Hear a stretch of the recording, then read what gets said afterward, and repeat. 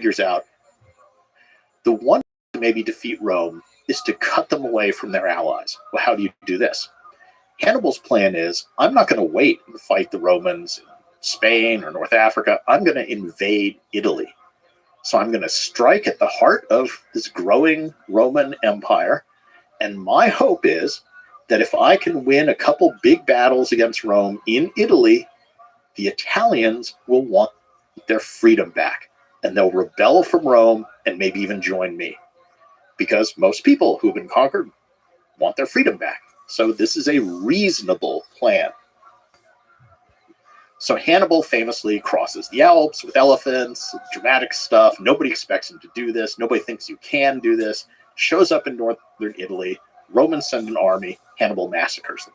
He is a military genius.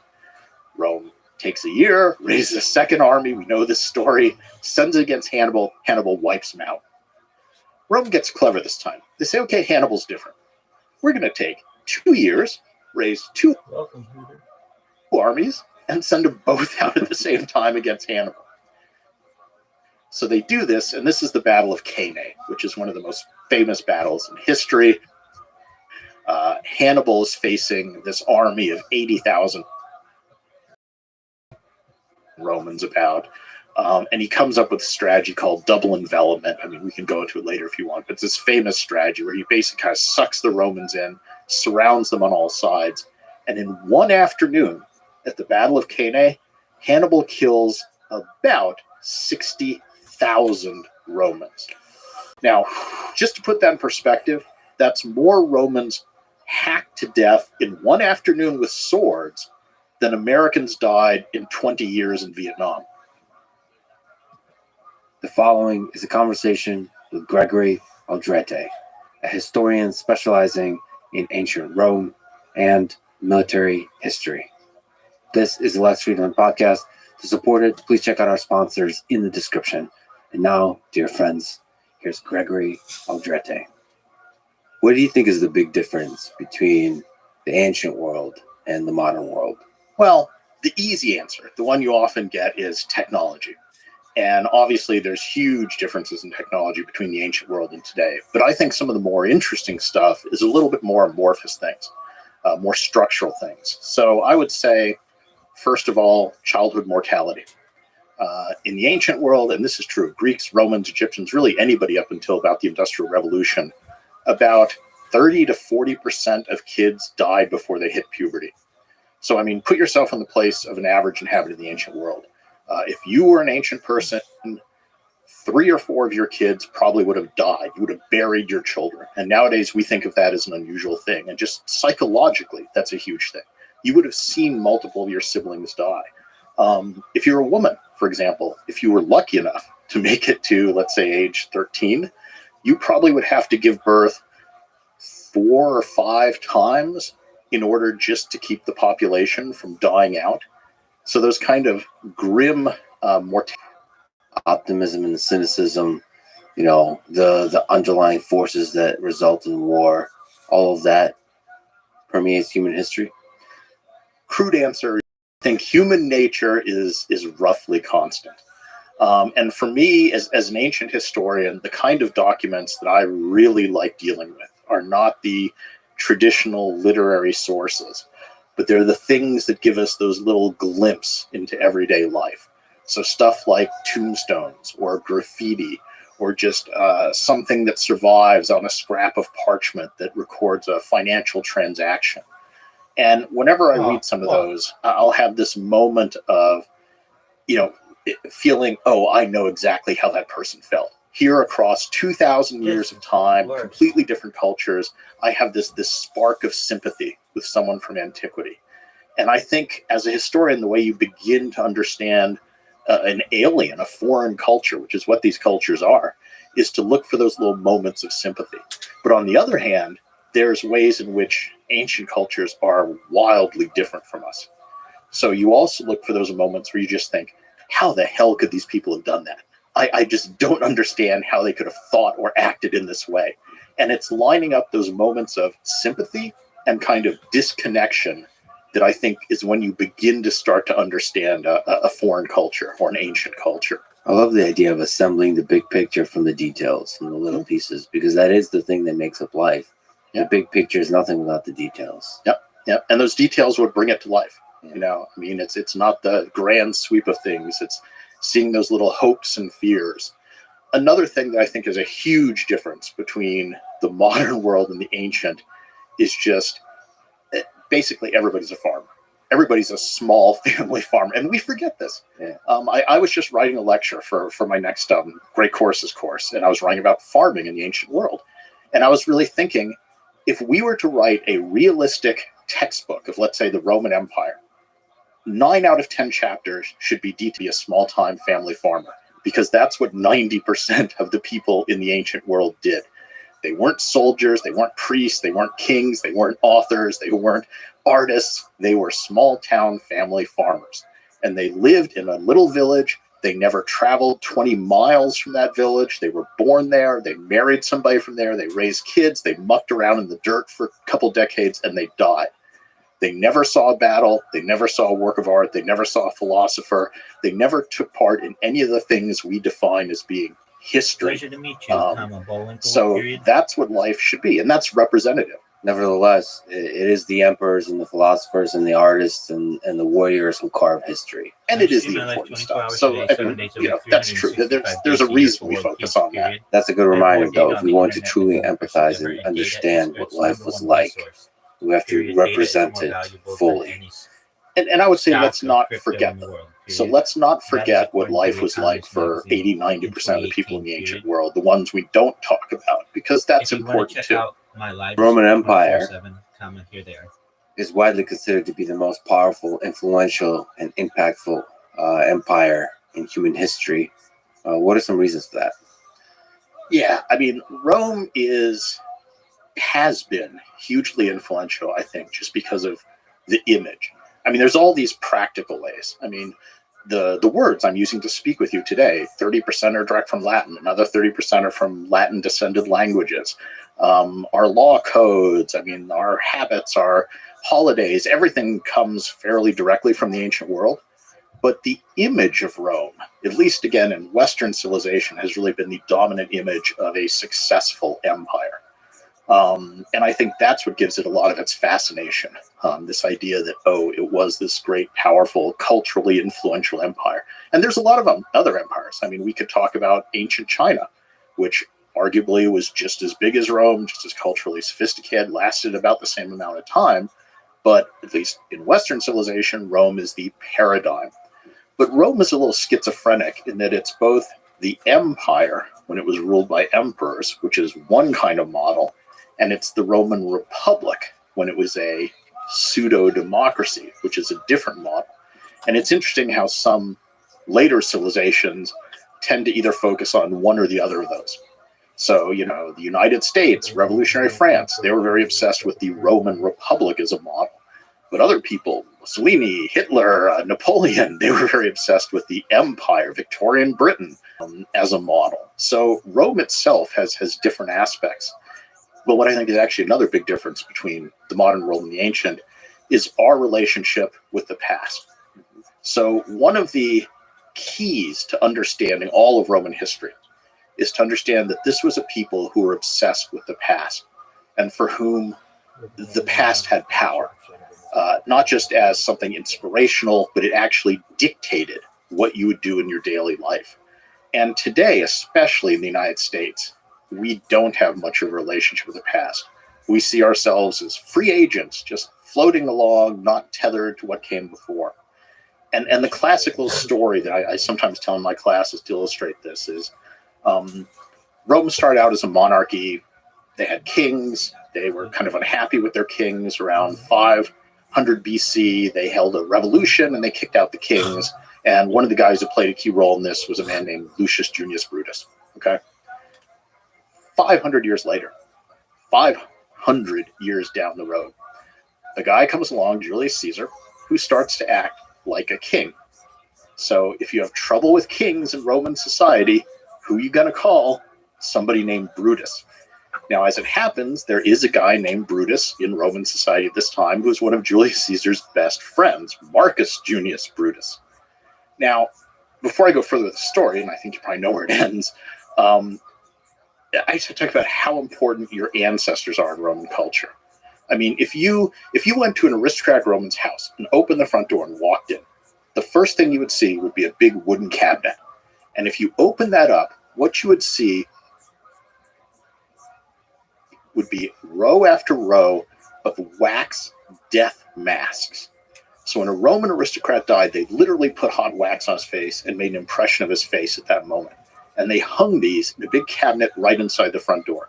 So every time you entered your house, you were literally staring at the faces of your ancestors.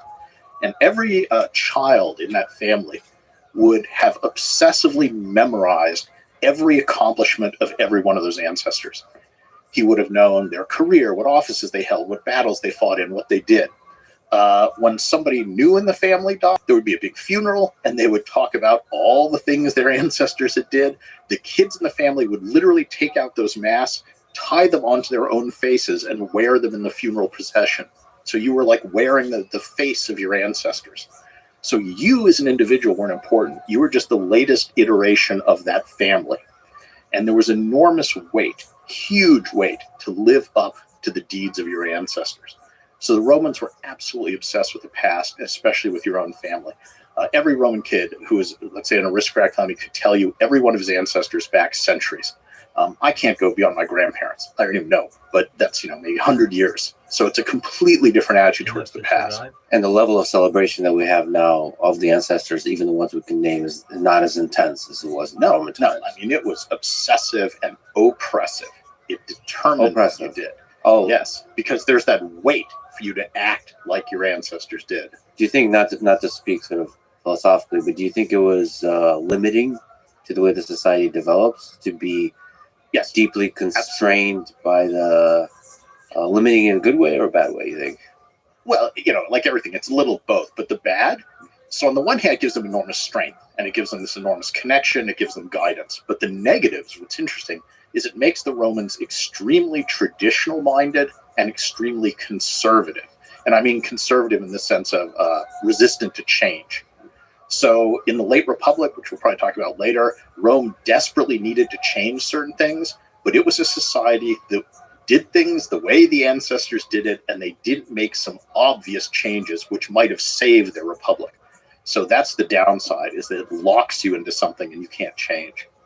But to get us back to the Brutuses, so 500 years after that first Brutus got rid of kings, Julius Caesar starts to act like a king. One of his best friends is Marcus Junius Brutus. And literally, in the middle of the night, people go to Brutus's house and write graffiti on it that says, "Remember your ancestor." And another one is, I think, "You're no real Brutus." And at that point, he really has no choice.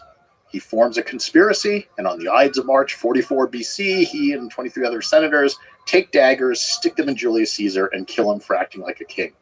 So the way I always pose this to my students is, how many of you would stick a knife in your best friend because of what your great-great-great-great-great-great-great-great-great-great-grandfather did? That's commitment. That's the power of the past. Yeah. That's a society where the past isn't just influential, but it dictates what you do. And that concept, I think, is very alien to us today. We can't imagine murdering our best friend because of what some incredibly distant ancestor did 500 years ago. But to Brutus, there is no choice. You have to do that. And a lot of societies have this power of the past. Today, not so much, but some still do. About a decade ago, Serbia. And I was talking to some of the people there about the breakup of Yugoslavia and some of the wars that had taken place where people turned against their neighbors, basically murdered people they had lived next to for decades. And when I was talking to them, some of them actually brought up things like, oh, well, it was justified because in this battle in 12 whatever, they did this. And I was thinking, wow, you're citing something from 800 years ago to justify your actions today. That's a modern person who still understands the power of the past, or maybe is, crippled by it, is another way to view it. So this is an interesting point and an interesting perspective to remember about the way the Romans thought, especially in the context of how power is transferred, whether it's hereditary or not, which changes throughout Roman history. That's interesting. It's interesting to remember that, the value of the ancestors. Yep. And just the weight of tradition. The weight of For tradition. the Romans, the mos maiorum is this Latin term which means the way the ancestors did it. And it's kind of their word for tradition.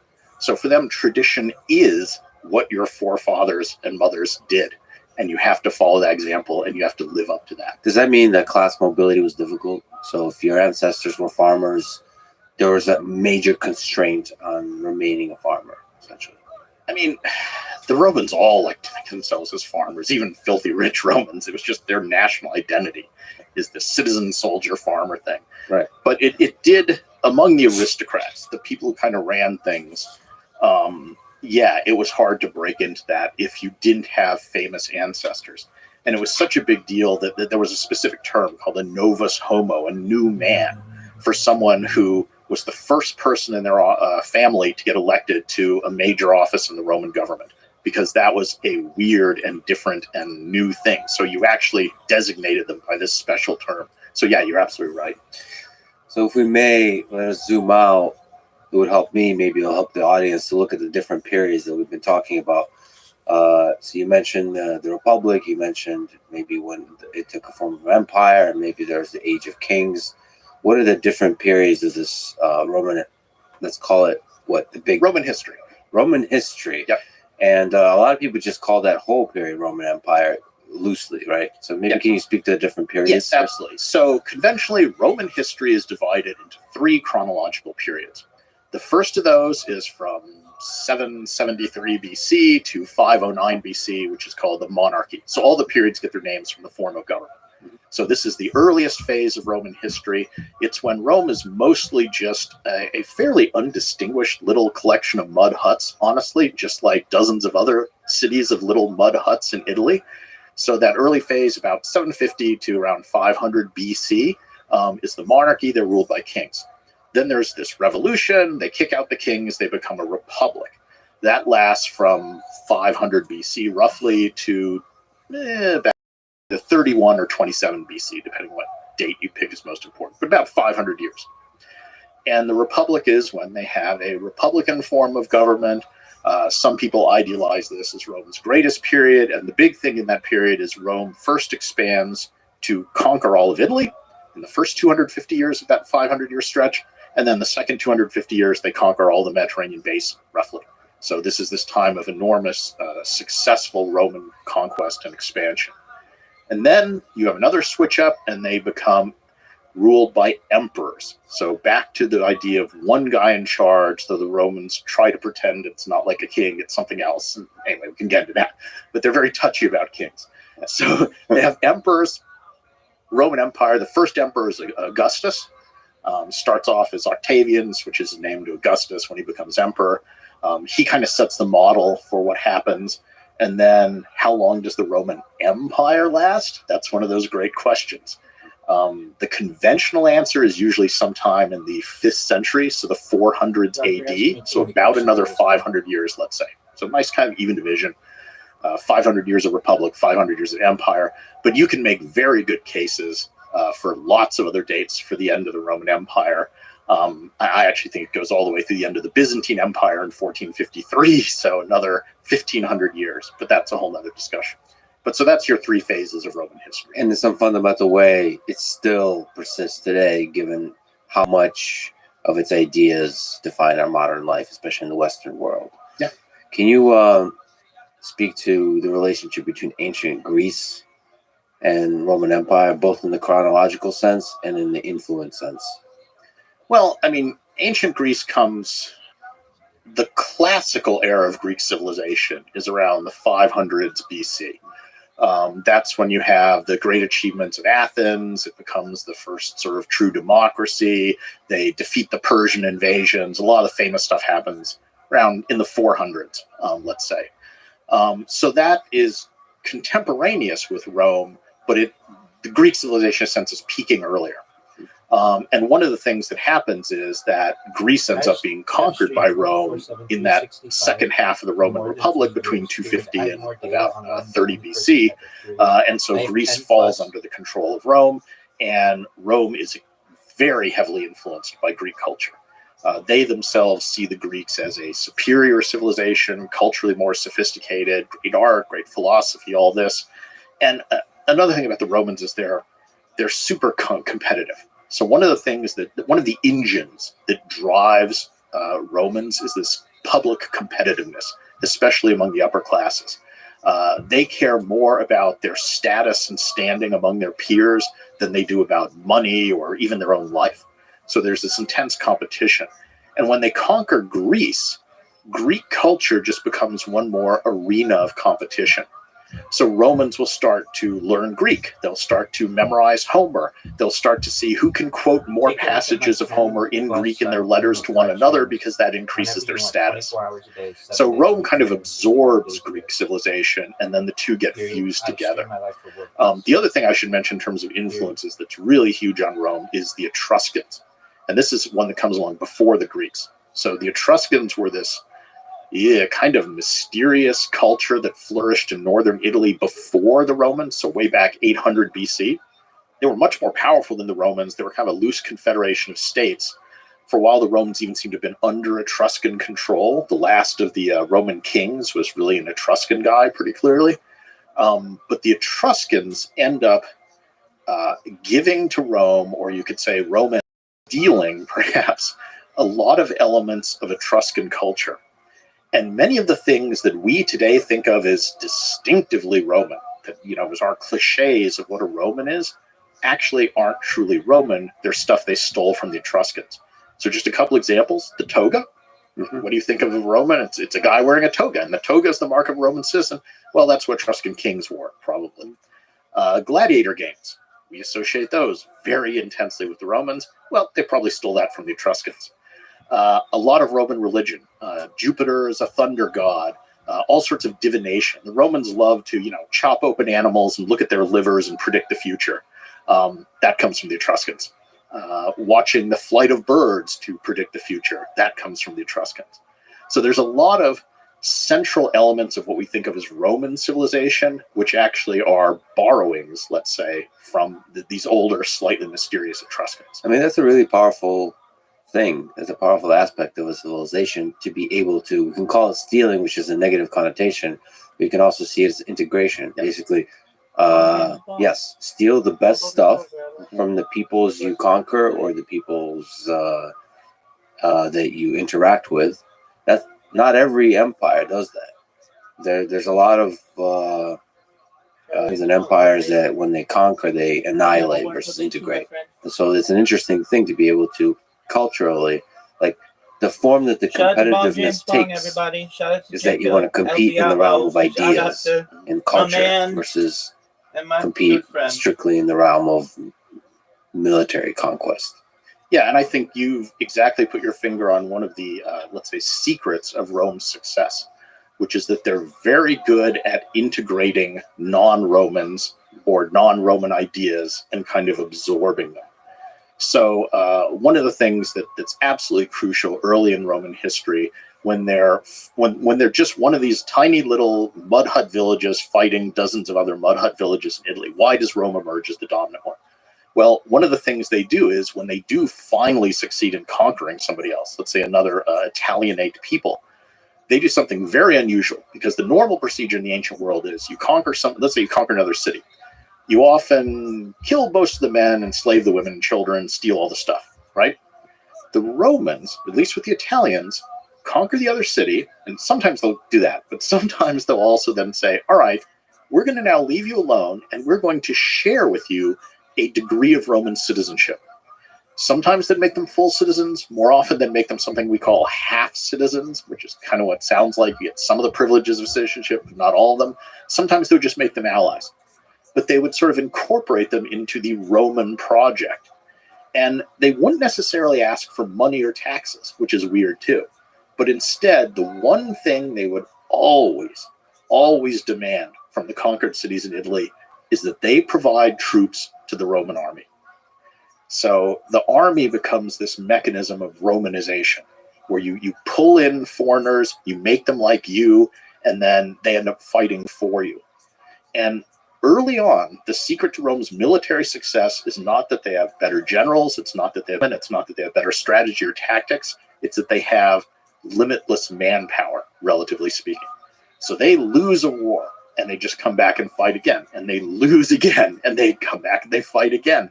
And eventually they just wear down their enemies because their key thing of their policy is we incorporate the conquered people. And the great moment that just exemplifies this is pretty late in this process. So they've been doing this for 250 years just about. And they've gotten down to the toe of Italy. They're conquering the very last cities down there.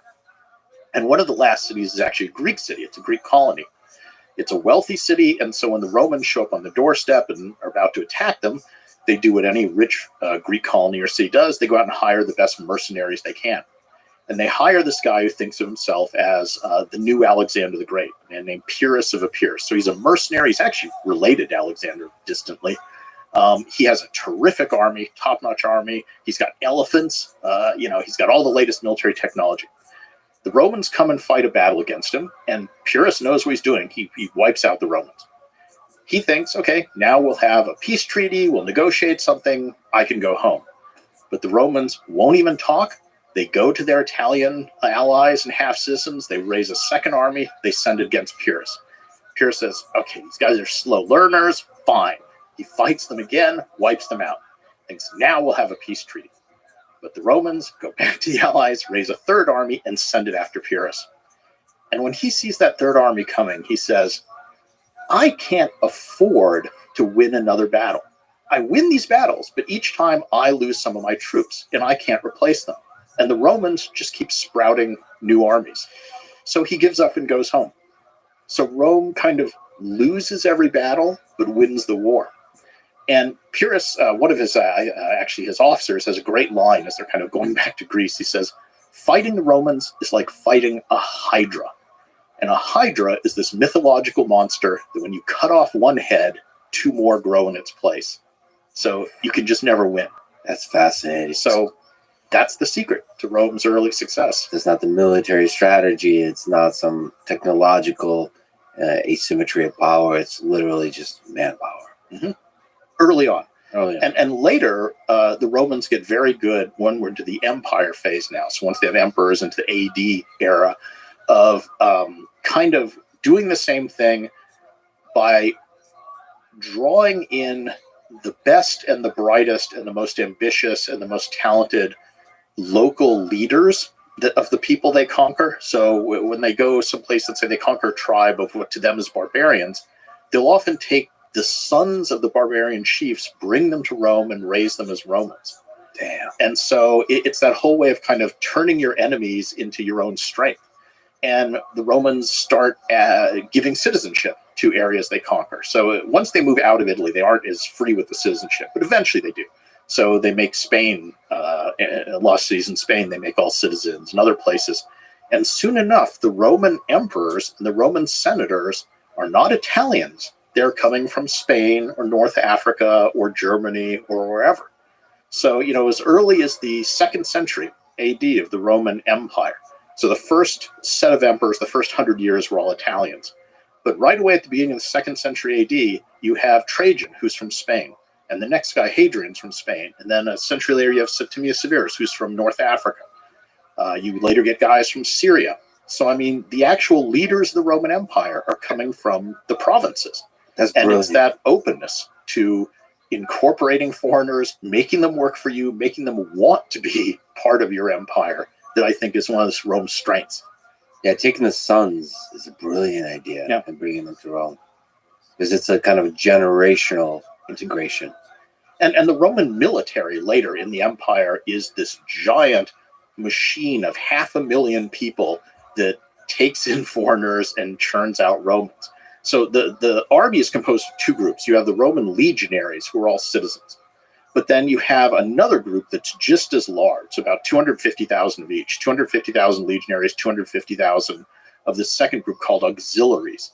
And auxiliaries tend to be newly conquered warlike people that the Romans enlist as auxiliaries to fight with them.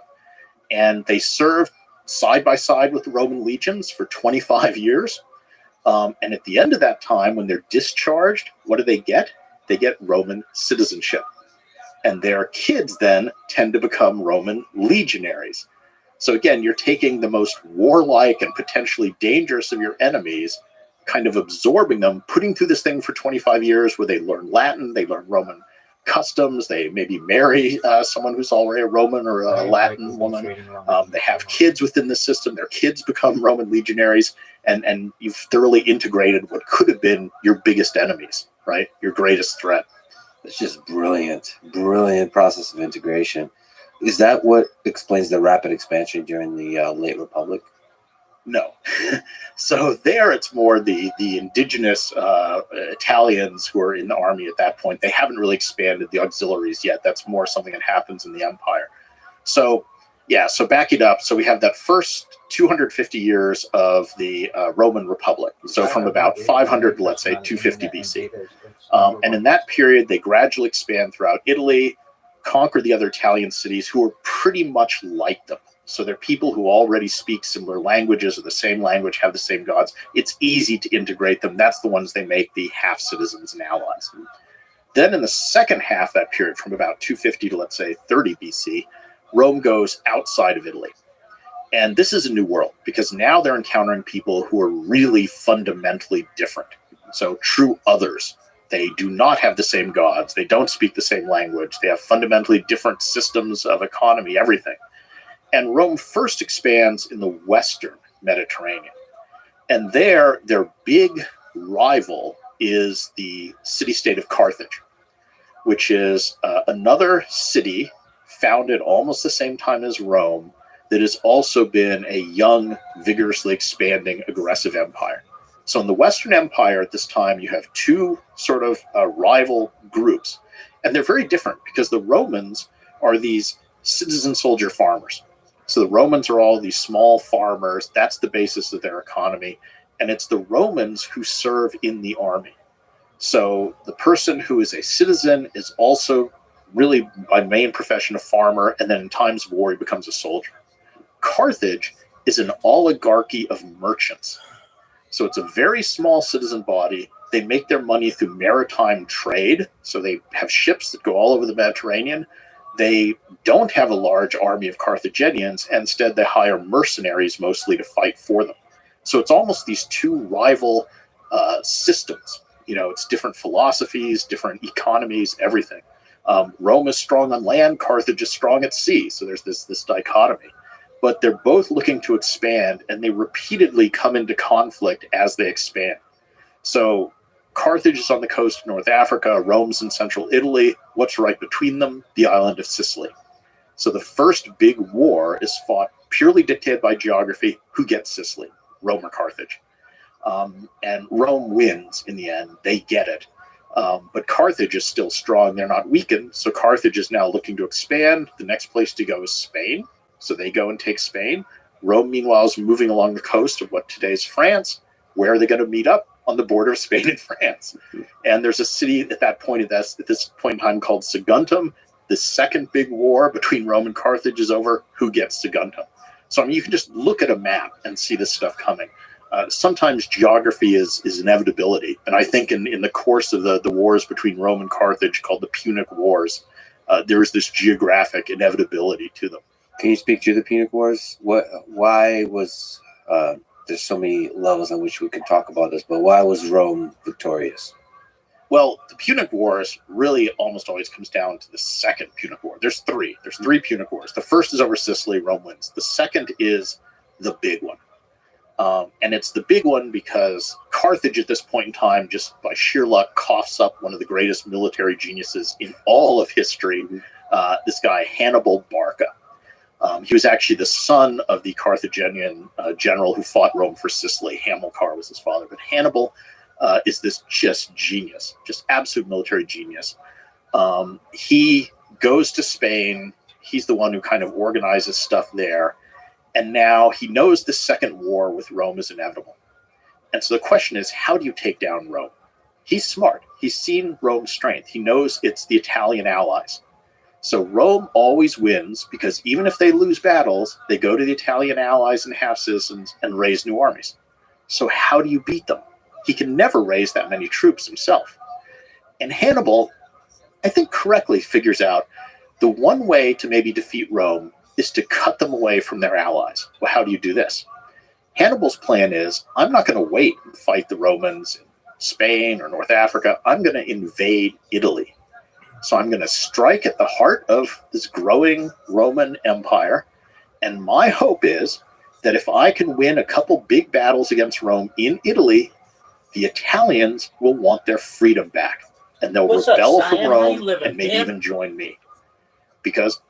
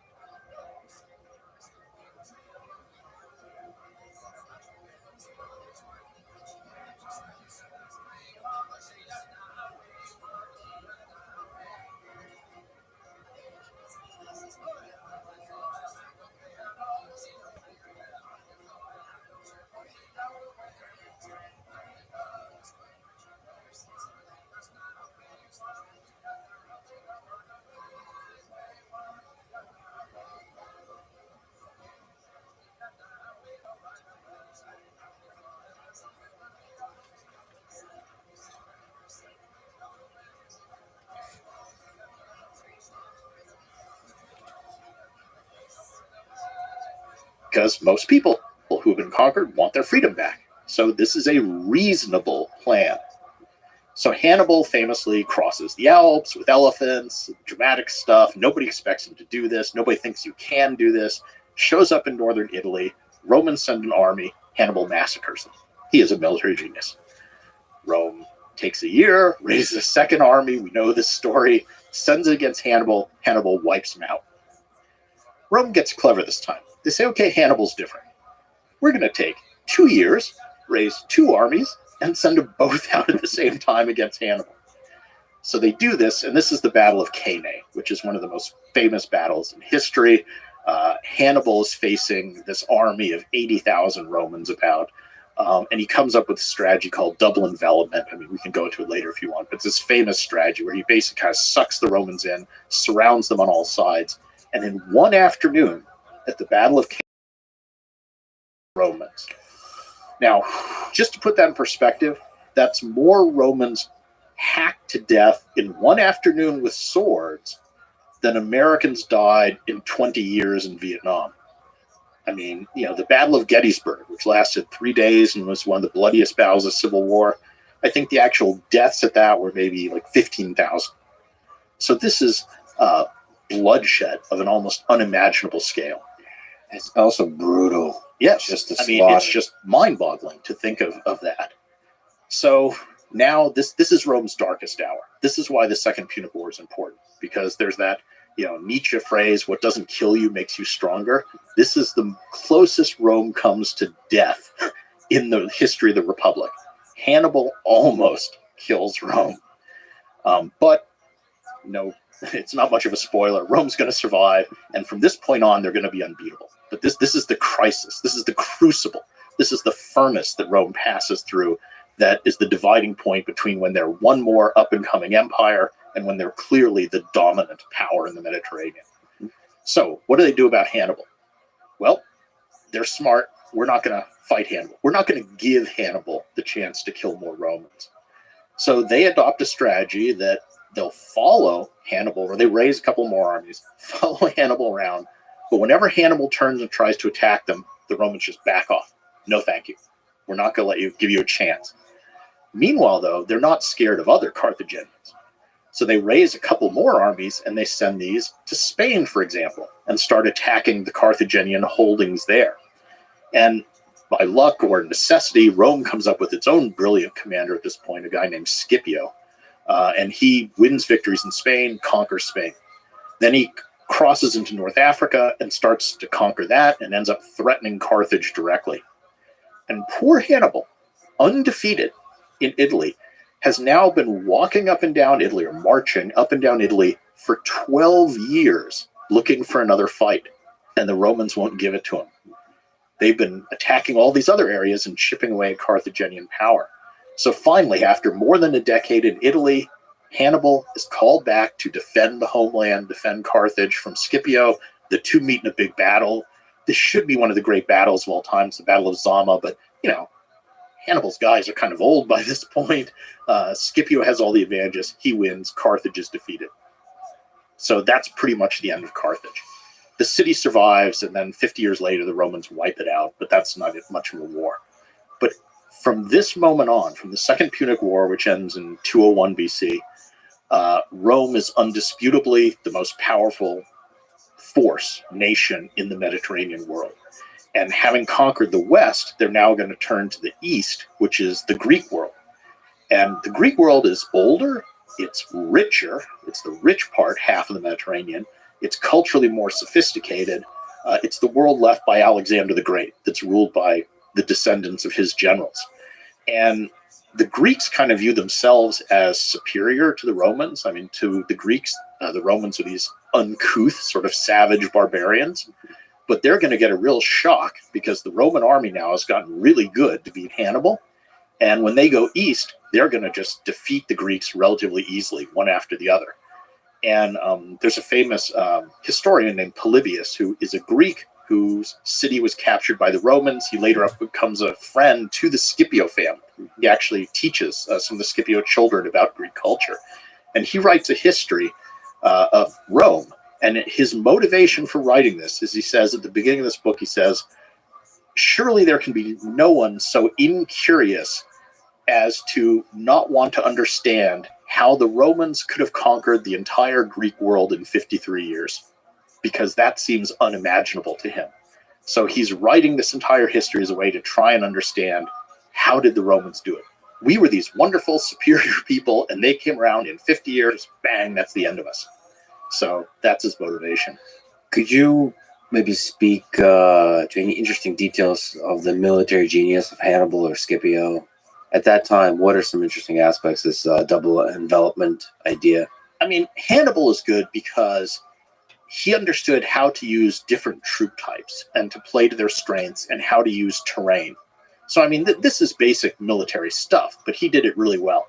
So one of his victories against the Romans, for example, is when the Romans are marching along the edge of a lake and their army is strung out in marching formations. They're not kind of in combat formation, but they're strung out along the edge of this lake. It's misty, there's not good visibility, and he ambushes them along this lakeside, so Lake Trasimene.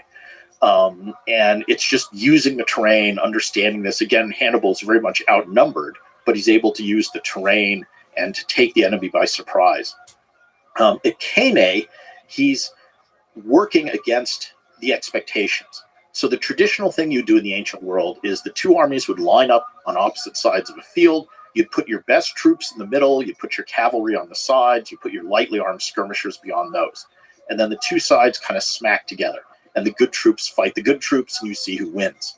Now, Hannibal is hugely outnumbered by this giant phalanx of heavy infantry, which is what the Romans specialized in. They're very good at sort of heavily armed foot soldiers. So he knows, I don't want to go up against that. I don't have that many of that troop type.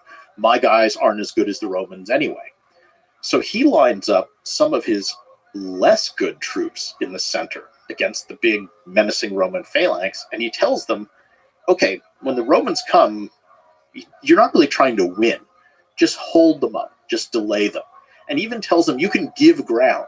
So you can retreat and sort of let the line form a big kind of C-shaped crescent. Let the Romans sort of advance into you, but just hold that line. And meanwhile, he puts his cavalry and his good troops on the side. And so on the sides, those good troops defeat the Romans, and then they kind of circle in behind the Romans and attack that big menacing Roman phalanx from the rear where it's very vulnerable. And so Hannibal catches the Romans in this sort of giant cauldron, just with people closing in from both sides. And they get pressed together, they can't fight properly, they panic, and they're all slaughtered. And that strategy of double envelopment, of sort of going around both sides, becomes the model for all kinds of military strategies throughout the rest of history. I mean, the Germans used this in their Blitzkrieg in World War II. A lot of it was kind of that, go around the sides and envelop the enemy. On the Eastern Front, they had a bunch of these sort of cauldron battles where they would go around and try to encircle huge chunks of the Russian army and do the same thing. Supposedly, even in the Gulf War, it was part of the U.S. strategy for the invasion of Iraq to do this kind of double envelopment maneuver. So it's something that for the rest of military history has been an inspiration to other armies. Can you speak to maybe the difference between heavy infantry and cavalry, the usefulness of it in the ancient world? The ancient world, sort of from the Greeks through the Romans, there's this consistent line of focusing on heavy infantry. So going back to Greece, when they're fighting, let's say, Persia, which at the time was the superpower of the ancient world and vastly richer, vastly larger than ancient Greece, tons more men. But the Persians tended to be archers, tended to be light horsemen, tended to be light infantry, whereas the Greeks specialized in what are called hoplites, which is a kind of infantrymen with very heavy body armor, a helmet, a spear, and a really big, heavy shield. And they would get in that formation where you kind of make the shields overlap and just form this solid mass, bristling with spear points, and just slowly kind of march forward and grind up your enemy in front of you. And so that's that sort of block of heavy infantry. The advantages head on against other things, they tend to win. The disadvantages, it's slow moving. It's vulnerable from the sides and the rear, so you've got to protect those. But if you can keep frontally faced, it's pretty much invincible. And that's taken even further by Alexander the Great, who comes up with the idea, well, what if we even give them a longer spear? So Greek spears were 6 to 8 feet long. Alexander the Great arms his armies with the sarissa, which is this 15-foot, almost a pike, this extra long spear. And so when the spear is that long, you don't even hardly need the shields anymore. So it's just this incredibly powerful thing in frontal attack. And that's what he uses to make himself ruler of the known world. He goes and conquers the Persian Empire, makes himself the Persian King of Kings with this phalanx of troops armed with the sarissa. So that's very powerful. The Romans go a little bit different route. They have heavy infantry, but they focus more on fighting with short swords. So it's get up close and kind of stab. And the other thing the Romans do is they focus on flexibility and subdividing their army. So Alexander's phalanx was a mass of, let's say, 5,000 guys, and it was one unit. The Roman army is organized in an ever decreasing number of subunits. So you have a group of 8 guys who are a contubernia, the men who share a tent. You take 10 of those and they form a century of 80 men. You take a bunch of those and you form a cohort. You forget a bunch of those, you form a legion. So the Romans are able to subdivide their army. And the big sticking point comes at 197 BC at the Battle of Cynocephalae, when the Roman legion goes up against one of the descendants of Alexander the Great who's using his military system. So this is the new Roman system with flexibility versus the old invincible Alexander system with the heavily armed sarissa with those long 15-foot poles. And the key moment in the battle is where they lock together, and in a head-on clash, the Macedonians are going to win. But the Romans have the flexibility to break off a little section of their army, run around to the side, and attack that formation from the side, and they win the battle. So they prove tactically superior because of their flexibility. So it's always development and counter-development in military history. A fascinating, brutal testing ground of tactics and technology.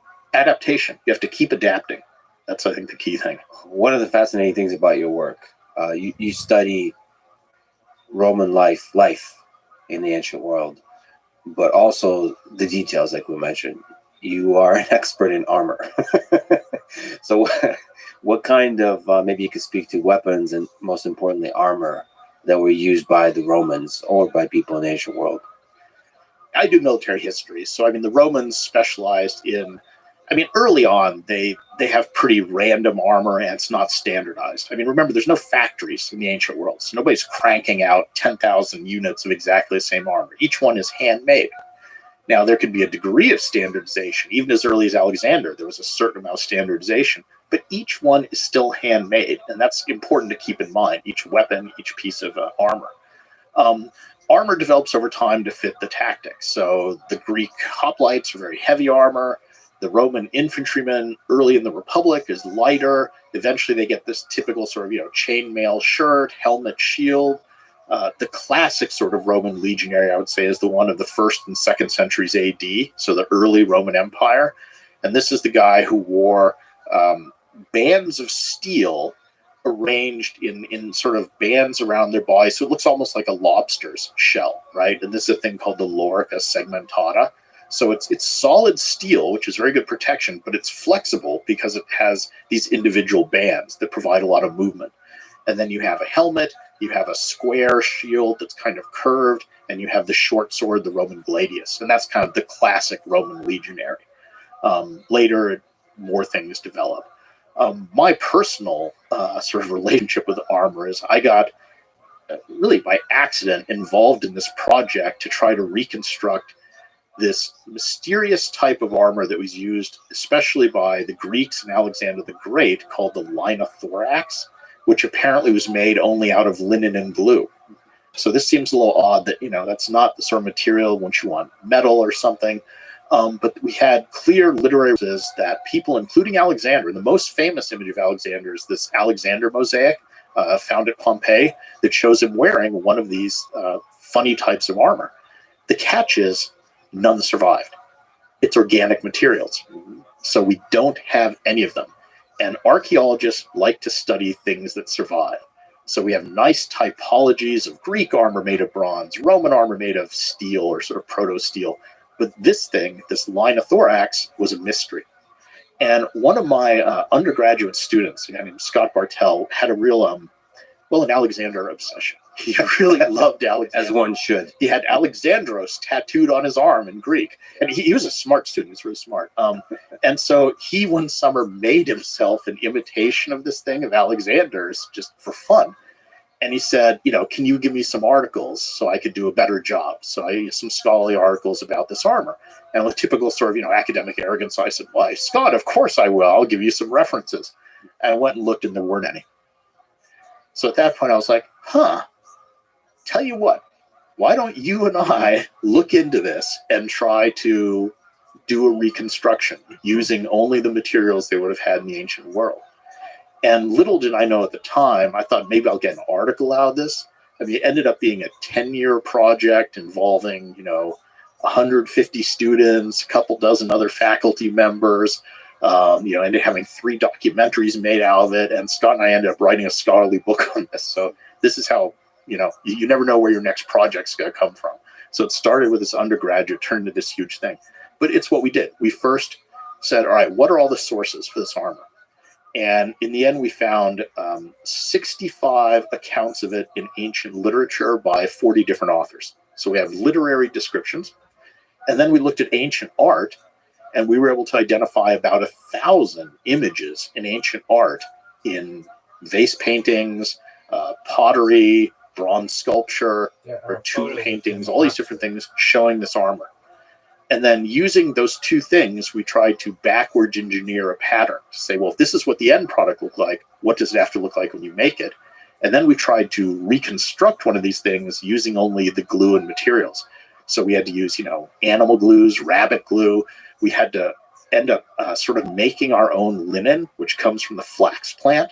So we had to grow flax, harvest it, using only techniques in the ancient world. So modern flax goes through chemical processes. No, we had to do this the old-fashioned way, spin it into thread, so the thread into fabric, glue it all together. And then the fun part was, once we made these things, we subjected them to ballistics testing. So we shot them with arrows, which again were wooden reconstruction arrows using bronze arrowheads that were based on arrowheads found on ancient battlefields. To determine how good protection would this thing have been. And of course, the kind of fun one that everyone always likes and that the documentaries always want is at one point they're like, well, can you put Scott in one of these and shoot him? And we're like, okay. I mean, at that point, we'd done about 1,000 test shots. I grew up shooting bows and arrows. I knew exactly how far that was going to go. So it's one of these, don't do this at home, kids. So there's a million questions to ask here, but, in general, how well, in terms of ballistics, does it work? Like, can it withstand arrows or direct strikes from like swords and axes and stuff like that? Bottom line is a 1 centimeter thick linothorax. So laminated or even sewn, it doesn't have to be laminated, layer of linen is about as good protection as 2 millimeters of bronze, which was the thickest comparable body armor of bronze at the time. And we're talking 4th century, 5th century BC here. So classical and Hellenistic Greece. And that would have protected you from, let's say, random arrow strikes on the battlefield. So you could have gotten hit by arrows and they simply wouldn't have gone through.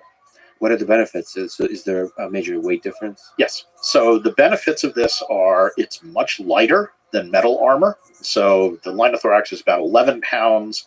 A bronze cuirass of comparable protection would have been about 24 to 6 pounds. The chainmail shirt would be about 28, 27 pounds.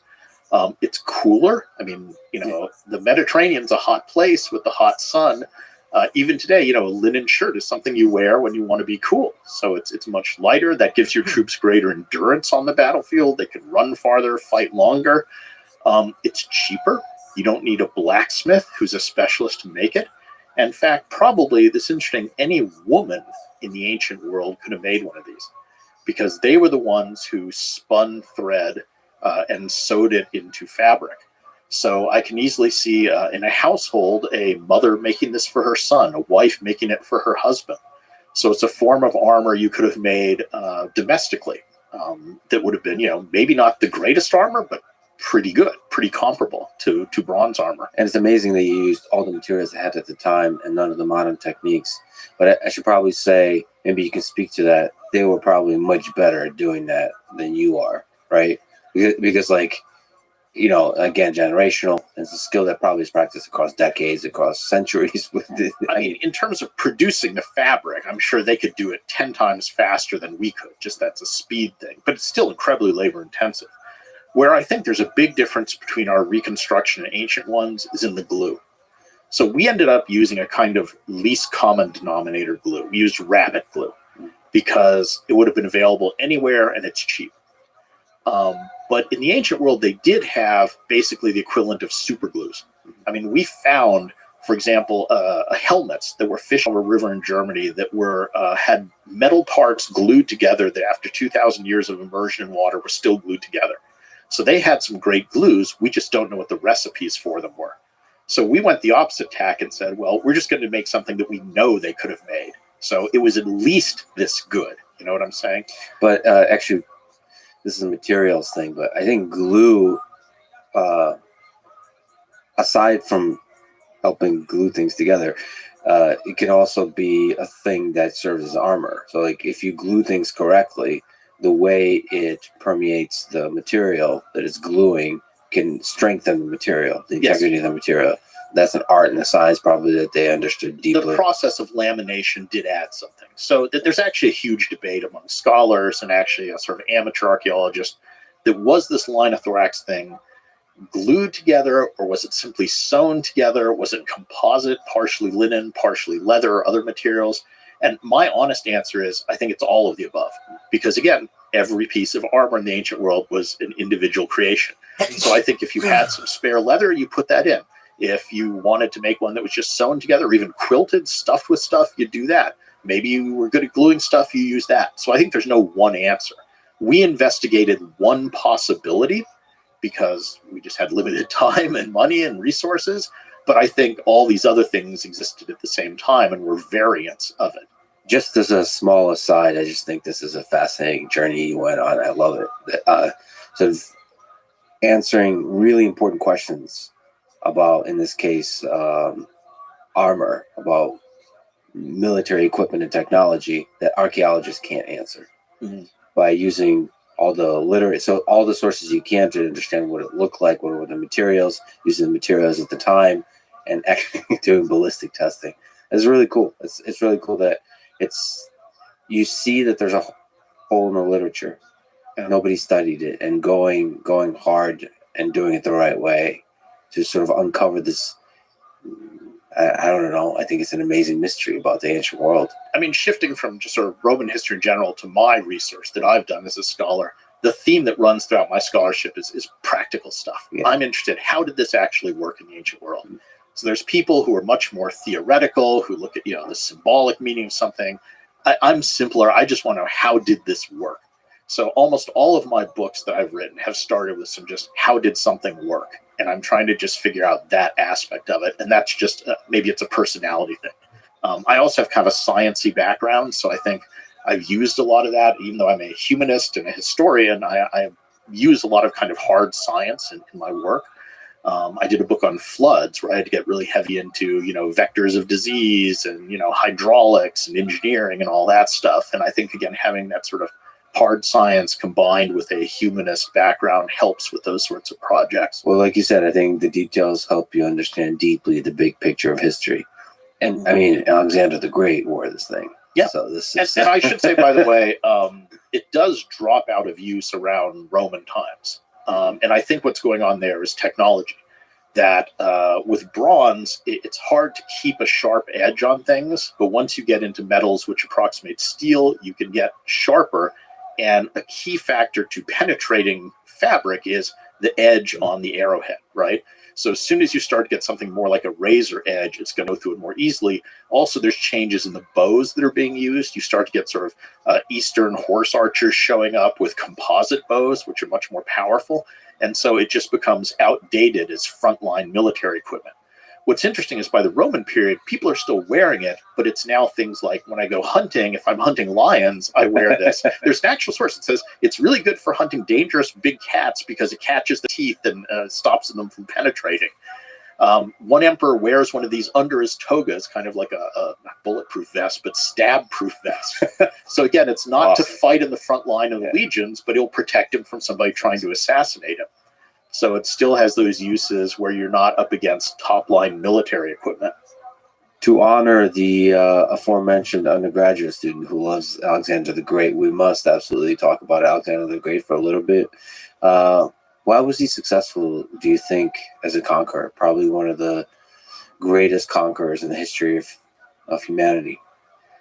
Yeah, and I mean, that is then he one of the greatest heroes or one of the greatest villains in humanity, too? It's like Julius Caesar. He's famous for conquering Gaul. Well, about 1 million people were killed and 1 million enslaved in that. So does it make him a horrible person or one of our heroes? But Alexander is a combination of two things. One is he really just was a skilled individual. And he was one of those guys who had it all. He was smart, he was athletic, and he was supremely charismatic. I mean, it's obviously one of these people that would walk into a room and everyone just kind of gravitates to him. He had that magic that made him an effective leader. And secondly, he was lucky because it wasn't all him. He inherited a system created by his father, Philip II. So he was in the right time at the right place and had this instrument placed in his hands. And then he had the intelligence and the charisma to go use it. So it's one of these coming together of different things. But often his father's contribution, I think, is not recognized as much as it is. It's his father who reformed the Macedonian army, who came up with that system of equipping them with the sarissa, this extra long spear that made them really effective, created the mixed army. So one of the keys to Alexander's success as in a tactical sense is that his army was composed of different elements: heavy cavalry, light cavalry, heavy infantry, light infantry, missile troops. And he understood that he can use these in different and flexible ways on the battlefield. Whereas a lot of warfare before then had just been you line up, two sides smashed together. So he did clever things with this army that was a better tool than others did. And then he was just supremely ambitious. I mean, he cared about his fame, which I guess is ego, but he clearly cared about that more than he did about things like money. He was indifferent to that. And he did have a grand vision. So he did have this vision of trying to unite the world, both politically under his control, but also culturally. And this is an interesting thing. So he was very open, in fact, insistent of trying to meld together the best elements of all the different cultures. So he himself was a Macedonian, but he admired Greek culture. So he pretty much adopted Greek culture as his own. When he conquers Persia, he starts adapting elements of Persian culture. He dresses in Persian clothing. He marries a Persian woman. He sort of forces thousands of his troops to marry local women. He appoints Persians to positions of power. He integrates Persian units into his military. He really wanted to fuse all these things together. And some people see this as a very enlightened vision that, oh, he's not just, I want to conquer people and now they're my slaves. That he was really trying to create this one culture that was sort of the best of everything.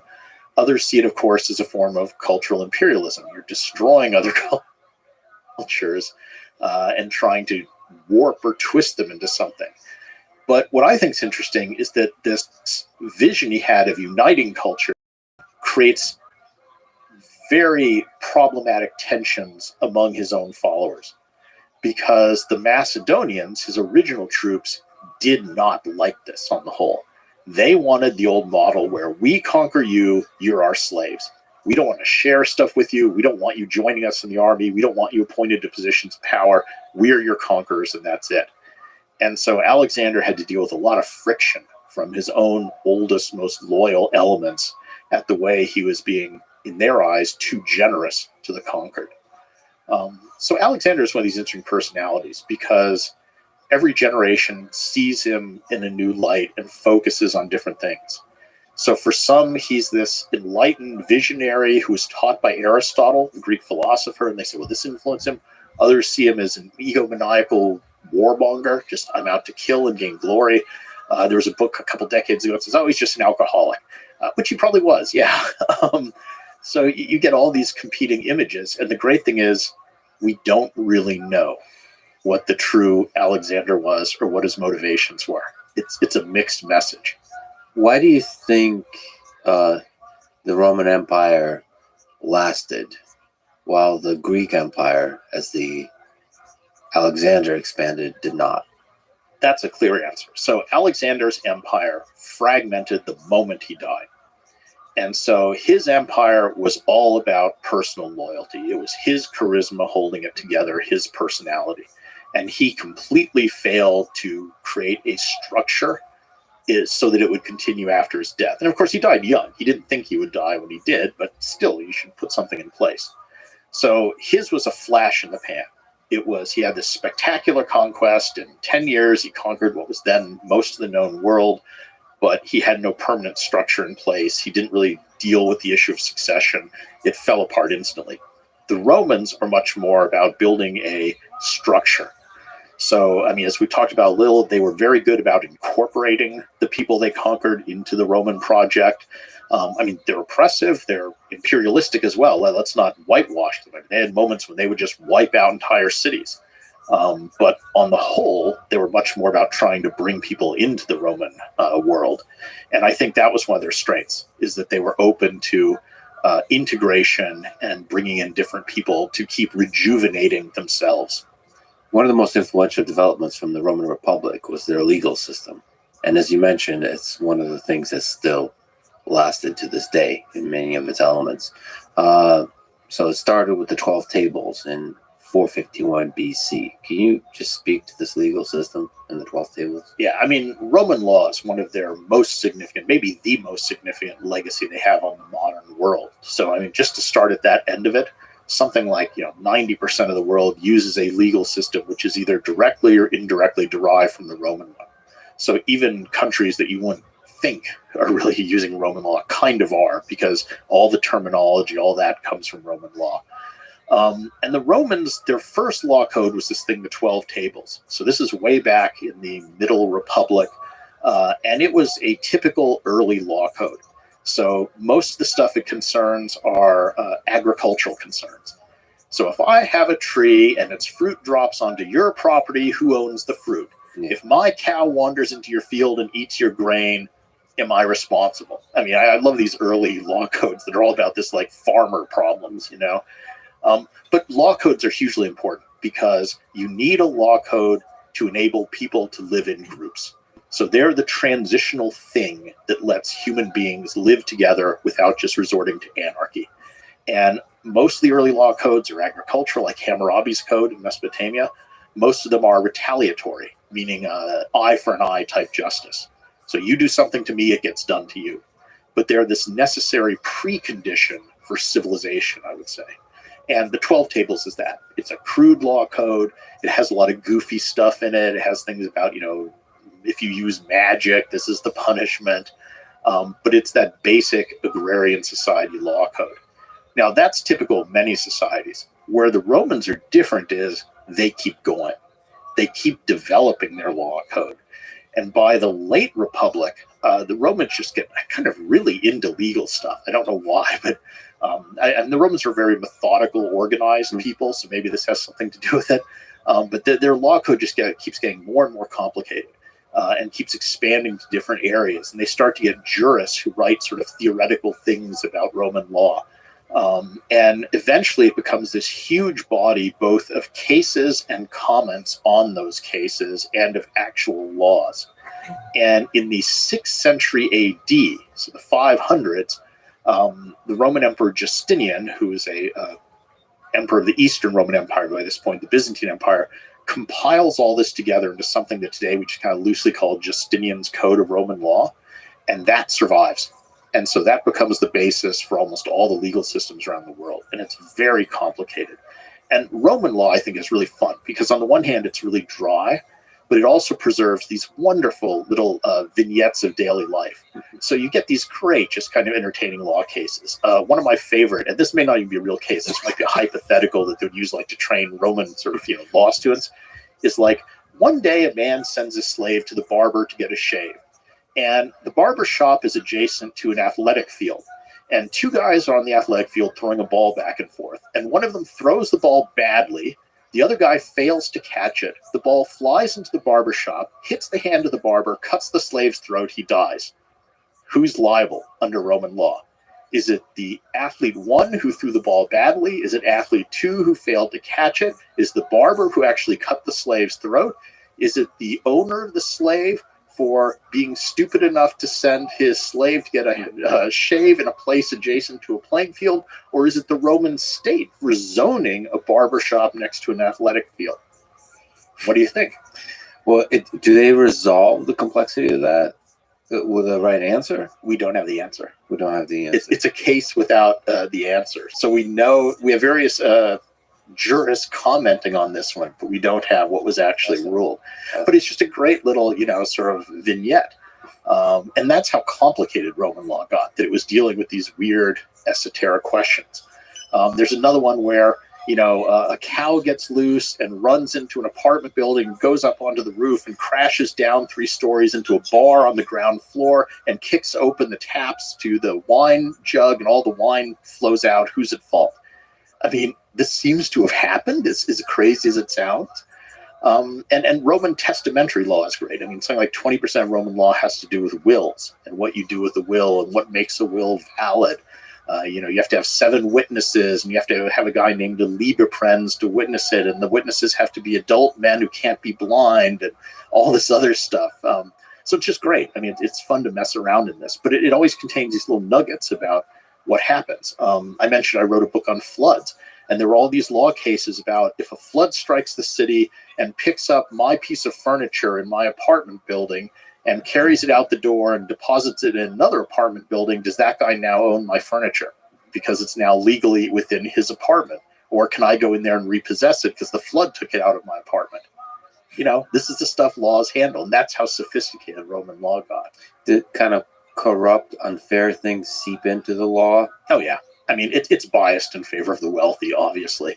And I mean, Roman law cases are interesting because they became linked to politics. So one of the ways that politicians, up-and-coming politicians, aspiring politicians could sort of make their name or become famous was by either prosecuting or defending people in Roman law courts. And especially during the late Roman Republic, you get a lot of really sensational, what today we'd call celebrity law cases. So this is where some of the biggest politicians were accused of very melodramatic kinds of things.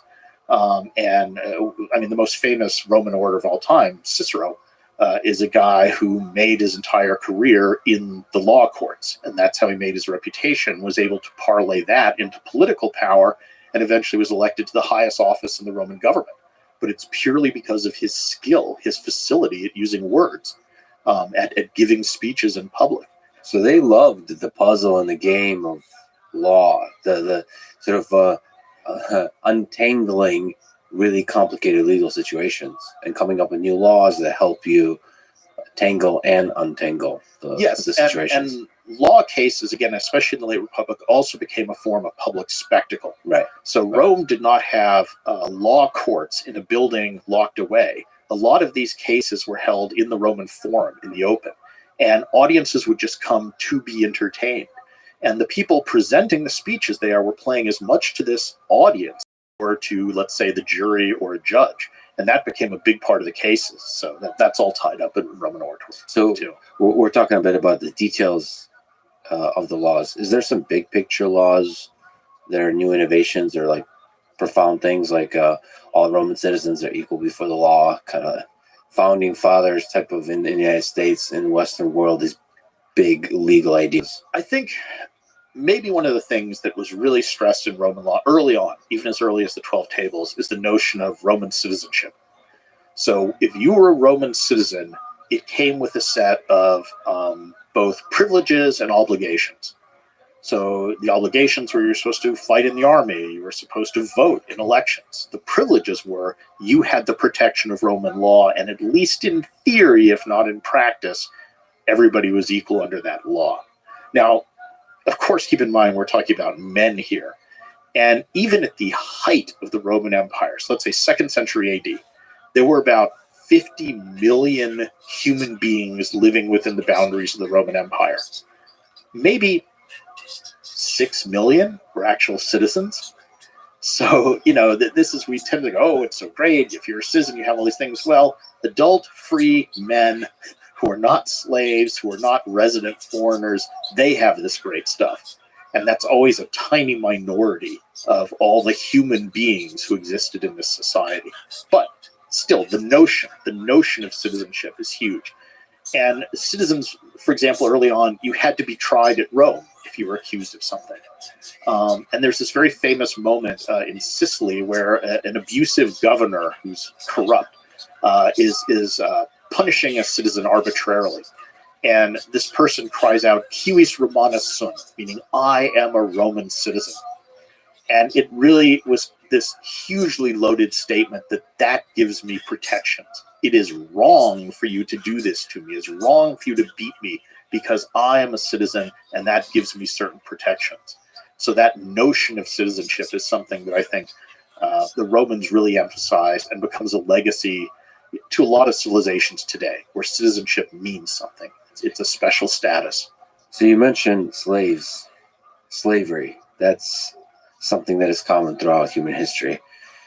What do we know about their relationship with slavery? Well, Roman slavery, a couple just reminders at the beginning. First of all, it's not racial slavery. So for people, in the United States, you tend to think of slavery through this kind of racial lens. So slaves in ancient Roman society could be any color, ethnicity, gender, origin, whatever. It's an economic status. Now, having said that, slavery is fundamentally horrific to human dignity because it is defining a human being as an object. And very famously, a Roman agricultural writer who's writing about farms, just as a kind of aside, says, on your farm, you have 3 types of tools. You have dumb tools, and by dumb he means can't speak. So that's like shovels, picks, things like this, wagons. You have semi-articulate tools, which are animals, and you have articulate tools, which are human beings, slaves. And for him, these are all just categories of tools. It's so intensely dehumanizing to view people in that way. So Roman slavery is odd in that it doesn't have this racial component. It's horrible in the way all slavery is horrible. But the other thing about it is it's not a hard line. It's a permeable membrane, and many people move back and forth across it. So you have many people in the Roman world who were born a slave who gained their freedom through one means or another. And you have many others who were born free and become slaves. And you have some who go back and forth. There's a great Roman tombstone of this guy who says, I was born a free man in Parthia, I was enslaved, then I gained my freedom and I became a teacher or something, and I had a life, and now I'm a Roman citizen. So it's this whole back and forth across all these boundaries multiple times. Oh, so there's probably a process, like an economic transaction. The most common source of slaves in the Roman world was war. So wherever the Roman army went, in its wake would be literally a train of slave traders. So you're in war, you capture an enemy city, you whack the people over the head, and you turn around if you're a soldier and you sell them to one of these slave traders following the army around, literally. So that's probably the biggest source of slaves. Another big source is just children of slaves or slaves. And some people could literally sell either themselves or their children into slavery due to economic, necessity or privation or something.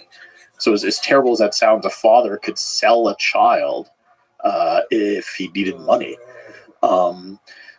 Once you were a slave, though, the experience of slavery varied a lot because a lot of the slaves were agricultural slaves. So they would work sort of like in the American South, big plantations.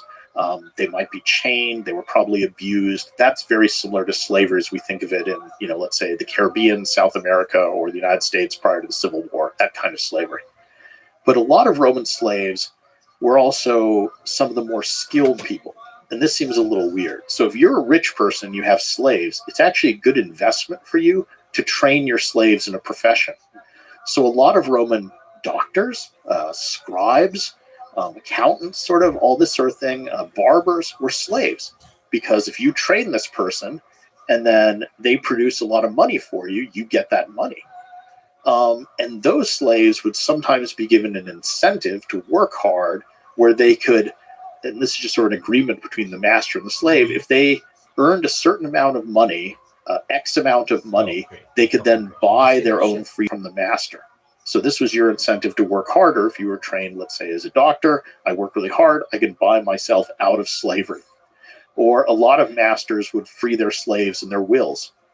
So when they died, they would say, I manumit this slave and that slave. So it was a weird institution in that elements were just as horrible as what we think of as slavery and just as exploitative. And like I say, the overall notion of slavery is intensely dehumanizing. But yet there was this wide range of types of slaves. And the odd thing is, in the city of Rome, many of the worst jobs, so if you're, just a laborer hauling crap around, at the docks or, things like that, you might well be a free person and a slave would hold a skilled job. And that seems a little strange or counterintuitive to us, but you see how in the Roman economy it sort of works. And that could be one of the things that would be surprising to us coming from the modern day to the ancient world is just the number of slaves. So you mentioned one of the things we don't think about is that most of the people are farmers. Yeah. And then the other thing is just the number of slaves. And there's a big debate. How many slaves were there?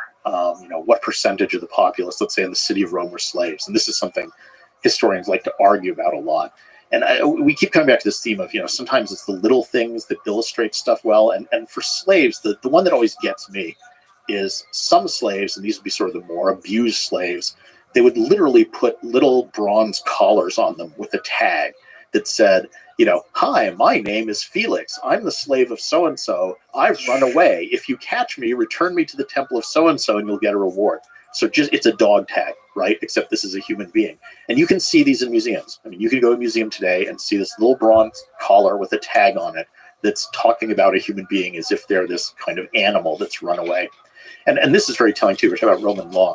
Under Roman law, technically, when a slave runs away, the crime that he's committing is theft because he's stolen himself from his master. So again, it's this very dehumanizing view of it. And just a reminder to people in America thinking about this, we have a certain view and picture to what slavery is. A reminder that all of human history, most of human history has had slaves of all colors, of all religions. That's within us to select a group of people, call them the other, use them as objects, abuse them. And I would say, as a person who believes the line between good and evil runs through the heart of every man, all of us, every person listening to this is capable of being owner of a slave if they're put in the position of capable of hating the other, of other people. And we should be very careful not to look ourselves in the mirror and remind ourselves that we're human. It's easy to kind of think, okay, well, there's these slaves and slave owners through history, and I would have never been one of those. But just like as we would be farmers, we could be both. If we went back into history, we could be both slaves and slave owners, and all of those are humans. I mean, just to build on that, I'd say the othering of others is a morally corrosive thing to do. So this fascinating transition between the Republic to the Empire. Can we talk about that? Mhm. How does the Republic fall? Oh boy. Okay, so the Roman Republic, on the one hand, is incredibly successful, right? In a short period of time, it's expanded wildly, it's conquered the Mediterranean world, it's gained tons of wealth. The contradiction here is that Rome's very success has made almost every group within Roman society deeply unhappy and boiling with resentment. So this is the contradiction. Enormous success on the surface, you end up with this boiling pot of resentment and unhappiness. So let's break this down. Who's unhappy?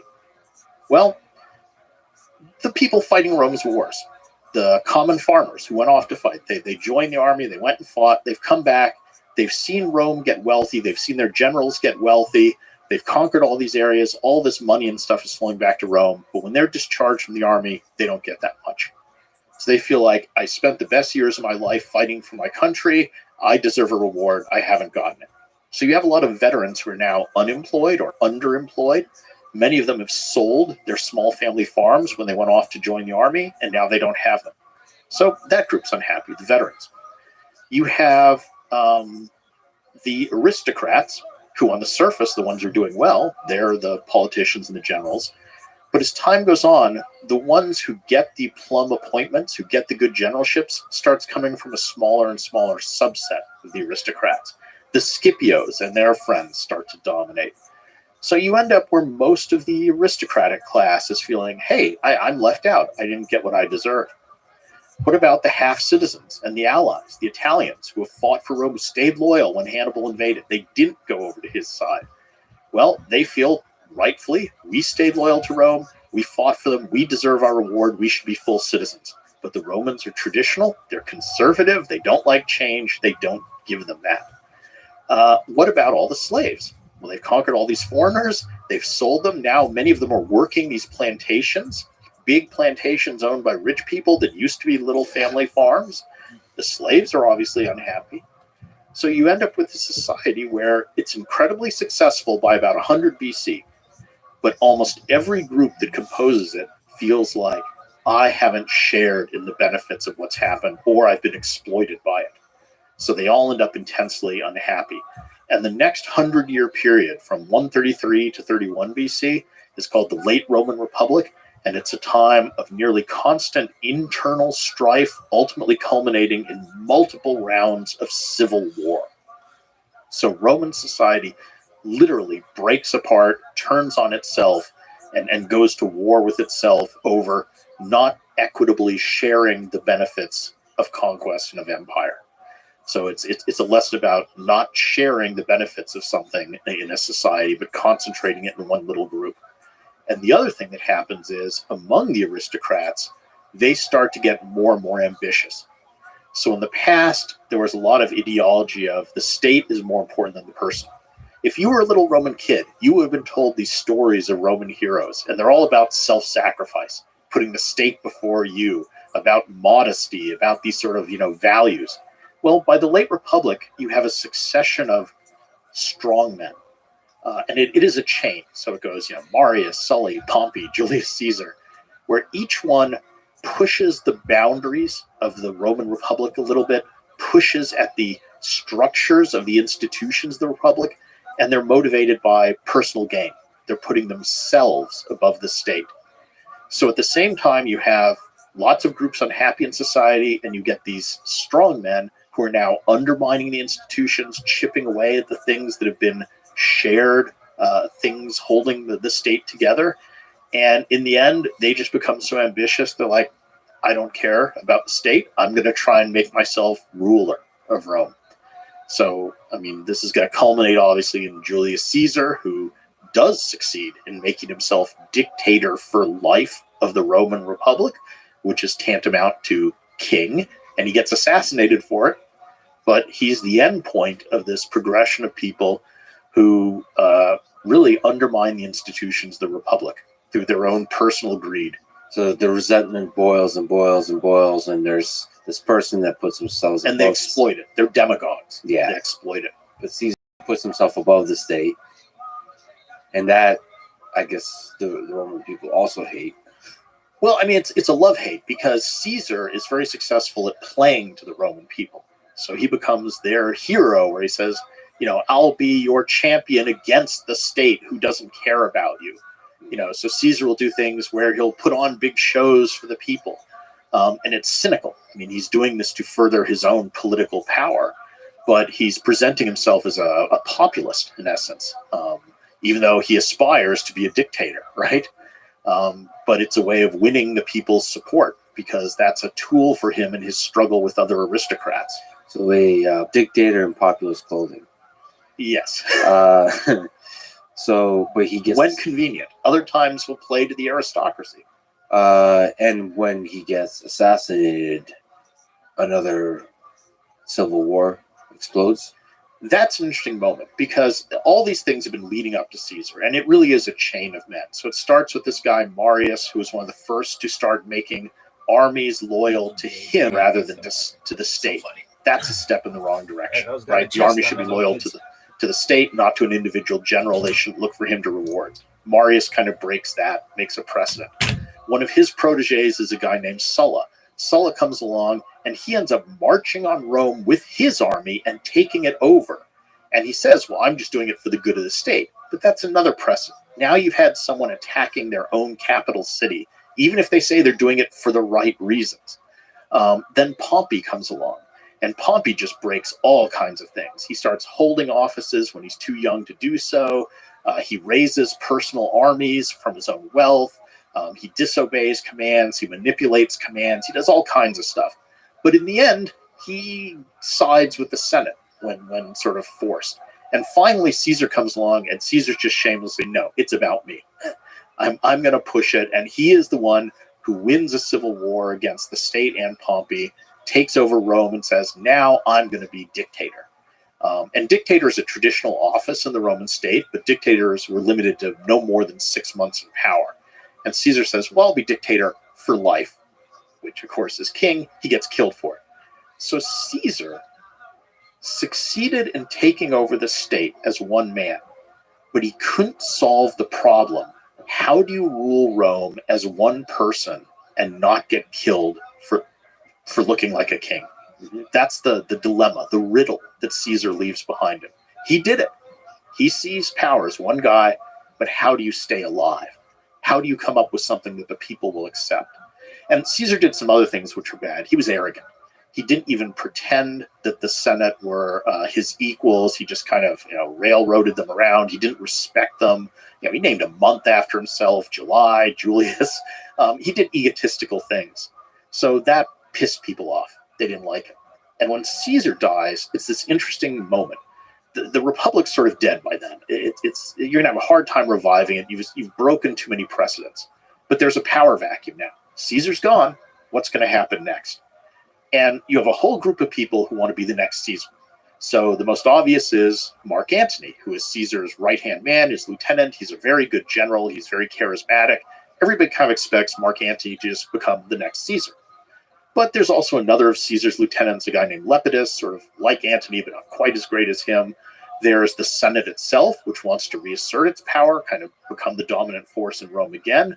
There's the assassins who killed Caesar, led by Brutus and another guy, Cassius. They now want to seize control.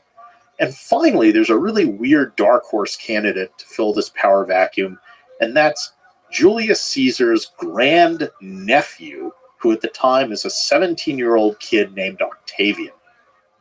Who cares? He's nobody, absolutely nobody.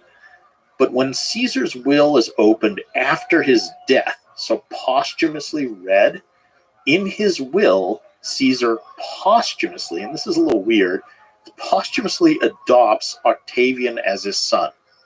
Now again, who cares? Antony gets the troops, Antony gets the money, the other people get everything. What does Octavian get? He gets to now rename himself Gaius Julius Caesar Octavianus. Who cares? Well, around the Mediterranean, there's about 12 legions full of hardened soldiers who are just kind of used to following a guy named Gaius Julius Caesar. And even though it's not quite logical, this 18-year-old, he's now 18-year-old kid, inherits an army overnight. So he becomes a player in this game for power. And the next 30, 40 years is going to be those groups all vying with one another. There's another candidate too, Pompey's son. Pompey was Caesar's great rival. He has a couple sons, and one of them, a guy named Sextus Pompey, basically becomes a warlord who seizes control of Sicily, one of the richest provinces, has a whole navy. He's vying successors too. So for the next 40 years, it's, as you said, another civil war to see which guy emerges. Is it going to be the Senate? Is it going to be the assassins? Is it going to be Antony? Is it going to be Lepidus? Is it going to be Sextus Pompey? Is it going to be Octavian? So now looking back at all that history, it just feels like history turns on so many interesting accidents, because Octavian, later renamed Augustus, turned out to be actually, depends how you define good, but a good king/emperor, different than Caesar in terms of humility, at least being able to play, not to piss off everybody. Mm-hmm. But like, it could have been so many other people. It could that could have been the fall of Rome. So it's a fascinating little turn of history. Maybe Caesar saw something in this individual. It's not an accident that he was in the will. Yeah, Caesar clearly did see something in him. And Octavian, to cut to the end, is the one who emerges from all that as the victor. We can talk about how he does it, but he's the one who sort of ends up in the same position as Caesar. It takes him 30 years, but he defeats all the foes. He's the sole guy. He now faces Caesar's riddle. How do you rule Rome as one guy and not get killed? And Octavian's, what makes him stand out, what makes him fascinating to me, is he wasn't a good general. In fact, he was a terrible general. He lost almost every battle he commanded.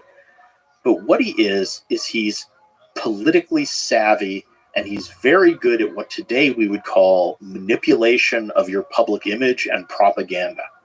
So he basically defeats Mark Antony partially by waging a propaganda war against him.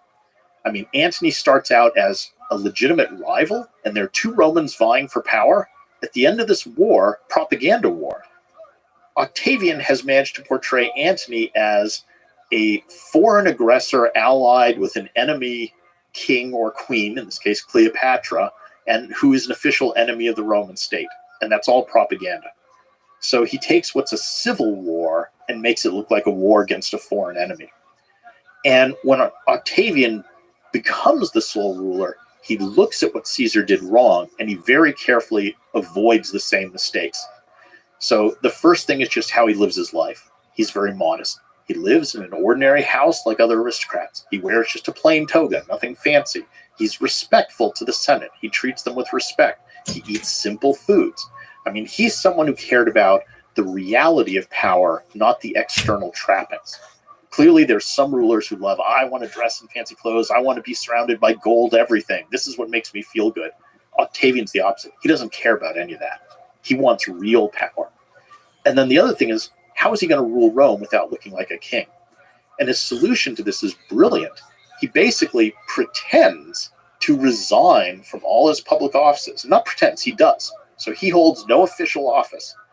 But what he does is he manipulates so that the Roman Senate votes him the powers of the key Roman offices, but not the office itself. So the highest office in the Roman state is the consul. Baby? Consuls. Enjoying life? Absolutely. Absolutely. All right, so here are your morning updates from Rabbi's Band Fest.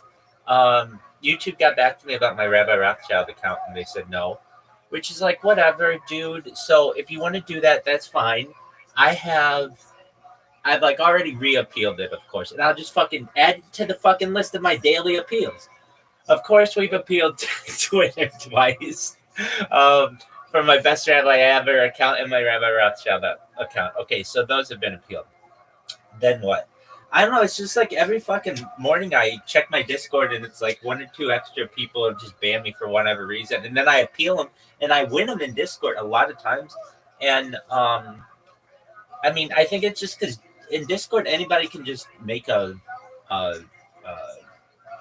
anybody can report you, and then they just always side with that.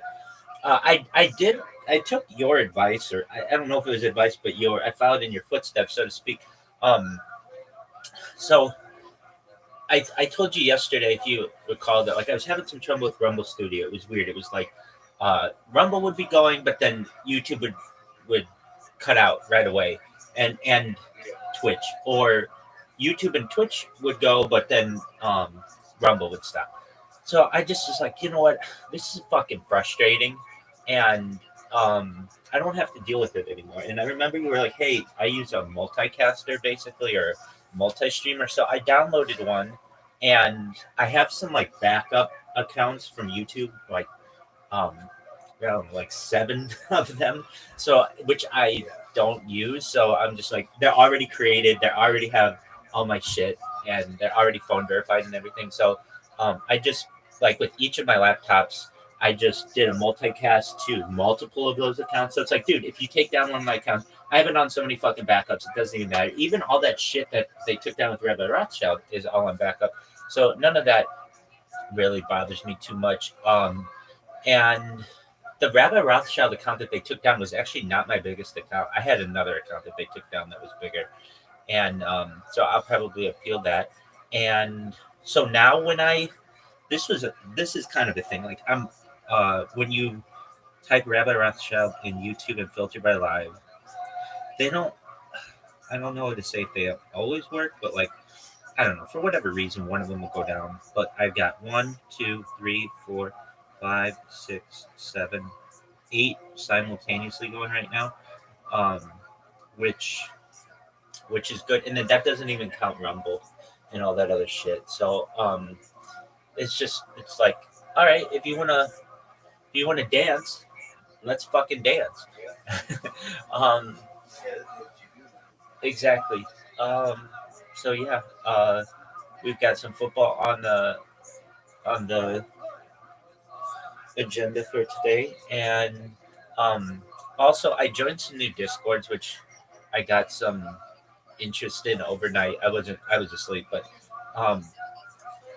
so I joined just like YouTuber Discords, but not like individual YouTubers, like content creator, the big ones. And I'm just like, all right, well, I'll just sit in there, and somebody will look at my profile, and it's like type Rabbi Rothschild in YouTube and filter by life. And once one of these motherfuckers sees it, the right one, they'd be like, wait, how do you have 8 of these fucking things going at once? And that should attract some attention. I'm trying to think of what else. We got going on. We had some people who came in and just like did, I don't know if you call it a raid, but just being douches. So of course there's a few people who had to be banned. And aside from that, all is good. How about you, my friend?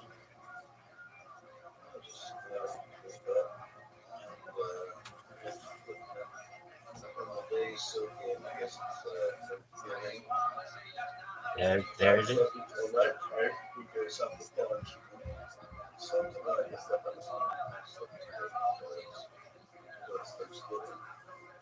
One of the two. There are usually 2 games, but there are 3 today, and that's exciting. Now, I have my fantasy football team that is just done. I'm like stuck in a in like 10th place out of 12. It wasn't my year, and this will be one of the last times I perhaps mention it. I drafted like the best players. Like I had the number 1 kicker. He has the worst season of his career. I had the number 1 tight end. He had his fucking mind on Taylor Swift all fucking season. No, he didn't do that badly. I had the number 1 receiver, who's also the fastest person in the NFL. But his quarterback had a concussion, who I also had. So, like he doesn't have the right guy throwing to him, so all of his numbers are reduced. And then I had the number 1 defense. So the number 1, and they've had some injuries, and they just haven't done as well as I wanted. So I had the number 1 of all of these like really important positions, which meant I had to sacrifice like running backs, even though I have a strong team. I would still have picked them exactly the same way. And it's just like one of those things. So what happens is, I think starting it's like next week, not this week, but next week, uh, the playoffs start, and I won't make. There are two kinds of playoffs. There are the playoffs for the basically the people with the winning records, and then there are the playoffs with the people with the losing records. And I'm going to be in the losing record, so I'm throwing the whole fucking shebang. I'm gonna bench my players if I need to. I'm going straight for the toilet bowl. I'm going to be toilet bowl champion. And That reminds me, I gotta use hers. absolutely, you do you, baby.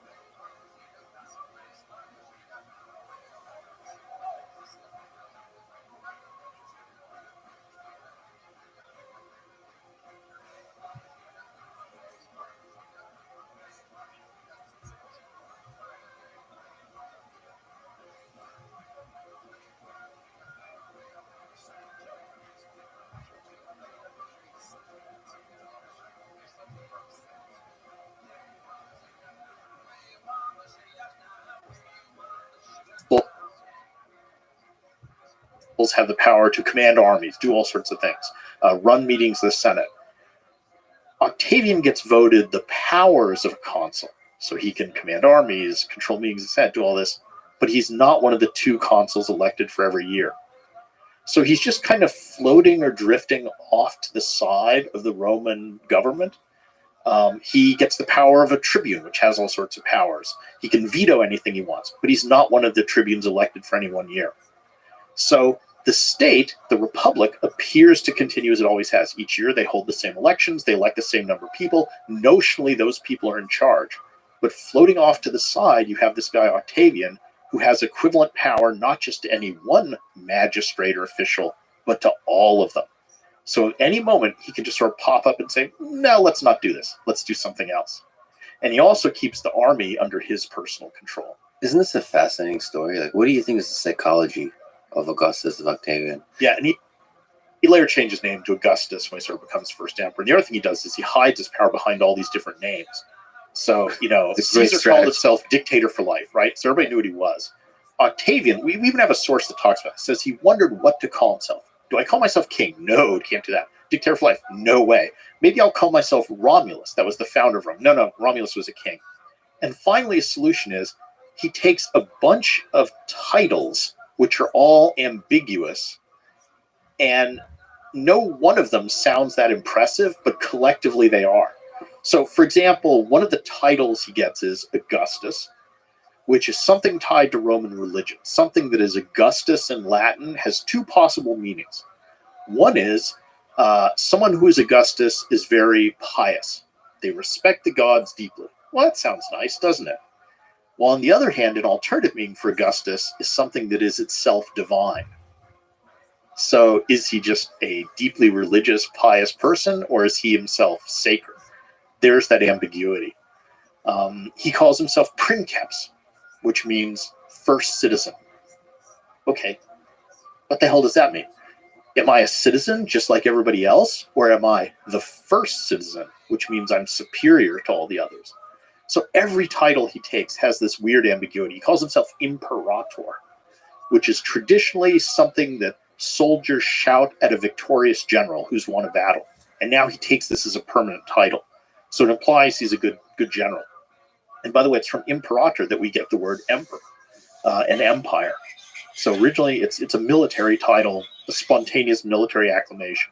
It's just fascinating that he figured out a way through public image, through branding, to gain power, maintain power, and still pacify the boiling turmoil that led to the civil wars. Yeah.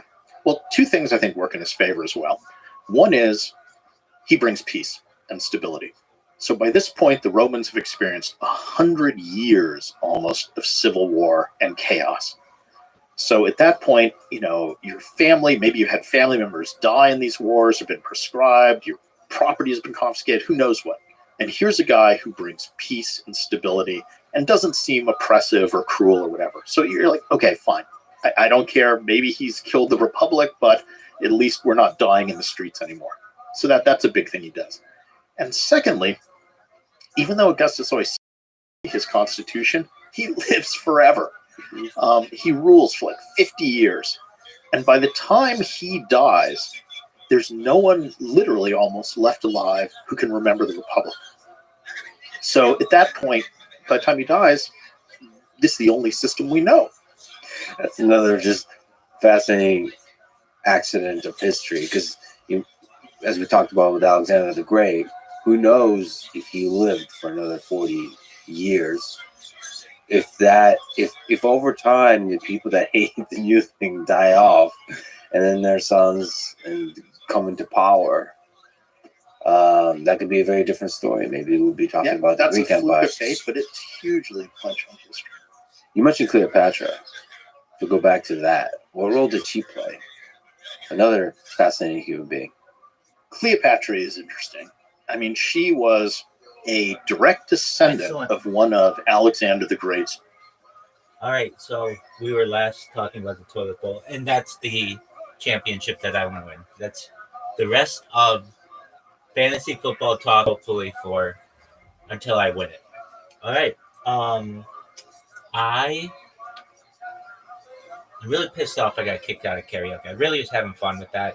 And I thought to myself, okay, if I wouldn't have slept in there, would I have had any different deal? And I don't think so, because they were complaining about me for different things. They were like, well, first you're in there too long, okay. Then they're like, we don't like that you have your camera on while other people are singing. I'm like, other people do that. Why is that a thing? So I can tell that they're a little bit picking on me there. And exactly, that's just how it is. So, and there are other singing Discords which are fine. There's one I've been in this one Discord. It's Maya's Playhouse for, I don't know, like 2 months now. I'm the #1 streamer in there. And whenever I want to have a concert, I can and get a lot of people in there. And I think I might just say to myself, okay, now that I've got these streams worked out and I don't really have to worry about like, hey, I'm going to lose my main account because it's gone. I just have to make it like a job. Every single night, I've just got to sing in there, and they'll tell other people. There are 300,000 people in that Discord. And, so I think I'm going to start that. Just basically like, all I do is just say, hey, I'm having a concert in the DC come and take a look, and then they join, and um, I think I just have to do that. I mean, that gets me a lot of attention, and then it's content and other things, and it's better than just me sitting on my phone and being boring and all that other stuff. So I think I'm going to do that tonight. I don't know what I'm going to sing, but we'll do that. And then I've got all my other videos that I did of those concerts. I have them all saved. And so I'm just going to create like another, like a throwaway account, basically upload them all. And then if anybody wants to check out my shit, they can check it out there. And I can also put it on different platforms as well. I've been watching this Lex Friedman podcast, and it is really like a higher level podcast than Joe Rogan. I mean, he just has like programmers on and like AI people and all kinds of shit. But he's got this guy on right now who I've listened to this thing on ancient history maybe like 3 or 4 times, and I really like it. And one thing that he was able to explain to me, or not to me, but to within his interview, was the reason why the Macedonians were so powerful, like under Alexander the Great. I never understood, like, why were they? I mean, I get it, but it's like Macedonia is not even Greece. It's smaller. I've never understood how they were able to expand the empire to be the second empire in global history. I mean, it was, aside from the Mongols, it's like it's arguable. They went from essentially the Aegean Sea to the Indus River Valley, and how were they able to do it with like not a huge population or anything? And he really sums it up. It just had to do with how long their spears were, and it like, I was like, oh, okay, that's all it had to do. I mean, basically, they were going to war with people who had like spears of maybe like 10 feet long, and theirs were 14 feet long. So whenever they met any armies, the armies weren't prepared for these longer sticks, basically, and they were able to just dominate. And then exactly, and then the reason why that didn't work so well against an army like the Roman army, I mean, they're different time periods, but at least with the Romans, they had the Roman turtle, which was very effective, if you know what that is, with the shields, and they can protect each other themselves from arrows and such. And but it just made me realize, what up, Martyr? How you living, pimp? Yo, if you can hear me, I see that your profile pictures I show speed. Do you know that I am the... How you living, pimp?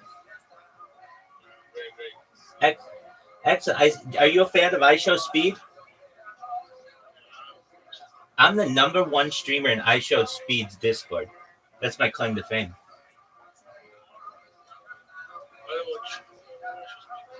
I don't either, but I'm the #1 streamer in there. All right. What's good in your neck of the woods, Martyr?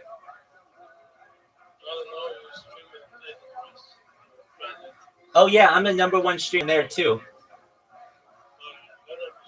I've been in there on that account like 6 months. Yeah. I don't need a job. I'm self-sufficient. I'm a certified project management professional by trade. So whenever I need to make money, I can take on projects. How about you? What do you do for a living, Martyr? Are you 18? That's a great Elton John song, by the way. I'm still studying. Still studying. All right. So what are you studying, Martyr?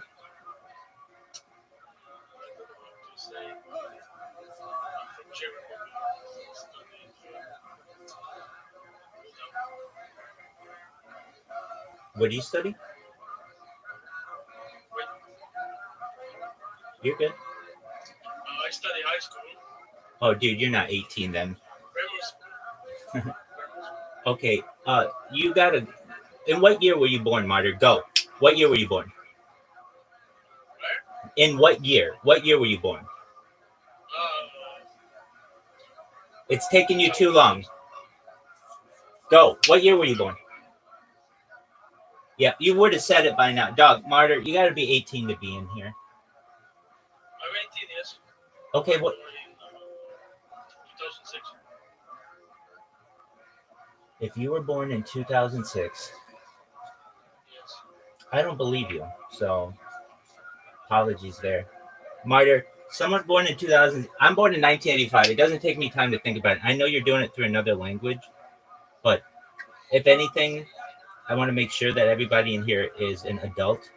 So take care, Martyr. Martyr, I don't believe that you're 18 years old. Okay, then we'll leave it. Oh, okay. Take care.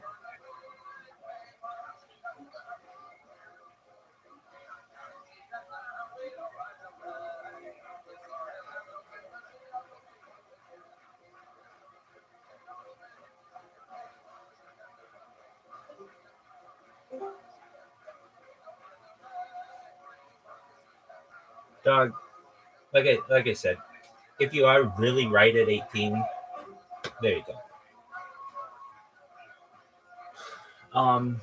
Yeah.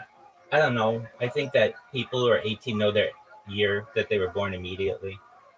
I think it doesn't matter how old you are, you know. Exactly. And I know that he's like doing math, but when I'm like, what are you studying? The record on 18. Exactly. Well, If you decide later on to say you said right. Exactly. We're playing that game, and I've even said to myself, look, if you can't get into a club, I don't want you in here.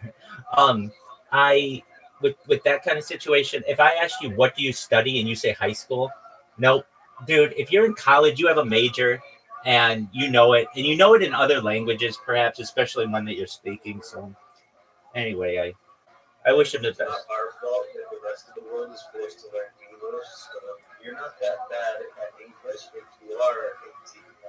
So shut the fuck up. Yeah, exactly. It's like it's not my fucking fault that every single other nation teaches English as a second language. Exactly. That's so that their next generation can compete on the world scale. That's just how things are. That's You know, like nobody who's his age is that bad at English. I'm sorry. do you I've been living in a very international world for a very long time. well And when it comes to the English language, everyone else is making sure their kids know. That's true. It just if I ask you what your major is and you're in school or whatever, you'll say business, you'll say mathematics, you won't say high school, grammar school. Like what? Get out of here. Yeah. Especially if you're in college. I mean, okay, there's a fantastic statistic that I've seen. Just one moment. Please give me a list of all of the countries with the largest amount of English speakers in order from 1 to 25, with approximately how many English speakers there are.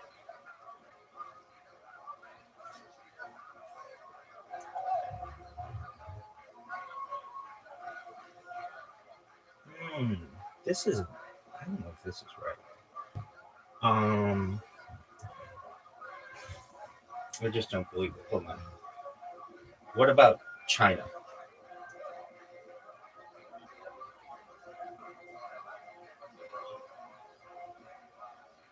Oh, they rank it by fluency. Okay.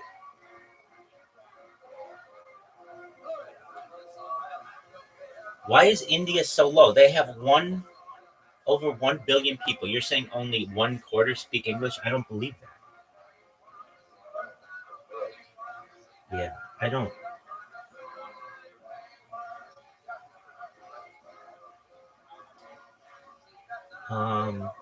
I mean, it depends on how fluent people are, but I have read, although this is a difficult one. When it comes to fluency, I think the United States probably has the most. Um, but there's something like of knowing any language, like any of it. China, at least at one time, in India, dominated when it came to English, like as a secondary language, and they at least know it a little bit because it's the international business language. Although, when I have it my way, I would like to make Esperanto the global language, something that we all have to learn. Do you know what Esperanto is? Yeah. And it's not that difficult to learn. And then everybody has to do a little bit of work, but then we all speak the same thing. But yeah, I don't know if that'll ever happen, but I think I'm an advocate for it. Like basically, when it comes to diplomacy, what up, Johnny? How you living, pimp? What's good in your neck of the woods, Johnny? Johnny, do you know who Lex Friedman is? Johnny. Yo, dog, how you living? What's good in your neck of the woods? I like your avatar and that you haven't changed it. It makes you look like a huge bot, just in case you want to know. Because like everyone on Discord has something as their profile picture that isn't the default thing. But that's cool. But that's cool. First thing, I mean, it even warned you, Johnny, just in case you're aware, there are like bots that tell you if bots are coming to your Discord. And the first thing they tell you is this person does not have a profile picture, default profile picture still selected. So just in case you don't want to look like a bot, you can change that. Aside from that, I hope you're doing well. That's just a little advice. And yeah, hope things are good in your neck of the woods. All right. I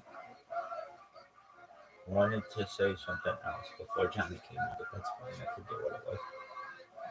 Nothing too major. That's cool. Johnny, you're absolutely fascinating. You're interesting. You know, people do this with me too, though. Except I have my camera on, but they're like, "Hey, unmute, talk to us." Blah blah blah blah blah. There you go. I get it. I think I'm gonna make tonight maybe Michael Jackson. I don't know why I said that, but I think all of the nights have like a theme of some sort, and I would never have thought that doo-wop would be the thing to get me banned, but apparently that it was. And yeah, I mean, the only thing I can say is that if this ever goes viral, which with enough time it will, I'll be able to bring all the darkness into light. You know, who was talking about it? Somebody on Joe Rogan, this guy Andreessen is his last name. He was talking about the Twitter files and like, are you familiar with the Twitter files? How Twitter is basically like, they were manipulating the algorithm in favor of certain people. If you weren't aware, basically, when Elon Musk bought Twitter, he showed everybody what the code looked like, and it showed that like all of these certain political groups and people were their voices were being not necessarily muted, but not spread as much as others. And it's pretty obvious, like at least on social media, in my opinion, like there are some different people who are being pushed. Anyway, there is a push, at least this guy said, for the YouTube. It should be called the YouTube files, basically to see what's going on with the YouTube algorithm from behind the scenes, and to open it up and see. And it's like if Twitter was being manipulated, at least according to the Twitter files, directly by the FBI, this would be as well. Oh, dude, did you see? This was well, two things I want to tell you. Well, two. These are really important. One of the things I don't want to say obsessed, but I'm fascinated with aliens and disclosure and stuff. And one question that I've always had that I've never been able to get an answer, though I haven't looked into it that much, just because I'm kind of obsessed with. I don't want to say obsessed. That's not the right word, but fascinated by American bases, like deep underground military bases and stuff. But I've always wondered, like, what other countries have them? And so there were two of them that I was looking yesterday. So the first one, China's been the one that I've always wanted to know. Like, China has. It's very strange. This is a really weird thing. Just one moment. Oh, definitely. But like, where is their Area 51? Right? I mean, exactly. Just one moment. Please compare the size in square miles between the United States and China and how close they are. They're almost exactly the same. But what is it, size wise? The United States and China are indeed very close in size. So, United States is 3.8 million square miles, and China is 3.7 million square miles. Like, which is really weird. Like, of these two countries, that they're just like almost exactly the same.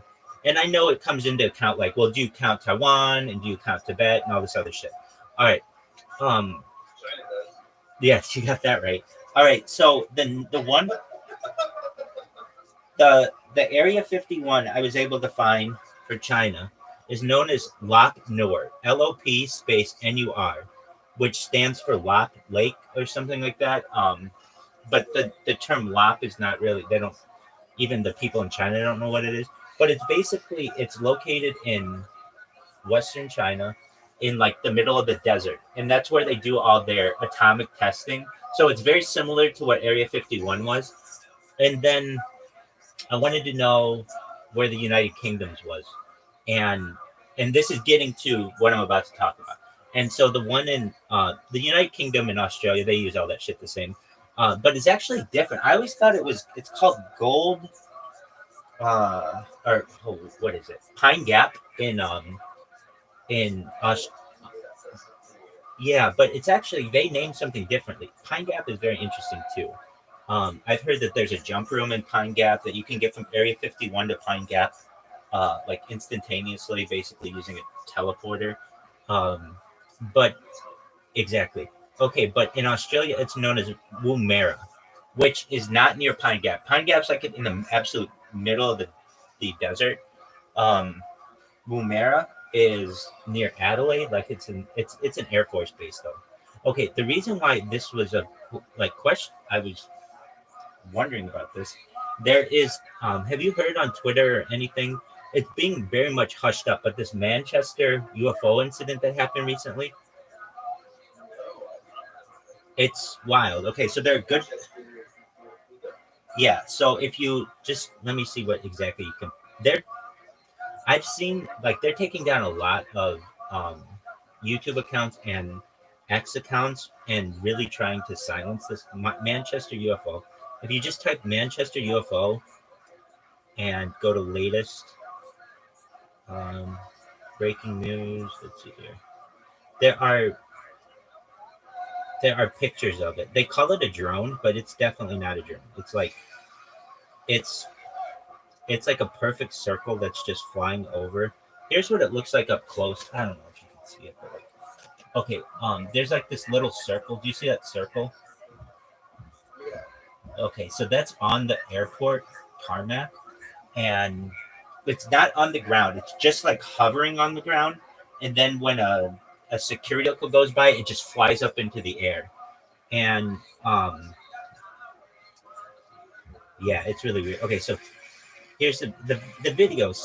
I don't want to say the video sucks. The video is actually pretty good, but it's gonna suck for me showing you on a phone and then through here. But here we go. If you're like, I can't see anything, I can't really see anything either. It's a blue ball on a gray sky, which is difficult to make out. But basically, this was this the okay. If you would just go to X and just type in Manchester UFO. Go to latest, and you'll see all kinds of pictures. I would send you one link, but I want you, like there's a bunch of different angles and people talking about it. Here it is up close. It almost looks like a globe. But apparently now some people are saying this happened this summer. But everybody else is saying that it happened recently. And oh, they had another one. They had another one of these at apparently in North Carolina over a military base, and like basically people are saying that it has something to do with a ceasefire going on in the Middle East, and like I don't know. I don't exactly know why this is all happening, if they're related at all. Um, but okay, so let let me see if I can get like a um. Yo, what up? Let me see if I can get a.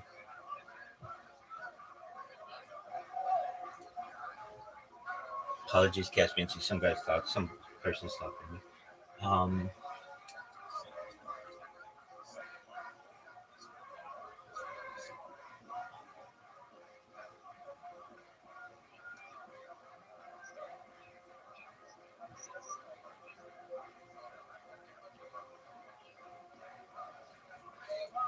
it was apparently taken from a cockpit, and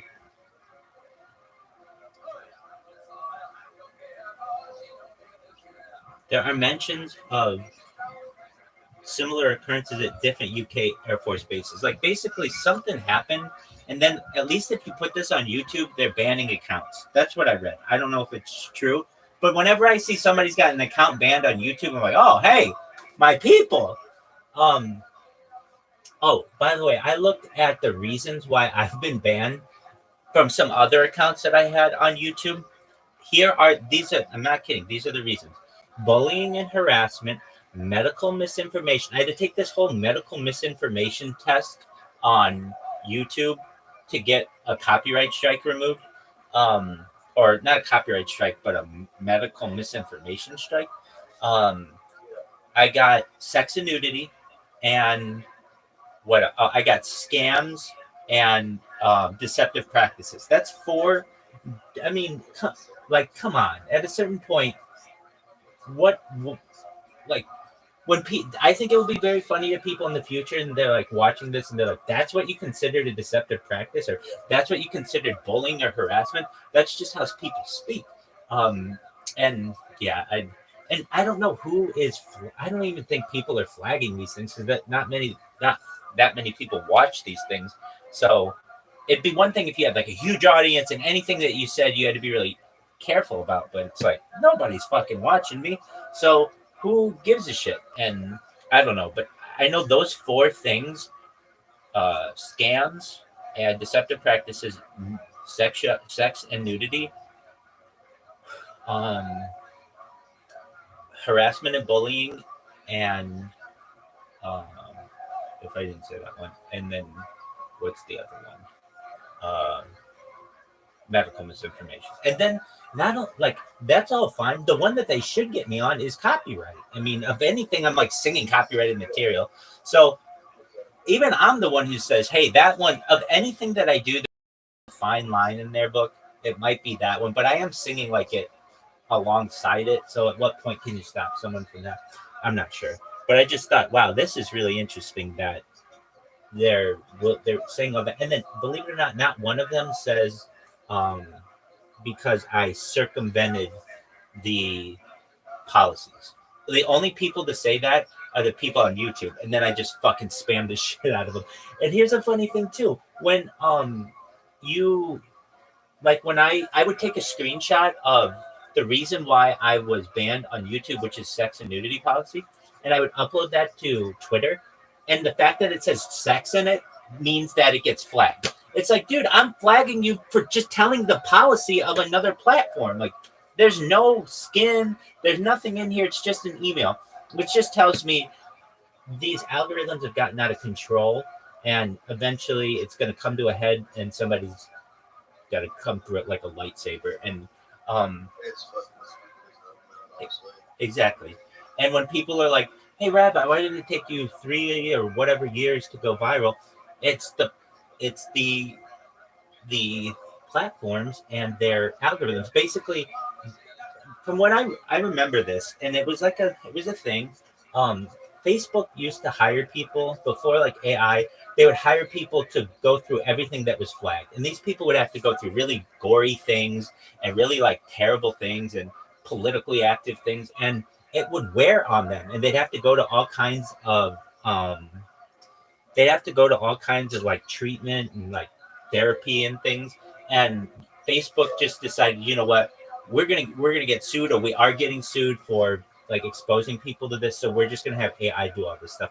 And once you do that, you open up a can of worms if you don't tweak and you don't ensure you have quality assurance on it. I mean, that's when you have YouTube that has a 75% success rate, essentially, when they have a copyright claim, and the people have a 25% success rate. It's like, that's far too high. It really needs to be smaller. And I just think that it's ridiculous to the point where, well, hopefully it gets opened up. I mean, I think I was not expecting the current political climate. I was just not anticipating it, and hopefully something changes, because I don't know. I really think it would be interesting to take a look at what is going on at YouTube. They don't have that many people who are monitoring all of this. They have to use AI, and their AI sucks. And in the United States, I was learning about this as well. I think it's like what they should have done, just like they have. I think it's the Commerce Department is the department that has been put in charge of AI, which is like not the right department. I mean, you could have said like, oh, that should have been the transportation department because AI is related to transportation, or AI is related to commerce. It really should have been, there should be like a new department for AI. Well, at least in the United States, I feel it's important enough, and not necessarily for oversight, but for disclosure. I mean, I don't know. I'm someone who thinks that this stuff should be open source, and I'm in agreement with Elon Musk. Like, he was on the board of OpenAI, and he said that he left because it's not open, and that's worrisome to me.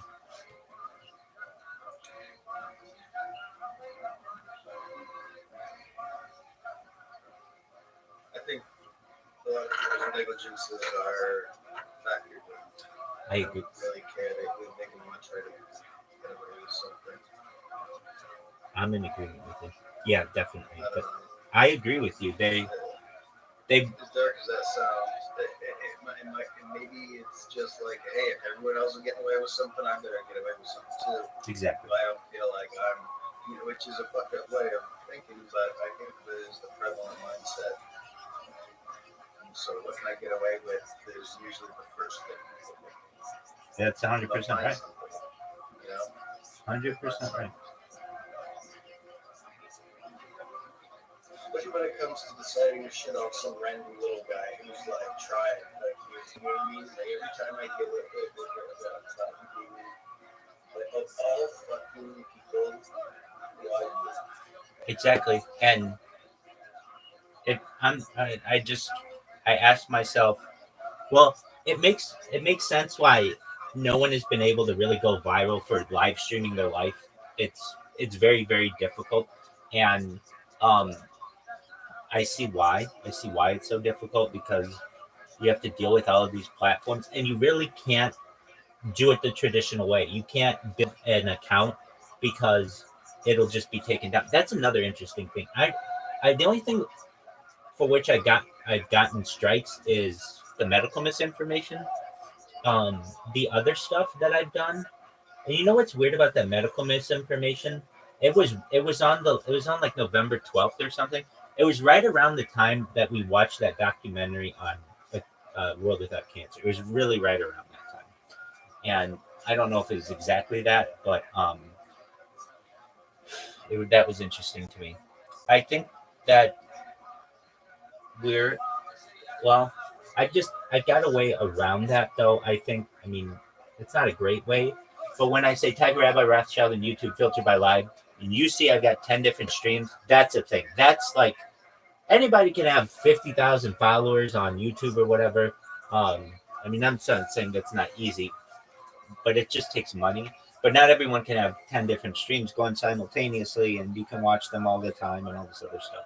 So I think that is somewhat a newsworthy event, and it's just a matter of time until someone out there sees what I'm doing and is like, you know what, I'm going to take a risk, tell somebody else about this, and it will spread. Did you have a chance to look at that Manchester Airport UFO? I did, yeah. I looked at it from a few different angles. Actually, I still have it on my phone, but I just turned my face. You're It's still good. right here. I started looking.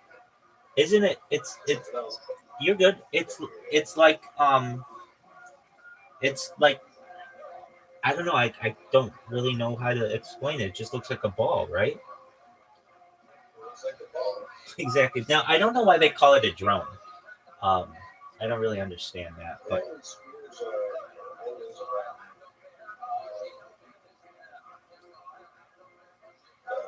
They show a lot of spheres around Manchester. word. And then, I mean, UK is kind of, for being so small, has had a lot of these incidents. The one that sticks out to me is the Rendlesham Forest incident. Rendlesham Forest. Yeah, Rendlesham Forest. in the 80s. U.S. airports. Oh yeah, exactly. Territory. But it's in So, the United Kingdom, right? It was in the United Kingdom, but it happened in the Rendlesham Forest, adjacent, basically between UK. It was like between the UK base and a US base, right? So it was actually US armed forces that were the two that encountered it, right? And so that's the other reason why they're able to obscure a lot of these details, because it's like, well, I want to go back, I want to find out what Rendlesham. It's like, well, you need to have like a bunch of bureaucrats decide if this sentence here infringes on a U.S. military knowledge that you shouldn't have versus UK military that you shouldn't have. And then, well, you're just not going to get the paper. Thanks for the request. You know what I mean? Right. Like, it helps them explore more when they have these joint. So everything in America is involved in. We're the only nation that has military bases in other countries. Yeah. Hey, here's a great question. How many military bases do the United States have? More than states, baby. More than counties. That's, well, I don't know if it's more than counties. It's definitely more than states, though. But how many is it? I don't know. That's it. Wait, and that's an honest answer, and that's really the correct answer. The answer is it's unacknowledged.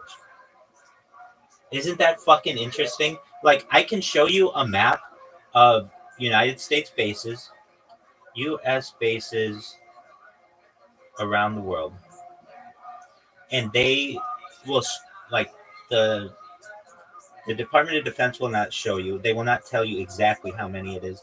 But if you've ever seen it on a map, like on a map, they're everywhere. They're absolutely everywhere. They're in like every fucking country, and but yet it's not like they say, "Oh, we have 155." No, they will not acknowledge that. And let me see what ChatGPT says on this issue. Well, and the reason why is because then they'd have to like potentially talk about, well, Area 51 15 years ago was a taboo subject and they wouldn't acknowledge it even existed. Okay. How many exact United States military bases are there? The exact number of U.S. military bases can vary depending on how one defines a military base and whether overseas facilities are included. So they say within the United States, there are roughly 400 to 500 military installations. Overseas, the U.S. maintains a significant amount of bases abroad, with estimates ranging from 600 to 800. That is a lot in 70 countries. But the total number of bases, including both domestic and international, is 800 to 1,000. And that can change due to shifting military priorities, which is absolutely ridiculous. And I'm really surprised that I'm not surprised. It's just par for the course for the for what we have. Its generals, Ptolemy. When Alexander's empire had broken up, Ptolemy, this general, had seized control of Egypt, made it his kingdom. And she 10 generations later is a descendant of this Macedonian general. So Egypt had been ruled by, in essence, foreigners, these Macedonian dynasty of kings, and often they literally were ruled by this same dynasty because they had a habit of marrying brothers to sisters. And Cleopatra is, in fact, originally married to her younger brother. But despite that, she seems to have intensely identified with Egypt. In fact, she seems to have been the first one of all these Ptolemy kings who actually bothered to learn to speak Egyptian. So she seemed to really have cared about Egypt as well. And she was clearly very smart, very clever. And so she's living at a time during the late Republic when Rome is having all these civil wars, and Egypt is really the last big independent kingdom left around the shores of the Mediterranean. Everything else has been conquered by Rome. So she is in this very precarious position where clearly she wants to maintain Egyptian independence, but Rome is this juggernaut that's rolling over everything. And she ends up meeting Julius Caesar when Caesar comes to Egypt chasing Pompey, his great rival. After he defeats Pompey, Pompey runs to Egypt thinking he'll find sanctuary there, and the Egyptians kill him and chop off his head. And when Caesar lands, they hand it to him and say, "Here, have a present." And she, of course, famously ends up having a love affair with Caesar. Was that a genuine love, or was she just sort of, using this as a way to try and keep Egypt independent, to give it some status? We don't know. After she does have several kids with Caesar. After Caesar's assassinated and the Roman world is having another civil war between Octavian and Mark Antony. Mark Antony is basing himself in the East. He meets Cleopatra, and he has a big love affair with her. And that one seems pretty genuine. Antony and Cleopatra, there's a lot of stories about them kind of partying together. They like to sort of cosplay and dress up as different gods. So Cleopatra would dress up as the goddess Isis, and Antony would dress up as the god Dionysus in a leopard skin, and they'd have these big parties and stuff. And they end up together fighting against Octavian. And in the end, they're defeated by Octavian. And Antony commits suicide. Cleopatra, there's differing accounts of her death. She may have also killed herself, or she may actually have been killed by Octavian to just get her out of the way. But she's an interesting figure because she was clearly a very smart woman who managed to keep Egypt alive as an independent state. She seemed to have actually cared about Egypt and identified with it, and succeeded at a time with all these famous people, in being a real kind of mover and shaker and a force in events. I mean, she's probably one of the most influential women in human history. She's certainly, again, she's someone that her image is incredibly important. Yes. One of the interesting things, the whole question of gender in the Roman world. This gets into Roman sources, but of course it's a heavily male-dominated history. And men and women did not have equality in ancient Rome. It's a male-dominated society. It's misogynist in many ways. But what I'm constantly struck by is when you start, again, delving into the sources, you always hear, there was this one woman who was a philosopher, and she's an exception to the rule. And she's fine. And then you start looking into, and there's also 60 other female philosophers. Well, is that so much an exception anymore? Or, Cleopatra is the one queen. She's this strong queen. And then you look and, there was this other queen here. There was this queen here. There was this queen here who led armies. And here's another one who led armies.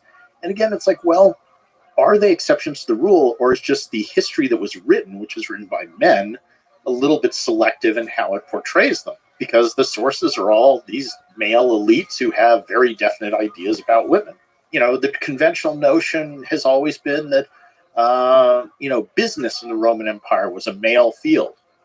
Well, but then there's this woman, Eumachia in Pompeii, who actually had the largest building in Pompeii right on the Forum named after her with a giant statue of her. And she was a patron to a bunch of the most important guilds in Pompeii. Okay, she's the exception to the rule. Oh, but then there's these other 4 women we have from Pompeii who also were patrons of guilds. And then there's this woman, Plancia Magna, in this other place. And she was the most important patron in the town and put up all these statues. So at some point, when do you start to say, maybe women did play more of a role, but they just haven't been recorded in the sources in the way that maybe they deserve to be? Yeah, that's a fascinating question. Is it the bias of society, or is it the bias of the historian? Yeah. bias of the society that the historian is writing about, or the bias of the actual historian. And the bias of the historians who have written history up Yeah. to this point. Yeah. I was just writing a lecture which was about this woman, Musa, who is a crazy story. And she ties into Augustus, actually. Augustus, his biggest diplomatic triumph that he boasted about constantly was that about 50 years before him, the Romans had sent an expedition into Parthia, this neighboring kingdom, led by Crassus, and they'd gotten wiped out. So it was this big disaster, military disaster. And the standards of the Roman legions, the eagles that each Roman legion carried, had been captured by the Parthians. And this is the most humiliating thing that can happen to a Roman legion, to have its eagles captured. And Augustus desperately wanted to negotiate with the Parthians to get these eagles returned. Okay, this was his big diplomatic thing. So he was constantly sending these embassies to Parthia. On one of these embassies, he sent along as a gift to the Parthian king a slave woman named Musa. Musa seems to have pleased the king of Parthia because she becomes one of his concubines. And then she gives birth to a son by the king, and eventually she becomes upgraded to the level of wife. And Musa eventually murders the Parthian king, arranges it so that her son, the king of Parthia, and she's really ruling the whole empire behind the scenes as his mother. So this is a literal rags to riches story of a slave, someone who starts out as slave and becomes the queen of an empire almost as large and powerful as Rome. Okay? But yet, how often do we hear about Musa? And when you look in traditional histories of Roman-Parthian relations, and I went and looked at this because I was just writing this lecture, most of those histories didn't even mention her. They just talked about her son, like he had just come out of nowhere and become the new heir to the Parthian throne, when it was all her doing, clearly. Now that's selective editing of history by historians to downplay the role that this woman played. And there's a lot of examples like that. That's fascinating. She got overthrown after a few years. There was a revolution against her. We don't know what happened to her then. But she's a really interesting figure. Oh, and by the way, Augustus did negotiate the return of the Parthian standards and got them back. And he was so proud of this that this is what he constantly boasted about. And the most famous statue of Augustus, the Augustus from Prima Porta, which is in the Vatican today, he's wearing a breastplate. And on the breastplate, right in the middle of the stomach, is a Parthian handing over a golden eagle legionary standard to a Roman. So this is what Augustus thought of as his greatest achievement. And that embassy that arranged that was the one that sent Musa to Parthia. So Augustus marks the start Welcome.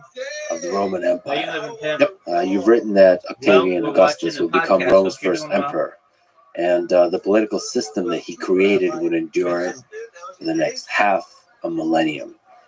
This system would become He the may be there, template may for not. countless He's later doing his own empires How's through your the day present going? day, and he would become the model emperor against whom all subsequent ones would be measured. The culture and history of the Mediterranean basin, the Western world, and even global history itself were all profoundly shaped and influenced by the actions and legacy of Octavian.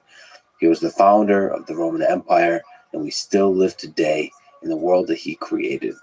So, what on the political side of things, and maybe beyond, what is the political system that he created? Well, I mean, I think Octavian / Augustus is the same guy, is one of the most influential people in history because he did found the Roman Empire. So he's the one who oversaw this transition from republic to empire, and he sets the template which every future emperor follows. Mhm. So just in the most obvious way, for the next either 500 or 1500 years, depending how long you think the Roman Empire lasted for, everyone is trying to be Augustus. They all take on the same titles. Every Roman emperor after him is Caesar Augustus, Imperator, Pater Patriae, all these titles he has, they take too. And so he's hugely influential for Western civilization, all this. But beyond just that literal thing, which is already 500 years, 1500 years, he becomes the paradigm of the good ruler. So of an absolute ruler who is nevertheless sort of just, does good things, builds public works, is popular. So if we jump ahead, let's say, to the Middle Ages, the most significant ruler of the early Middle Ages is Charlemagne, right? He's the guy who unites most of Europe. He becomes the paradigm for all medieval kings after him. Well, what is the title that the Pope gives to Charlemagne? Because there's this famous moment when the Pope Augustus, and this thing he can think of to say to Charlemagne is to say, "You're the new Augustus, you're emperor of the Romans." Yeah. So that image is hugely powerful. And that persists on and on. I mean, even the literal names of most rulers afterwards come from this. In Russia, the czars are Caesars. That's where czar comes from. Prince comes from princeps, first citizen, one of the titles. Emperor comes from imperator, one of the titles of Augustus. When Napoleon becomes emperor, what does he call himself? First consul, which is kind of like princeps. And then he calls himself emperor. I mean, everybody wants to be this kind of ruler. So he's the paradigm of this for the rest of history. And you can see that as both a positive and a legacy. It's kind of like Alexander. I mean, everybody wants to be the next Alexander. Now, nobody does become the next Alexander. Nobody's as successful as him, but a lot of people try. And you can see that either as, oh, inspirational or awful, because lots of people, of other people, and started lots of wars trying to be the next Alexander. At least Augustus has this notion of good rulership, that you're not just a great, powerful person, but you're a good ruler somehow. Can you speak to the kind of political system he created? So, how did he consolidate power, as you spoke to a bit already? And what role did the Senate now play? How were the laws? Who was the executive? How was power allocated? So on. Yeah, so once the empire begins, let's say 27 BC, so in 31 BC, Octavian defeats Antony at the Battle of Actium. So that's kind of the moment he becomes the sole ruler. And then in 27 BC, a couple of years later, he settles the Roman Republic, is how it's referred to, which basically sets up his system. And each year, there's elections. All the Roman citizens vote. They elect magistrates who notionally are in charge of Rome. But as I mentioned, off to the side, you now have this figure of Augustus, who sort of controls everything behind the scenes. And that continues. So this political system he establishes continues. And in reality, I would say Augustus at that point is again a king. It really is one man controlling the state, even if notionally it's still continuing. They are electing magistrates, but the magistrates only do what the emperor tells them, right? But it's this sort of formal versus informal power. The formal structure is a republic. The way things really work informally is it's a monarchy. Now, if you asked Augustus, what did he do? Did you become a king? He said, and he's explicitly, no. What I did is I refounded the Roman Republic. That's how he phrases it. Yeah, this guy's good at framing. He's so good at propaganda. I'll give you one more example that I love. Augustus actually writes his own autobiography, which is very rare and survives. So here we have the autobiography of one of the pivotal figures in history. And if you had conquered the world, let's say, starting at the age of 18, what would you call your autobiography? It'd be something like, How I Conquered the World, right? Augustus calls his the Res Gestae, which the best sort of literal translation is Stuff I Did. I mean, it's the most modest title for someone who could have given the most grandiose title. And the first line of it is, at the age of 18, when the liberty of the republic was oppressed by a faction, I defended it. Now, the way I might phrase that sentence is, at the age of 18, I fought a civil war against another Roman and conquered the Roman state. But no, he defended the liberty of the republic when it was oppressed by the tyranny of a faction. That's propaganda. And it works. It is propaganda, but is there a degree to which he also lived it? That kind of like a literal direct balance of power, but it's sort of a cultural balance of power where the emperor is not supposed to be a bully and a dictator. I would really like to know what Romans of his time thought. Like if you were alive at that moment, would you honestly believe, oh, okay, we've got this guy Augustus, but he's brought peace. He's just kind of keeping in charge for a while till things settle down. We've just had 100 years of civil war. I think we still have a republic. Or would you say, yeah, we have a king now? And I don't know what the answer to that is. I will tell you that it takes 200 years before we have the first Roman source that bluntly calls Augustus a king. So 200 years. It takes the Romans 200 years to admit to themselves. And that's a guy who comes along 200 years later and says, hey, Augustus, he looks like a king, he acts like a king, let's just call him a king, because he had every aspect of a king except the paltry title.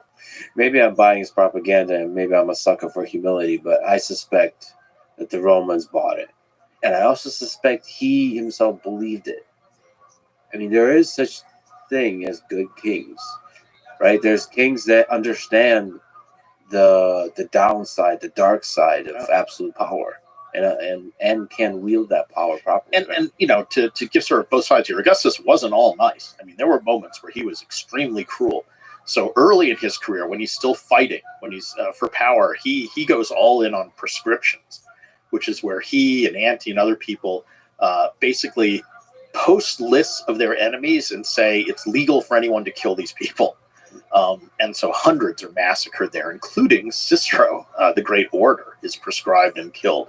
There's moments when he's really cruel. One slave once gets him angry and he has him tortured in a particularly sort of cruel manner. So, I mean, on the one hand, he had this clemency. On the other hand, he could be really hard-nosed and hard-edged. And I think he was a very calculating person. Yeah. So the thing I would love to know is what he was actually like behind the mask. Yes. I mean, that to me is one of those, like, if you could invite a historical person to dinner or whatever, I want to know what the real Augustus was, what he really thought he was doing, because he's an enigma. And he has this great moment when he dies, right? What's his dying lines on his deathbed? He says, if I've played my part well, dismiss me from the stage with applause. So he's seeing himself as an actor, that his whole life was acting this role, which is, again, all that manipulation and public image. He was brilliant at that. But who's the real guy? What was behind that image? And by the way, as long as we're talking about brutality, I think you mentioned in a few places that there's a lot of brutality going on at the time with Caesar just killing very large numbers of people brutally. I mean, Caesar, his campaigns in Gaul are interesting because for a long time they were held up as, oh, genius general, look at the amazing things he did. But another way to view it is he provoked, and he truly provoked, a war with people who were not that interested in fighting Rome and just repeatedly attacked different tribes for the sole purpose of building up his career, his prestige, his status, gaining territory, making himself wealthier. And he basically conquers all of modern France and Belgium and some of Switzerland. So this is, you know, a big chunk, hundreds of thousands of people killed, hundreds of thousands of people enslaved to further one guy's career. I mean, you, if you wanted, could call Caesar a war criminal. And I think that wouldn't be unfair. On the other hand, some people see him as a great hero. I mean, to talk about history and its reception, it's quite interesting to see how Caesar has been viewed by different generations. So at different points in time, the sort of, you know, received wisdom on Caesar is very different. So back in the, you know, let's say the 1920s or 30s, there were a number of scholarly things written which kind of looked at Caesar as an admirable figure. He's a strong man who knows what Rome needed and, you know, was going to give it to them. And of course, that's the era when fascism was kind of trendy and was seen as a positive thing. And then you get, you know, Hitler in World War II, and all of a sudden fascism's not so favored anymore. And then in that post-war generation, all of a sudden Caesar's terrible. You know, he's a dictator. He's destroying the republic. So, you know, often histories that are written tell you a lot more about the time they're written than they do about the subject they're written about. Do we know, what did Hitler or Stalin think about the Roman Empire? I mean, certainly they borrow a lot of the trappings. I mean, you know, Nazi Germany borrows a lot of iconography from ancient Rome. You know, I mean, they carried around little military standards with eagles on them, just like the Romans. But then everybody does that. I mean, the U.S. has eagles as their standards. Mussolini had them. Napoleon had eagle standards for his, you know, military. So a lot of people like that imagery. You mentioned Cicero. He's a fascinating figure. On the topic of Roman oratory, who was Cicero? Cicero was a new man, so he's someone who didn't have famous ancestors, so he was at a disadvantage. And I think Cicero is really interesting for a couple of reasons. One is he wrote an incredible amount. I think we have almost more words from Cicero than any other author that survived. And it's all kinds of stuff. It's philosophical treatises. It's books about how to be a good public speaker. He published, volume after volume of his personal letters to his friends. He published these things. So there's tons of stuff from it. And secondly, he's interesting because he lived at this incredibly important time in the late Republic when things were falling apart. But he seems to have been born with none of the natural advantages that all these other people had. So he was a lousy general. He didn't come from a wealthy family. He didn't come from a famous aristocratic family. He didn't have a lot of these advantages, but yet he ended up being right at the center of things, rose to the highest elected office in the Roman state on the basis of one skill, and that was his ability with words, his ability to get up in front of a crowd and persuade them of what he wanted them to believe. And oratory, public speaking, was absolutely central to life at Rome. There were just all these events where people had to get up and give speeches. So in courtrooms, at funerals, in the Senate, to the people of Rome, at games. I mean, just constantly there are these opportunities for giving speeches. So if you were good at this, that was a huge advantage in your political career. And Cicero was the best. He was arguably the best public speaker of all time, some people claim. And he lived right in this era, and he parlayed that skill with words into this very successful political career. He was one of the guys involved with all this stuff with Caesar and Pompey and all the other things going on, Octavian, Mark Antony. And you've written, which is fascinating. It's fascinating when the echoes of people from a distant past are seen today. Mm-hmm. The same stuff is seen today. Not just like some of the beautiful legal stuff that we've been talking about, but the tricks, let's say the shitty stuff we see in politics. So many of the rhetorical tricks you wrote, such as mudslinging, exaggeration, guilt by association, ad hominem attacks, name calling, fear mongering, us versus them, rhyme, and so on and so forth. Well, so I'm guessing it worked, given that we still have those today. Yeah, I mean, one of the things Cicero did is he wrote at least 3 of these sort of handbooks about how to be a good public speaker. So we know a lot about that. We have his own speeches that survive, and then we have later people after Cicero who wrote about what Cicero did too. So we know a lot about what he did. And the key to Cicero's whole enterprise about persuading an audience, let's say either did a speech to the people or in the courtroom, is Cicero believed that people are fundamentally ruled by emotion. So if you can touch their emotions, all sorts of other things become less important.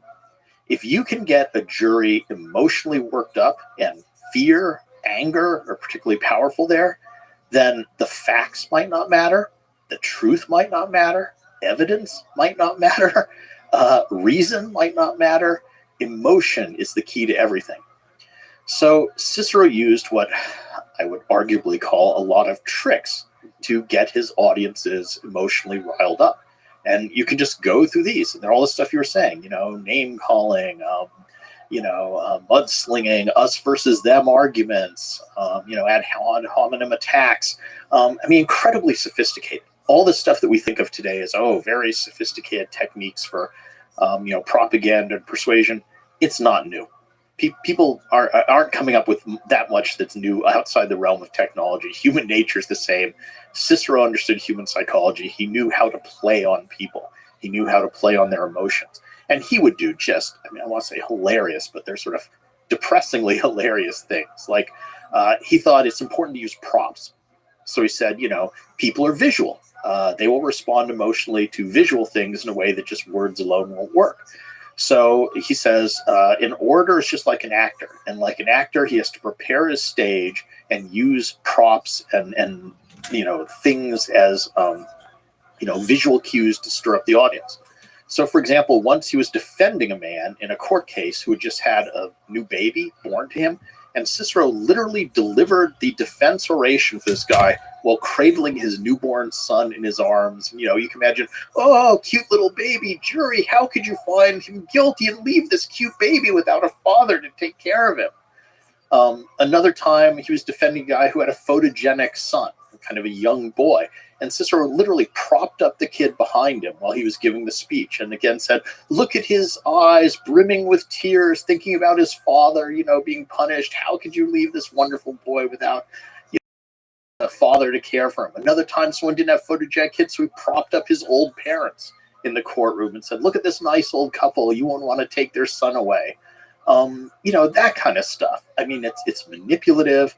Cicero, by the way, I should say, also had philosophical beliefs about defending the Republic and such, but he wasn't above using these things. So even though he may have had altruistic or high notions of, what he was doing, he also wasn't above using these kind of rhetorical tricks. And also, you mentioned to me that you studied the gestures they used. Yeah, Like, this is one of those, like, on the theme of extremely interesting details of life. this was actually my dissertation, and it was my first book amazing. as well. That's amazing. Again, I tell you, I like practical stuff. And Right. This all started with, I kept reading about people like Cicero giving speeches, okay, in ancient Rome, lots of speeches. And they would give a speech in the forum with 10, 20,000 people.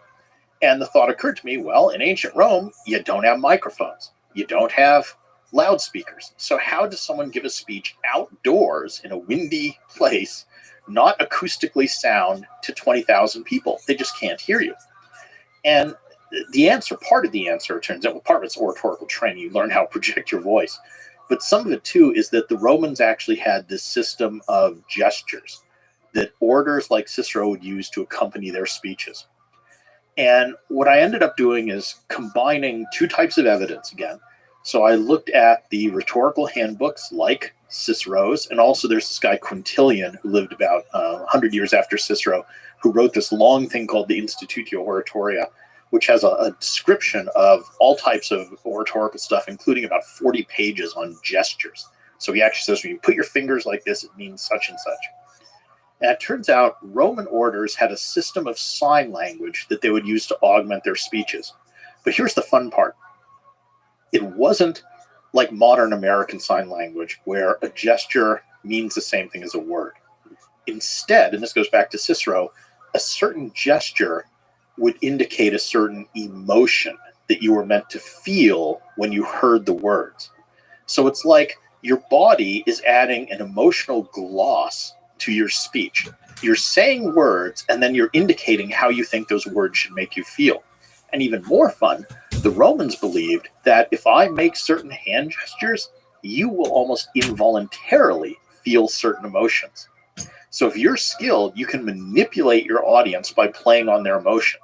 And this might sound, kind of weird or improbable, but the metaphor that Cicero himself uses is, he says, think about music. Everybody knows that certain musical tones will make you feel a certain way. So, think of movies today. In a horror movie, they're going to play strident, tense music. In a romantic scene, you're going to have strings, and it'll make you feel a certain way. When you hear the Jaws theme, you feel tense, right? Cicero said the orator's body is like a lyre. A lyre is a musical instrument, and you have to learn to play on your own body as a musical instrument to affect the emotions of your audience. I think he might. Gestures, like I could probably do some, and you could probably guess what emotion they're meant to be. So, for example, there's one where like you hold up your hands to the side and kind of push like this. So this is the gesture, and what that means is kind of mild aversion. I don't like something. Now, if I couple this with turning my face to the side, that, so pushing off to one side, turning my face away, it's a strong aversion. That's like fear or something. If I clench my fist and press it to my chest, that's anger or grief. If I slap my thigh, again, that's an indication of anger. So a lot of these make sense. I mean, they're kind of natural gestures. Now, some are really weird and artificial. One of my favorite of these is if you like hold your hand up open and then curl the fingers in one by one and then flip it out. So this sort of thing, that to the Romans meant wonder, which you sort of see. But again, if you've been raised in a societal context where you're used to the notion that this gesture means this emotion, Oh, yeah. when someone does it, you're probably going to feel Yeah, that emotion. It's like memes today. It's like Yes. it goes viral. You know what it's supposed to mean Percolates and through the has that culture. effect. and has power. I mean, And it's actually interesting that we don't use gestures as much Yeah. in modern day. Well, I mean, for me, I just love analyzing modern political figures in terms of their body language. Yes, yeah. Because how you deliver a speech is often more important than what you say. In fact, in the ancient world, the most famous Greek orator was a guy named Demosthenes. And once a guy came up to Demosthenes and said, Demosthenes, tell me, what are the three most important things in giving a speech? And Demosthenes said, well, they are delivery, delivery, and delivery. That even the most brilliant speech, if accompanied by a boring delivery, is going to be less effective than a terrible speech given in an engaging and exciting or funny way. Speaking of modern day and gestures, what do you think of Donald Trump, who has these very unique kind of gestures? I think there's, I don't know to the degree to it's true, but he kind of uses these handshakes when he pulls people in, that kind of stuff. What do you make of that? I mean, Trump gesticulates a lot, but it's a fairly narrow set of gestures. I mean, if you watch him for a bit, he kind of has the same small set of gestures. And they're not, honestly, they're not natural in that they're not kind of illustrating what he's saying. It's more just punctuation points. I think of his as more kind of these punctuation points for just going along with what he's saying. There are speakers who truly can use their hands and arms and faces creatively, and you watch them and it's really enhancing the speech. I mean, just historically, Martin Luther King, he's famous for a lot of good speeches, content. He was a good gesticulator too. He knew how to use his body. On the other hand, Adolf Hitler was a phenomenal gesticulator. If you watch some of his speeches, even just like turn off the sound and watch them, he's doing all kinds of stuff and he's really emphasizing his points in a very creative way. And this is what's fascinating about oratory and public speaking is it's this two-edged sword.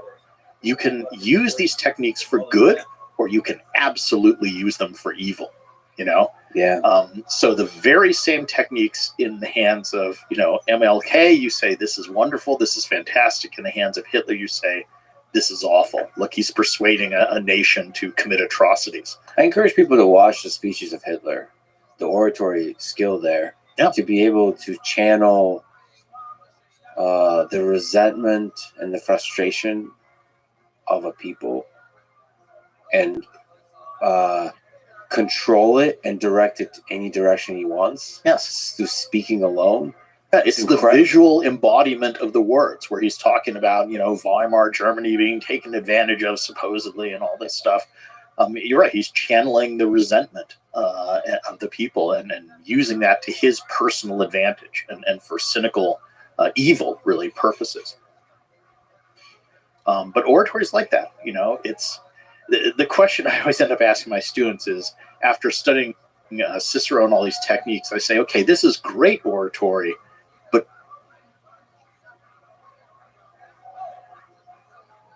do you like this? Is this good that this works on human beings?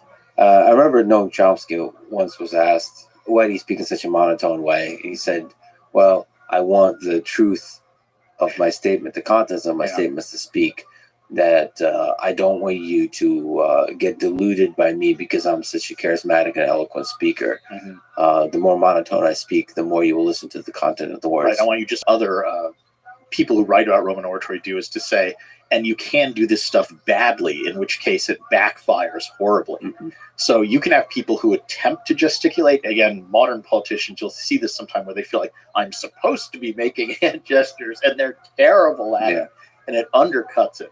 And Cicero and Quintilian give some very amusing examples from ancient Rome. So like he says, there's this one guy who, when he spoke, looked like he was trying to swat away flies, because there were just these awkward gestures. Or another who looked like he was trying to balance in a boat, like in choppy seas.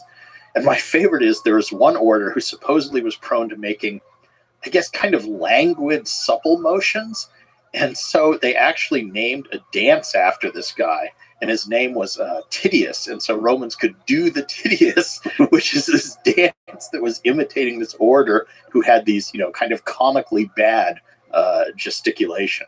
So not enough gesticulation is a problem. Too much gesticulation is a problem. You have to hit the sweet spot. It has to seem natural. It has to seem varied.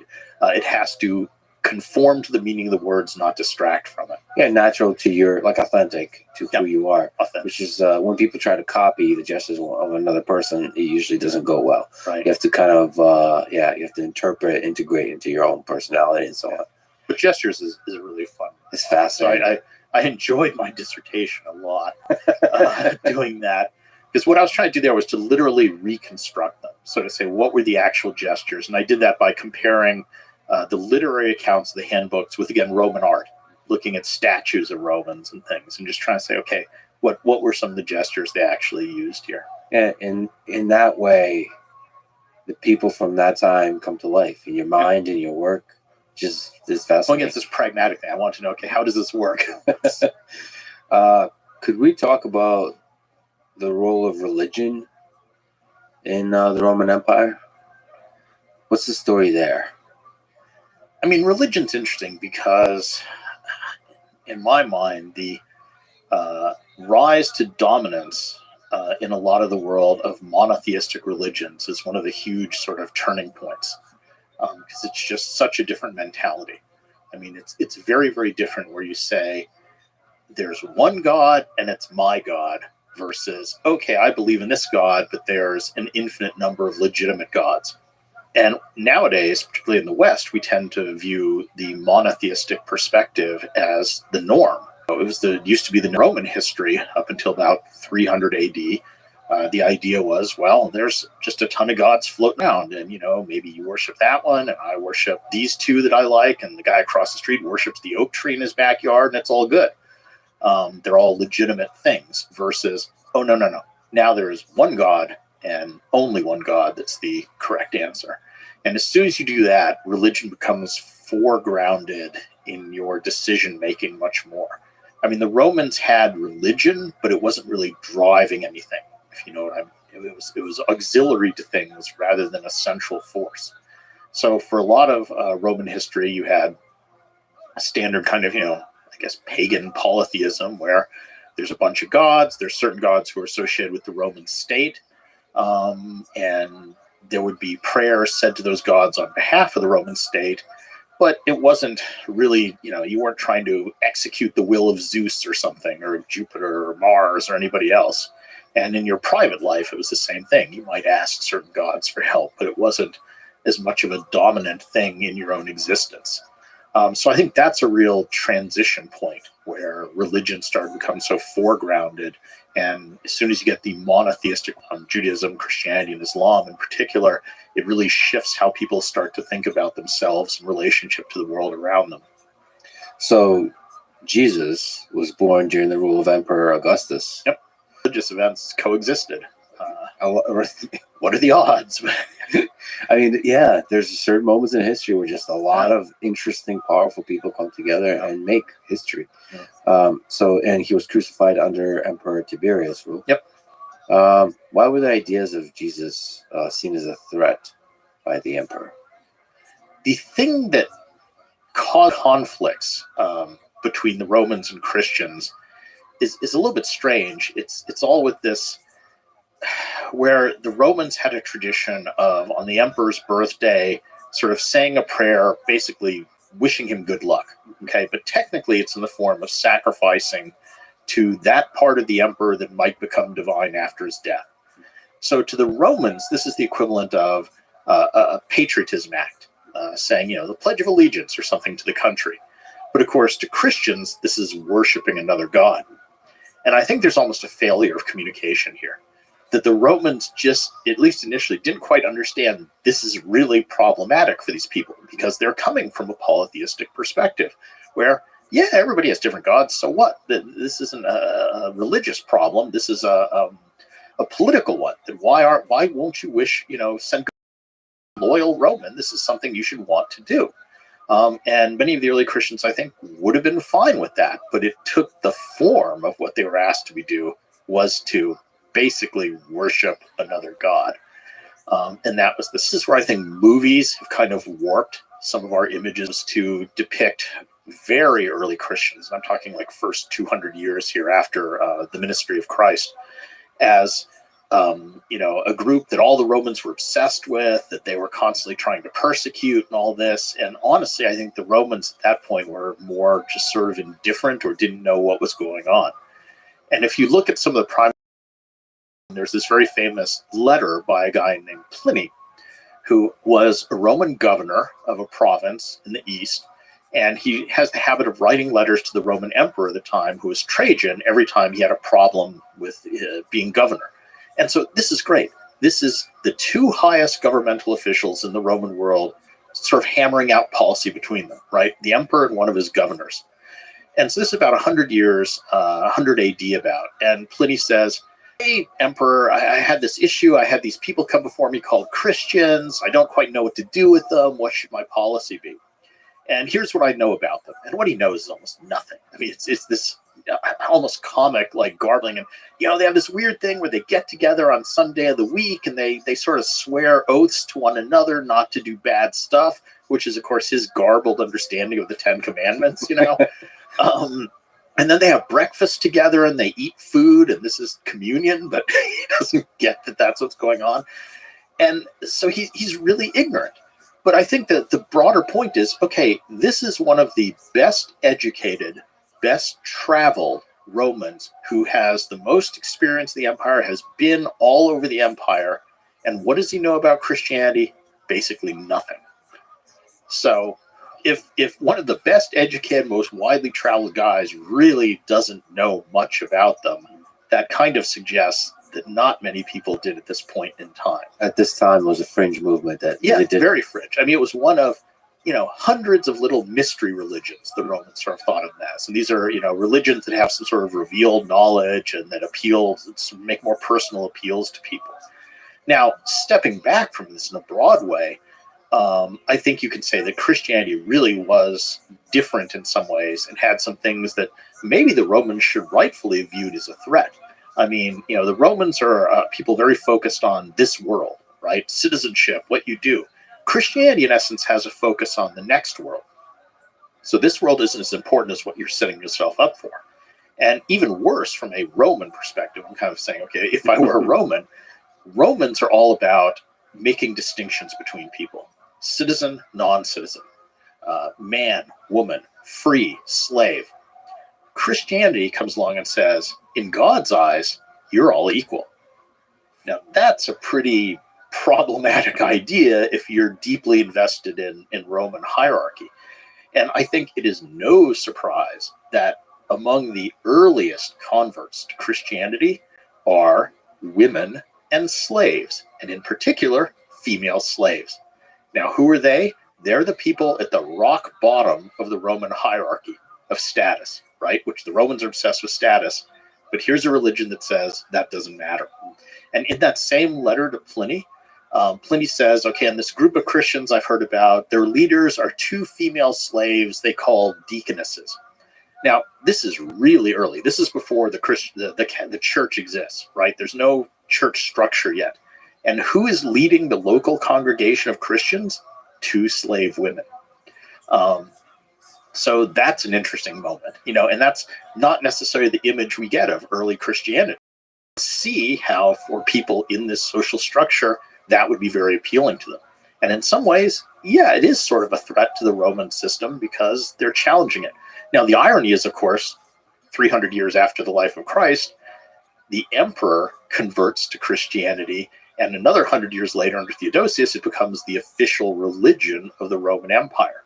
So all of a sudden you have this flip-flop where now the state itself is not just converted to Christianity, but actively promoting it, and now persecuting pagans.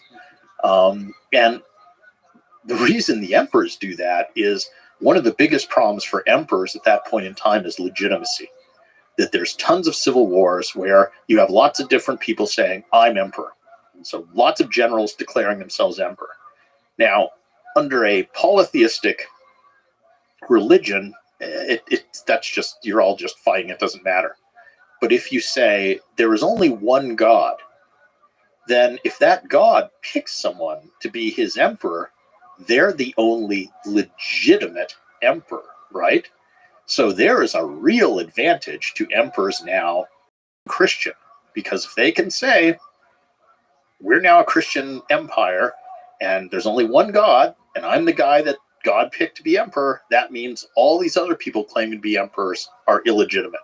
Do you think that, or is there other factors that explain why Christianity was able to spread? Well, I mean, that's why it's appealing to the emperors. And we're talking here, the religious answer is people see the light, right? It's a faith-based thing. I'm looking at this as a historian. So putting aside, religious feeling and saying, okay, if I'm doing an analysis of this as a social phenomenon, what would be appealing to people? And there is that very compelling reason for emperors to want to go to Christianity because it helps them with their biggest problem, which is legitimacy. Now, if you're an ordinary person, what is the appeal of Christianity? Well, we already looked at a couple of them.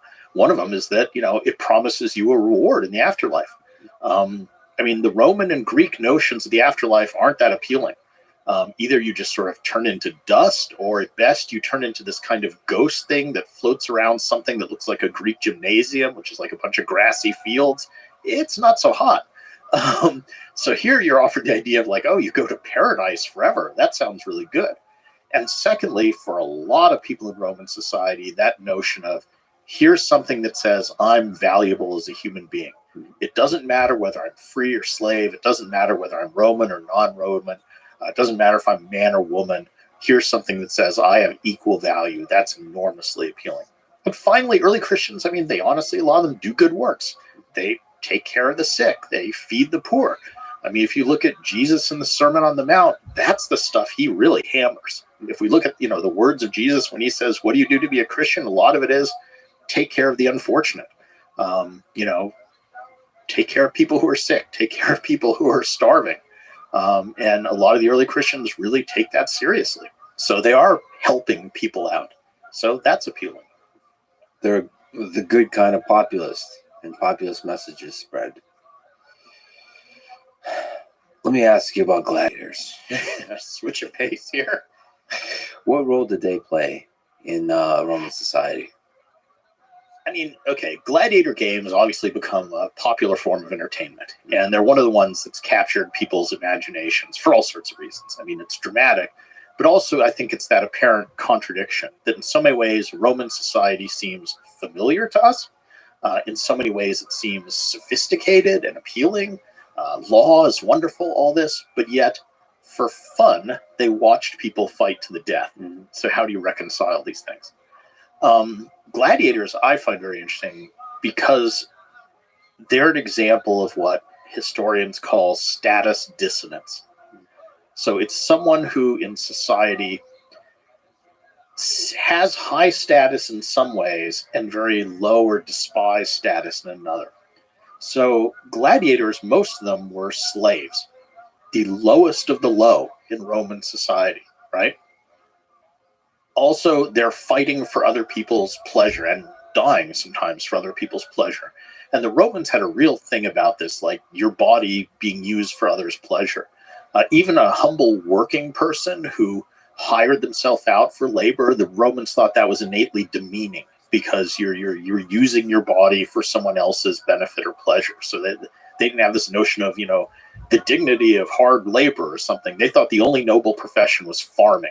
Okay, because there you generate something and you're producing it for yourself. But if you work for someone else, you're demeaning yourself. And gladiators are the worst of the worst, right? You're performing for someone else's pleasure. So on the one hand, they're very low status. But on the other hand, successful gladiators get famous. People admire them. Women find them attractive. They're celebrities. And so this is the status dissonance, right? You have these people who on the one hand, formally are very low status in society, but yet are very popular on the other hand. Another kind of myth about gladiators is that they were just dying all the time. You watch, movies, and again, they'll always throw a bunch of gladiators and they all die. I think there's like 100 fights we know of where we know some details, and I think 10% of those ended in the death of one of the people. So gladiators are a lot more like boxing matches, where you're watching a display of skill between two people who are more or less even in terms of their abilities, and probably they'll survive, though there's a chance that one of them might get injured. In fact, one might die. having said all that, in the end, you really are having people fight and potentially die for the pleasure of an audience. And anthropologists and Roman historians like to speculate, why did the Romans do this? The Romans address it. I mean, there's a famous thing where a Roman says, we Romans are a violent people, we're a warlike people, and so it's fitting that we should be accustomed to the sight of death and violence. Kind of works. There's a more symbolic interpretation that says the amphitheater is an expression of Roman dominance, a symbolic expression. Because what you have are all segments of Roman society gathered together to control the fate of others. So you have foreigners, you have wild animals, you have criminals, you have other people. And we are symbolically asserting our dominance over those groups by determining, do you live or do you die? And that kind of works too. And the cynical one is humans like violence. I mean, when people watch a hockey game, what gets the most excited? The fight. When people watch car racing, there's a crash. What's going to be shown on the news? It's the crash. So there's something dark in human nature sometimes that likes violence, and maybe the Romans are just being more honest about it than we are. I think Dan Carlin has a really great episode called Painfotainment. Mm-hmm. And I think in that episode, he suggests the hypothetical that if we did something like a Gladiator Games today to the death, that like the whole world would tune in. Yeah. Especially if it was anonymous, right? We have a kind of like thin veil of civility underneath which we probably would still be something deep within us would be attracted to that violence. Yeah. I mean, yeah, there is it human nature? Why do people slow down when there's a car wreck and try and see what's happening? On the other hand, to be fair, I mean, there were Romans at the time who morally objected to them and said this is, morally degenerate to take pleasure in this, and that's wrong. So I think in all eras, you have a diversity of opinions. There's no unanimous, take on what this is or what this means. So who usually were the gladiators? Was it slaves? Was it? Well, the most common source, again, is prisoners of war. So if you conquer some people and they seem to be warlike, you might well consign some of them to fight in the arena. And the other thing about gladiators is they were highly trained professionals. Mm-hmm. So, the gladiator schools who trained them were spending a lot of money to train these people. And it wasn't just we take some guy and throw him into the arena like you see in movies all the time. These were people that you'd invested a lot of money in. That's why you don't really want to see them killed. But yeah, mostly they're prisoners of war. I mean, in very rare instances, you might have a free person volunteering or even selling themselves to fight as gladiators, but much more common was that. And what's interesting is some people wouldn't do it.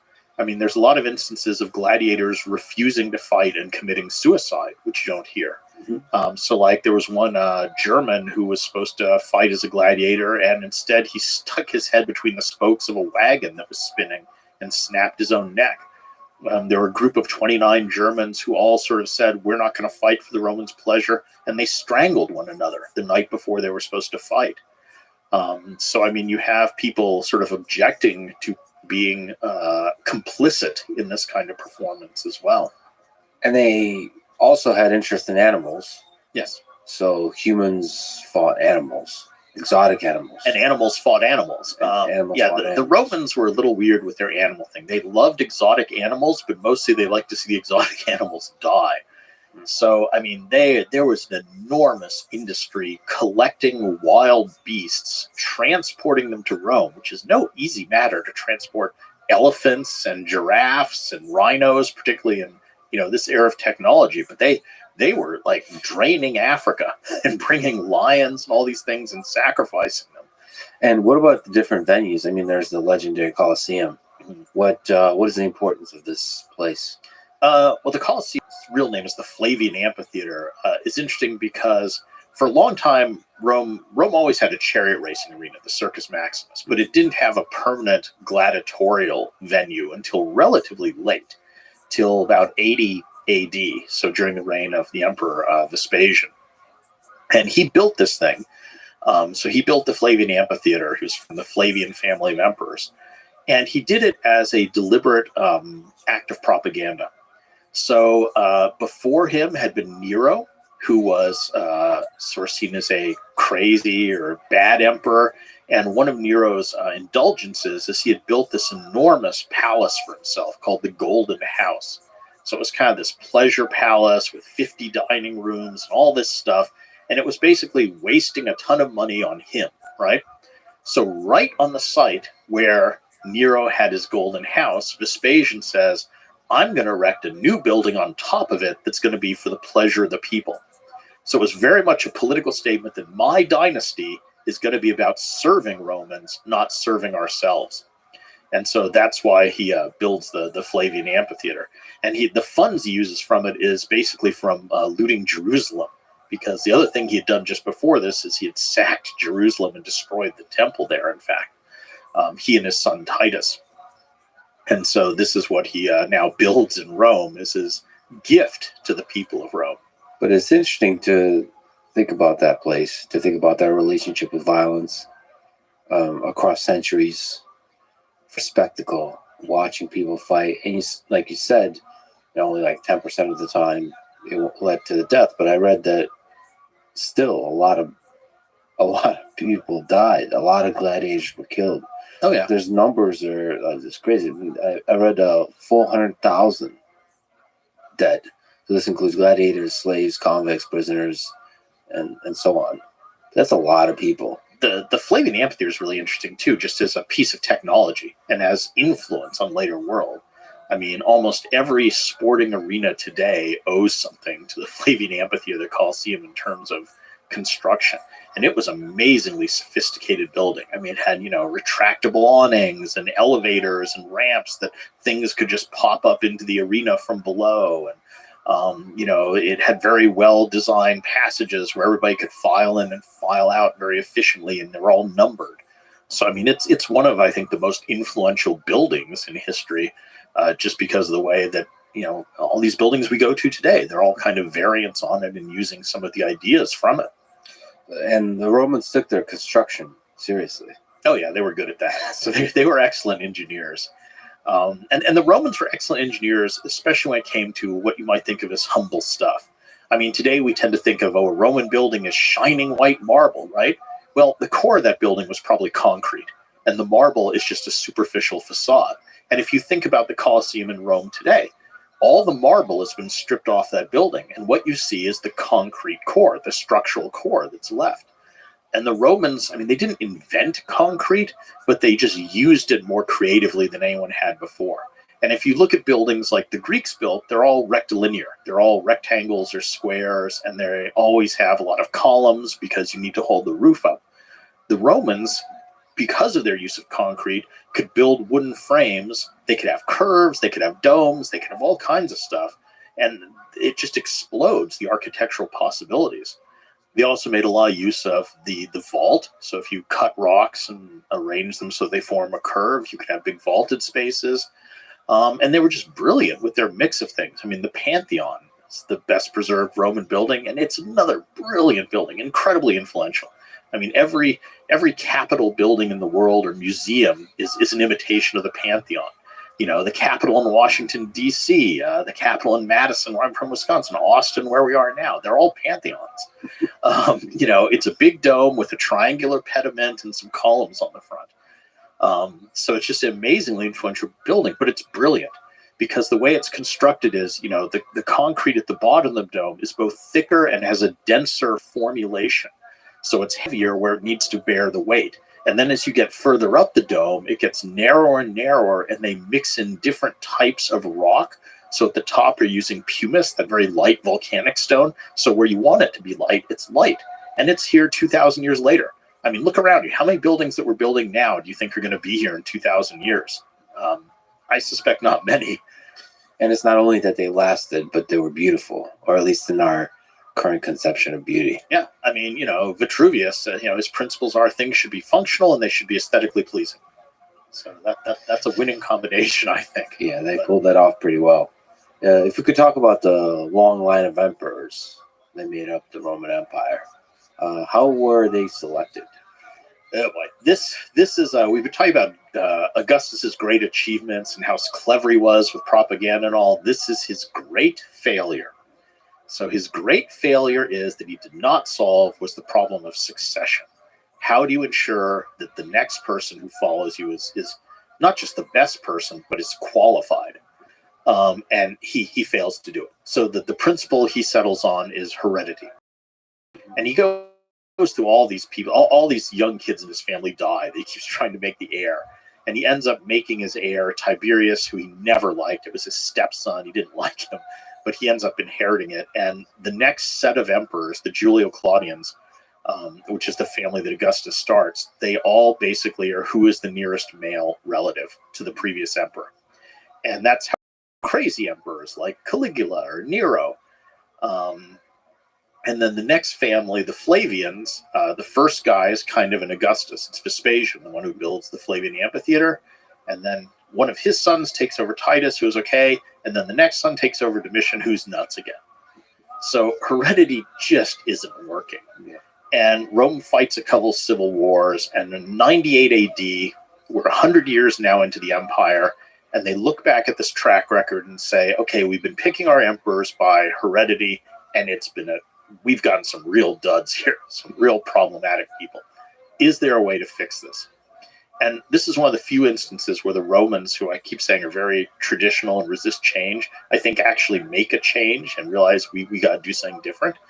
And so the next guy looks around and says, okay, forget who's my nearest male relative.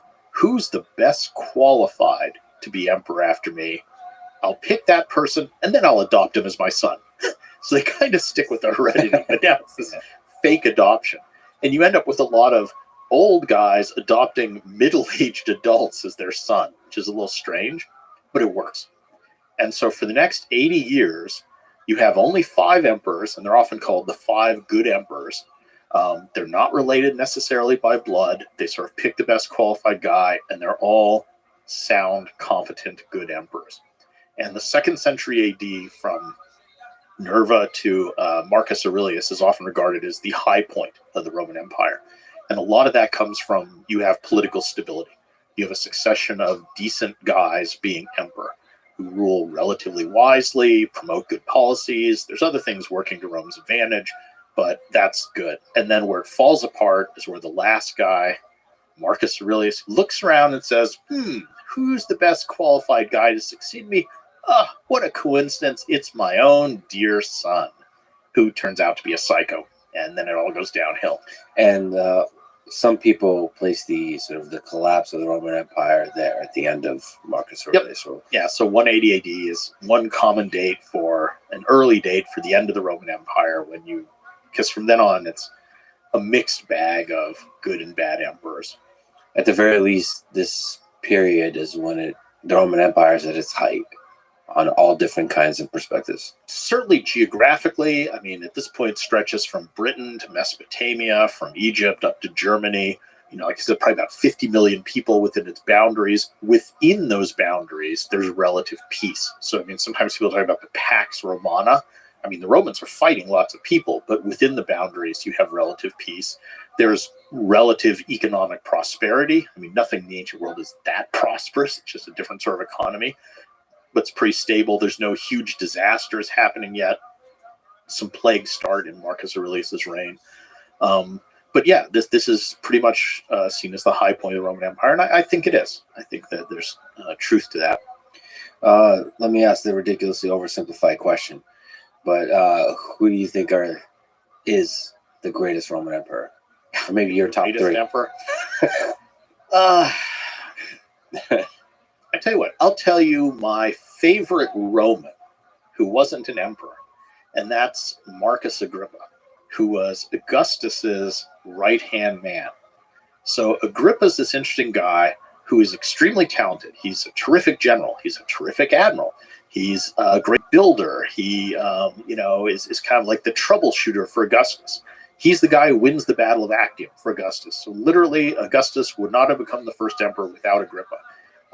When Augustus rebuilds the city of Rome, it's Agrippa that he gives the job to. Agrippa rebuilds the Campus Martius. He builds the first version of the Pantheon. He personally goes through the sewers to clean them out. He just has this great set of qualities that he's very self-effacing. I think he likes power. He wants real power, but he realizes I don't have that kind of clever politician's ability to be the front guy. So I'll just serve my friend Augustus loyally. They were childhood friends. I'll win the battles for Augustus, and I'll let him take all the credit. But I'll be his number 2 guy, and that's what I'm good at. And he realizes his limitations. I mean, so many people don't. So many people are like, oh, I just want to keep, grabbing for more and more and more when it's not something they're good at. And I think Agrippa says, I'm good to this point, and I'll play that role and no more, and that'll give me a lot of power, but I'm not going to press it. And he's just very hardworking. He's modest. He's self-effacing. He's highly competent. I wonder how many people in history there are that are like the drivers, the COO of the whole operation that we don't really think about or don't talk about enough, to where sort of they're really the mastermind. Or the ones who make something possible. I mean, even in this conversation today, you would not have Alexander the Great without his father, Philip II, having built that army and handed it to him on a silver platter. Octavian would never have become emperor without Agrippa. So they play central roles sometimes. But if I had to pick an emperor, I'd probably pick Augustus, just because of his influence. And because I admire his the thing Agrippa didn't have, his political savvy, his manipulation of image and propaganda, all that I find very fascinating. Though I'm not sure he's a great human being, but he's a really interesting figure. Whether he's good or bad, he was extremely influential on defining just the entirety of human history that followed. And probably one of the most influential humans ever. Mm-hmm. Nevertheless, if you ask in public who the most famous Roman emperor is, would that be Marcus Aurelius potentially? I don't know. But he's up question, right? He's real famous because he was a Stoic philosopher and he wrote this book, The Meditations. I mean, it's just interesting. Stoicism had, as a philosophical ideology, had a role to play during that time. I mean, there's the tragic fact that did Nero murder Seneca? Yes. Well, he drove him to suicide, let's say. There's a lot of interesting questions there. But one is like the role, especially when it's hereditary, the role of the mentor, like who advises who with Aristotle and Alexander the Great, like that dance of who influences and guides the person as they gain power is really interesting. Well, I mean, one of the big questions with the Roman emperors, and we've been talking about some of them, is why did so many seem to be either crazy or just kind of sadists? And that's, I don't know that there's a good answer to that. I mean, people have theories, Caligula got a brain fever and changed after that or something. But I think there's a lot of maybe truth in the notion that the ones who seem to go craziest quite often are the ones who become emperor at a young age. And there is something about that old cliche that absolute power corrupts absolutely, especially if your own personality isn't really fully formed yet. You know what I'm saying? I mean, I think take anybody when they're a teenager. If you all of a sudden said, you have unlimited power, what would that do to you? How would that warp your personality? I mean, look at all what they always have to, like the Disney stars who sort of go wrong something because they get rich and famous at this very young age. Yeah, fame, power, and even money. If you get way too much of it at a young age. Yeah. I think we're egotistical, narcissistic, all that kind of stuff as babies. And then when we clash with the world and we figure out the morality of the world, how to interact with others, that other people suffer in all kinds of ways, understand like the cruelty, the beauty of the world, the fact that other people suffer in different ways, the fact that other people are also human and have different perspectives, all of that, in order to develop that, you shouldn't be blocked off from the world, which power and money and fame can do. And conversely, a lot of the emperors we regard as, quote, good emperors are the ones who become emperor at a, middle-aged or something, where their personalities are fully formed, where they're not going to really become different people. And so that works in that theory too. I mean, I don't think it's absolute. And of course, the greatest exception is Octavian Augustus, who, starts his rise to power as a teenager, somehow doesn't seem to go nuts. Yeah, So history it's is a not lot. an absolute, but it doesn't help to get that much power at a young age, I think. What does it take to be a successful emperor, would you say? So you say, well, what does it take to be a good Roman emperor? If you were going to draw up, a job description, seeking Roman emperor, what are the qualities and qualifications you would put on it? Obviously, you would put, responsible, good understanding of military, economics, whatever, ability to delegate. But just to be fun, let's consider how much does it matter whether the emperor is good or bad? Because in the ancient world, what does it affect, really, if you're, say, a peasant in Spain, if the emperor is crazy Nero or good Vespasian? I mean, how does that affect your day-to-day life? How does it affect you if you're a peasant in Italy, which is the average inhabitant? I mean, the crazy emperors mostly affect the people within the sound of their voice. So yeah, they go crazy. They murder senators. They murder their members of their own family. They do wacky stuff. But a lot of that is constrained to the immediate surroundings around them. And meanwhile, the mechanism of the Roman Empire is just grinding along as it would anyway. I mean, the governors are running their provinces. Stuff's happening. I guess an emperor can start a war. He can maybe raise taxes. But that would be the ways that he's affecting the whole empire. And here we get into technology does matter. We're dealing with a world where, let's say you're in Rome and you're the emperor and you want to send a message to a province far away, let's say Judea. That message might take 1 or 2 months to get there and 1 or 2 months to get a reply. So how much influence as emperor are you really having over that province? I mean, those people pretty much have to make their own decisions and then kind of just say to you, this is what we did. I hope that's okay. Because otherwise nothing gets done if they're waiting 4 months for a decision.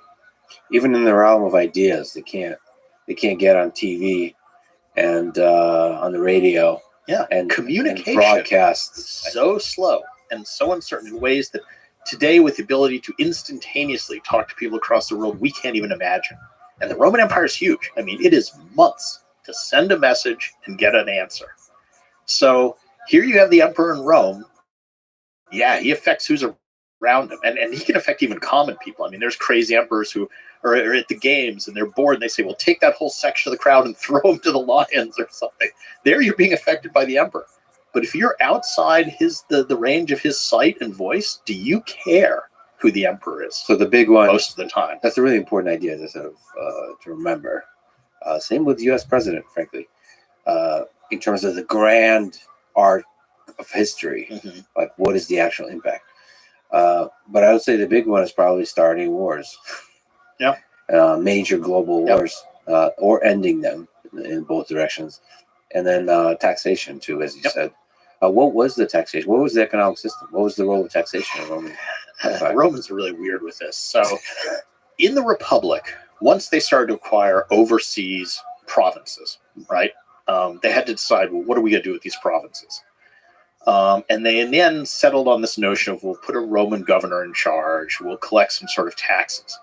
But they often didn't collect the taxes directly. Instead, they would sell contracts to private businesses to collect taxes. Mm-hmm. So the private businesses would bid and say, all right, if you give us the contract to collect taxes in Sicily, we'll give you X number of money up front. And then we go out and try to collect enough to make back that money and make ourselves a profit. And this is a terrible system because obviously they're going to go and try and squeeze as much as they can out of Sicily. And these companies were called publicans, publicani. And in the Bible, there's a phrase, publicans and sinners, and that should give you an idea how they're viewed. So everybody hated these tax collectors, and it was a really kind of dumb system because, the publicans were going out and squeezing way more than they should in an unhealthy way from the provinces. And the Roman state was doing this kind of weird thing that they should have been doing themselves. And over time, that shifts a bit, and it becomes more like your standard taxation. And a lot of the taxation ends up being in kind, too. So it's like, okay, we're taxing you. You pay it in wheat if you're a farmer or something, not necessarily in cash. So it was, in many ways, the Roman economy is underdeveloped. They didn't have a lot of the sophisticated systems that we have today, and it probably held them back in some ways. And again, they have that resistance to change. The Romans also had weird notions about just business and profit making. That at least originally there was this notion that's shameful. Again, the only thing that's a worthwhile profession is farming. So, rich Romans would get involved in what we would call business, manufacturing, particularly long distance trade with ships, but they would often do it through sort of front companies or employees who did it on their behalf officially, and then they sort of funnel the profits to the guy funding it because they don't want to be soiled with, business which is beneath them. So the Romans had a lot of weird attitudes about the economy that I think in some ways didn't help. But nevertheless, they had many of the elements of the modern economic system with taxation, the record keeping. They were good at record keeping. So the Romans, the census is a Roman word. They're the ones that came up with that. So, And obviously the laws around everything. yes. So in certain ways, yes, they were extremely sophisticated. And of course, the biggest thing about people in the ancient world and today is that they weren't stupider than us. Sometimes you get this assumption, in the ancient world, they just weren't as smart or something. No. They were fully as intelligent as we were. They didn't have access to the same technology as we do, but that doesn't mean they were any less smart. Can we talk about the crisis of the 3rd century and the aforementioned Western and Eastern Roman empires, how it split? Yeah, so, after Rome starts to go downhill, as you enter the 3rd century, so the 200s, so we're moving out of the Golden Era now. A famous Roman historian, Cassius Dio, who lived right at that moment, very famously wrote of the transition of Marcus Aurelius to what follows: our kingdom now descends from one of gold to one of rust and iron. So even people who were alive at the time had a distinct sense something is going downhill here. And that's interesting because, usually great historical moments are retroactive. And here's a guy who said, something's going wrong. Something's really going badly now. And a lot of it becomes that the secret is out. That what makes an emperor is who commands the most swords. And so you start to get rebellions by various Roman generals, each declaring himself emperor. So you'd always had this to a certain degree, but they had kept it in check during the 2nd century AD. But in the 3rd century, you sometimes get 3 or 4 generals in different parts of the empire all declaring themselves emperor, and then they all rush off to Rome to fight a multi-way civil war. And of course, while they're doing this, the borders are undefended, so barbarians start to see opportunity and come across and start raiding. They start burning and pillaging farms. The civil wars are destroying cities and farms, so the economy is kind of tanking.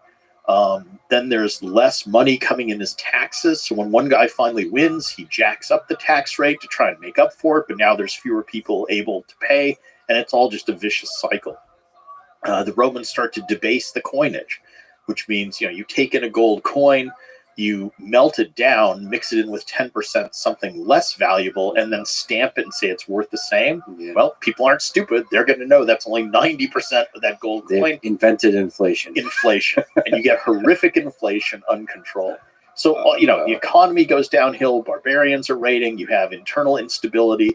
In 1 year, you have something like 8 or 9 different guys go through as emperor in 238. So it's a mess. And it looks like the Roman Empire is going to fall in around the mid-3rd century. So this is the crisis. And then the kind of shocking development is late in that 3rd century, they actually stabilize the empire. So you have a series of these army emperors who are just good generals who managed to push the barbarians out, reestablish the borders. It's actually a whole group of them, but often they get clumped under the most successful, the last guy, who's Diocletian, who comes in, and he tries to stabilize the economy. One of the things he does is he issues a new solid gold coin that he guarantees is solid gold, and he calls it a solidus, the solid coin. He famously issues a price edict where he says this is the maximum it's legal to charge for any good or service. So it's an attempt to curb inflation. And that's not going to work, but it helps. Kind of amusingly, on Diocletian's price edict, can you guess what the most expensive sort of item is? Hiring a lawyer. So some things never change, right? Oh, that's interesting. in that system, there's probably a huge amount of lawyers. Yeah, I mean, even lawyer isn't quite the right word. Romans didn't have true lawyers, but they had people you would hire to do legal stuff or give you legal advice. But anyway, no, the price edict is actually really fascinating because it's this long list of stuff, and you can see, you know, a good pair of shoes, a bad pair of shoes, how much each costs, and you can see the relative value of things. So, you know, what was food versus clothing? What was, you know, going to the barber versus hiring a doctor, all that kind of stuff. So it's a really fun document to just mess around with. But anyway, so Diocletian stabilizes basically the empire and these other guys as well and gives it a new lease on life. So it seems by the end of the 3rd century that Rome is going to continue. And then as we go into the 4th century, you have the really dramatic thing where Constantine comes along and converts to Christianity. And at the time he converts, you know, the percentage of Christians in the empire is small, you know, 10% at most, something like that. Who knows? But it's quite small. And all of a sudden you have this weird thing where now the emperor belongs to this new religion. What does this mean? You can debate a lot how sincere Constantine's conversion was.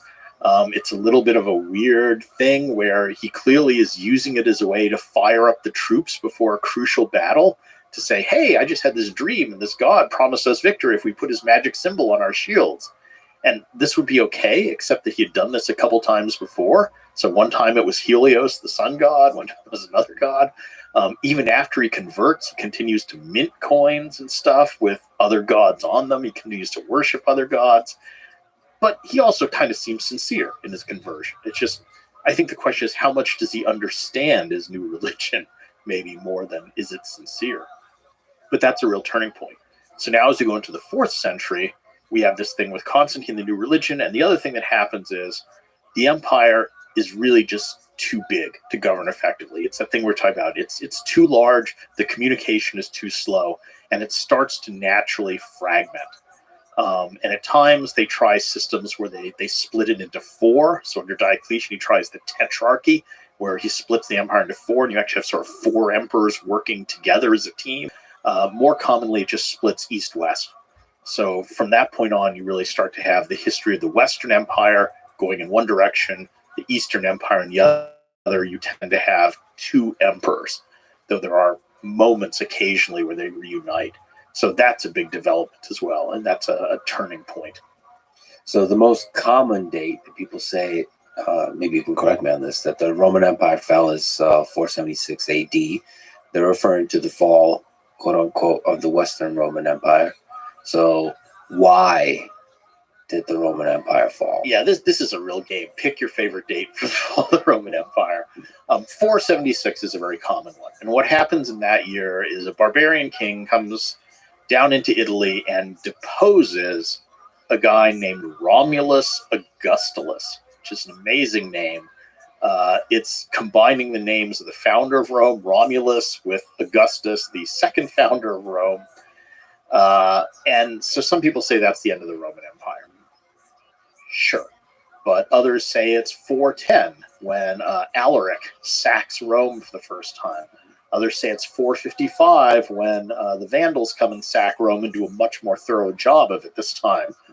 Some say it's 180 when Marcus Aurelius picks poorly in succession. Some say it's 31 when Octavian wins the Battle of Actium and kills the Roman Republic. Or you can go past that date and say it's 1453 when the Eastern Roman Empire finally falls. And I mean, the Eastern Empire is legitimately the Roman Empire. If you were going to ask them, who are you? They wouldn't say, you know, we're the Byzantines, we're the Eastern Roman Empire. They would just say, we're the Romans. And they have a completely legitimate claim to do that. So this whole game of when does the empire fall is problematic. And the other thing is, all those dates about invasions that cluster around the 400s, so 410, 455, 476, you have to ask yourself, who counts as a real Roman by that point? Because for a while now, the Romans themselves are often coming from barbarians, are crossing that boundary. Roman generals, they might get raised as a Hun, then serve with the Roman army for a while, then not, or Visigoths or not. That's been going on for a long time. So what makes someone a real Roman? How do you tell that the guy kicked out in 476 was a, quote, real Roman and the barbarian king who took his place wasn't, that's a very arbitrary decision. There's so many interesting things there. So, of course, you described really eloquently the decline that started after Marcus Aurelius.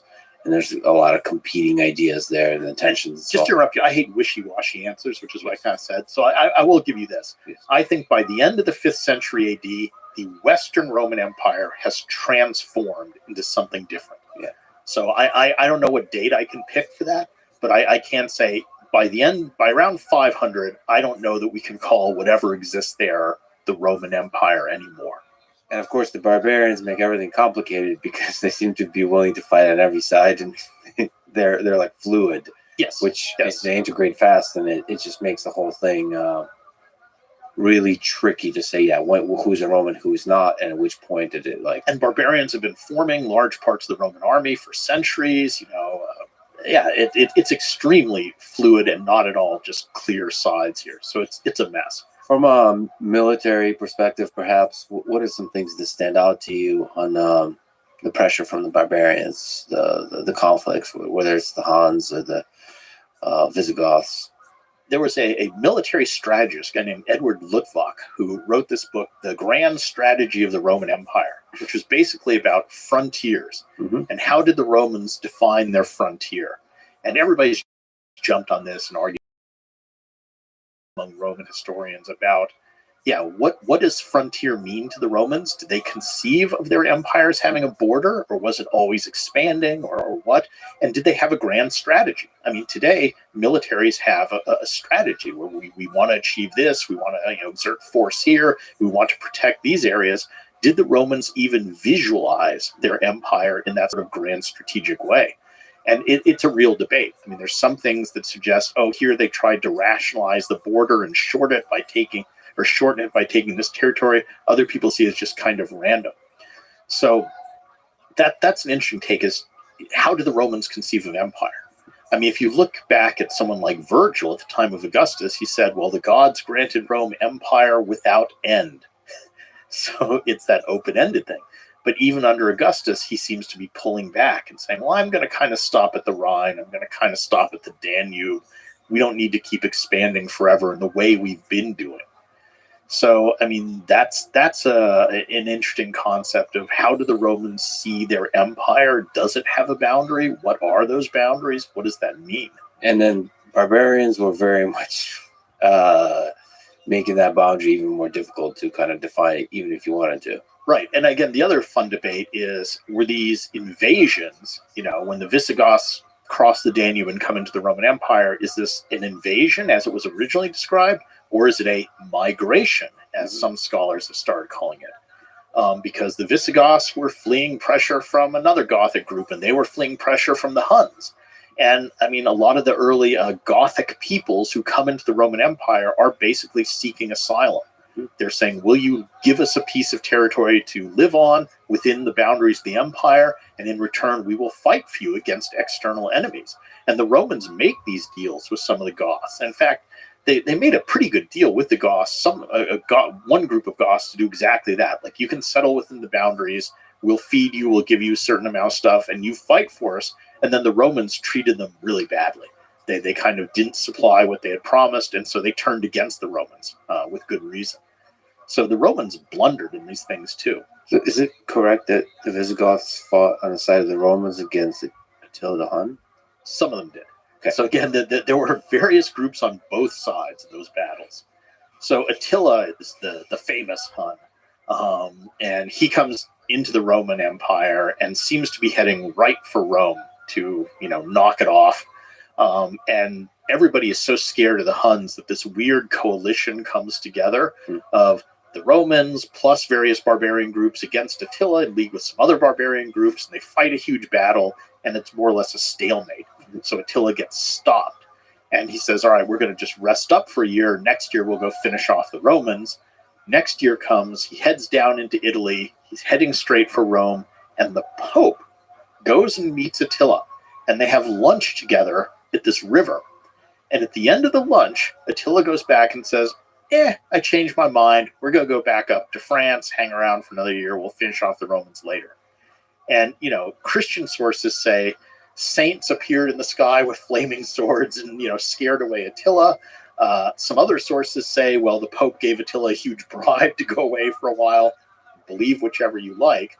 But then Attila ends up dying on his wedding night before he comes back under mysterious circumstances. And so that never materializes. And the Huns kind of fragment after his death. So what was the definitive blow by the barbarians, by the Visigoths? The barbarians are so many different groups. And weirdly, I think an important one that sometimes people tend to focus on the Huns and the Goths. The Vandals end up going to Spain, conquering Spain, and then crossing over into North Africa and kind of conquering North Africa as well. And Spain and North Africa were some of the main areas that food surpluses were collected from and sent to Rome to feed the city of Rome. And it's after those Vandal invasions and the takeover of those areas that the population of Rome plummets. So I think that's an interesting moment where, the city of Rome had always been this symbol, and already it was no longer the capital. The emperors had moved to Ravenna, a little bit north, because it was surrounded by swamps, so it was more defensible.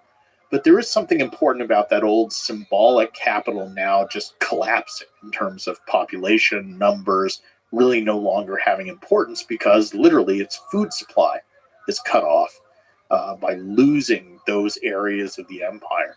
And of course, the capital, Constantine had founded a new second capital at what used to be Byzantium, a Greek city on the Bosphorus, which becomes Constantinople. He names it not very modestly after himself. And that now is really the dominant city for any of the Roman empires, Eastern or Western. So if you're actually living in that century, the 5th century, it's kind of like the Western Roman Empire dies with a whimper. It's not like a bunch of strife. There's a lot of moments you can pick. There's an earlier one in the 300s when the Roman Empire, the Romans lose a big battle to, some barbarians that symbolically is important. But yeah, I don't think there's one clear-cut moment. And again, I don't know that it is the barbarians that cause, quote, the fall of the Roman Empire. I mean, this is the other game, is people like to say, when did the Roman Empire fall? The other big question is why? Why did the Roman Empire fall? If you define it as falling. And I mean, barbarian invasions was the traditional answer. So there's a French historian who famously said, the Roman Empire didn't fall, it was murdered. It was killed by barbarians. But I mean, there's other explanations. Some people say it was Christianity. Some say it was climate.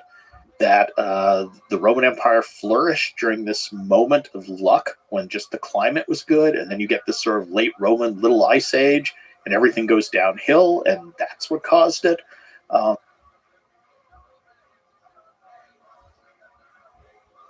There's some that say things like disease. There were a whole series of waves of plague that started to hit under Marcus Aurelius and continued after him, which seemed to have caused real serious death and economic disruption. I mean, that's a decent explanation. Another popular one is moral decline, which I don't think really works well. You even get the people saying, lead poisoning, but that's not true because they were drinking out of the same pipes when the empire was expanding, right? Yeah, that's fascinating. But often we kind of agree that's something that you've talked about quite a bit, is the military perspective is the one that defines the rise and fall of empires. You have a really great lecture series called the Decisive Battles of World History, which is another fascinating perspective to look at world history. Yeah. What makes a battle decisive? The easiest definition is it causes an immediate change in political structure. So who's in charge? So the classic decisive political battle is Alexander beats King Darius III at the Battle of Gaugamela. And in that moment, we switch from the ruler of the entire huge Persian Empire being Darius to now being Alexander, from it being Persian to being controlled by the Macedonians. So there is a one afternoon has this dramatic switch over an enormous geographic area, right? So that's a decisive battle, and that you see that immediate change. Other types of decisive battles are ones that might have more unforeseen long-term effects. You may not realize this is decisive at the time, but from a longer perspective, it is. And often those are ones that either allow some new people or idea or institution to either grow or have its growth curbed. So at various points we have, empires that were expanding and basically were stopped at some battle. And so you say, well, if they hadn't been stopped there, they might have gone on to dominate this whole area. Or conversely, you could say Rome wasn't, they were one place before the Second Punic War. After the Second Punic War, they were this dominant force. So you could pick one of those battles and say that was decisive in setting them on this new path. It's also an opportunity to demonstrate a new technology that was either tactical or literally the technology used. So how important is technology, that technological advantage in war? Huge. I mean, the history of warfare is basically the history of technological change often. So, I mean, there's all the great moments of transition. For a long time, we fought with, hand to hand, with metal weapons. Then you start to have the gunpowder revolution, which causes all sorts of shifts there. There's big changes. Planes, when they become a huge force. I mean, World War II is this crazy time where planes go from literally biplanes, string and wood, to jets 4 years later. So that's this moment of incredibly fast technological change. Going into World War II, everybody thinks it's all about battleships. Who's got the biggest battleships? 4 years later, battleships are just junk. Let's just scrap them. It's all about aircraft carriers, and that's everything war at sea. So you have these moments of particularly in warfare, almost accelerated technological change where things happen very rapidly, and the civilization or the nation or the army that adapts more quickly to the new technology will often be the one that wins. And we've seen that story over and over and over again in history. It's also interesting how much geography that you mentioned a few times affects wars. The result of wars, the rise and fall of empires, all of it. As silly as it is, not the people or the technology. It's like sometimes literally that there's rivers. I think there's a real geographic determinism to civilization itself. I mean, if you look at where civilization arose, it's in Mesopotamia and sort of a swampy land between two rivers. It's in the Nile River Delta, where the same situation. It's in the Indus River, where you have the same thing, and it's along the Yellow Rivers and the Yangtze Rivers, where it's the same thing. So, I mean, that is geographically determined where those great civilizations of, Asia, or Europe are going to arise. It's very much determined by that. And often the course of history has that strong geographical determination. I mean, you can argue that all of ancient Egyptian society is kind of based around the cycle of the Nile flood, because it was so predictable and everything depended on it. And their whole religion actually develops around that. And in Mesopotamia, the same thing. The way their religion develops is a reaction to the particular geographic environment that those people grew up in. So that's a very profound influence on civilization. One of my professors once said to me, the best map of the Roman Empire isn't any of these maps with political borders. It would be a map that shows the zone in which it's possible to cultivate olives. So if you simply get a map and map onto it where you could grow olives during this time, let's say 1st century AD, it corresponds exactly, I mean really closely, to the areas that are most heavily Romanized. Now, I'm not going to say that, but there is something to that. Where Roman culture spread successfully is where people grow the same crops. And that's just one of those fundamental things. Yeah, I mean, you so beautifully put that the perspective can change dramatically how you see history. I mean, you could probably tell world history through olives, cinnamon, and gold. Mm-hmm. Yeah, that's become really trendy, is to look at history through objects. And I mean, for the Romans, the diet is huge. I mean, probably 80% of the people in the Roman world ate basically a diet of olive oil, wine, and wheat, right? That those three crops are basic crops that they subsisted on. And just the way you have to grow those crops, where you grow them, that dictates so much about culture, and the Romans saw it that way. One of my favorite documents from the ancient world, and they defined civilization that way. So the Romans, civilized people ate those crops, and non-civilized people ate different food. So there's this letter from a Greek who was serving as an administrator in the Roman government, and he gets posted to Germany, okay, to the far north. And he writes these pathetic letters back home to his family saying, the inhabitants here lead the most wretched existence of all mankind, for they cultivate no olives and they grow no grapes. So to him, that was hell, being posted to an area where they eat these terrible foreign foods. And of course, the cliche for the Romans of what barbarians eat is red meat. They're herders, so they're not farmers, but they follow herds of cow around, which is a totally different lifestyle. They eat dairy products and they drink beer. And I tell my students sometimes that, if you were to stick a Roman in a time machine and send him to where we live, which I teach in Wisconsin, Green Bay, Wisconsin, that Roman would step out, look around, see all the beer, the brats, and the cheese, and say, I know who you guys are. Yeah. You're barbarians. Barbarians. That's another way to draw the boundary between olive oil, wine, wheat, and meat, dairy, and beer. But it's more fundamental because it's different forms of life. Yeah. Because if you're a farmer, you grow certain crops. And if you're a farmer, you tend to stay in one place. You tend to build cities. If you're following herds of cows around, you don't build cities. You have a totally different lifestyle. So it's diet, but it's more fundamental underlying things about your entire culture.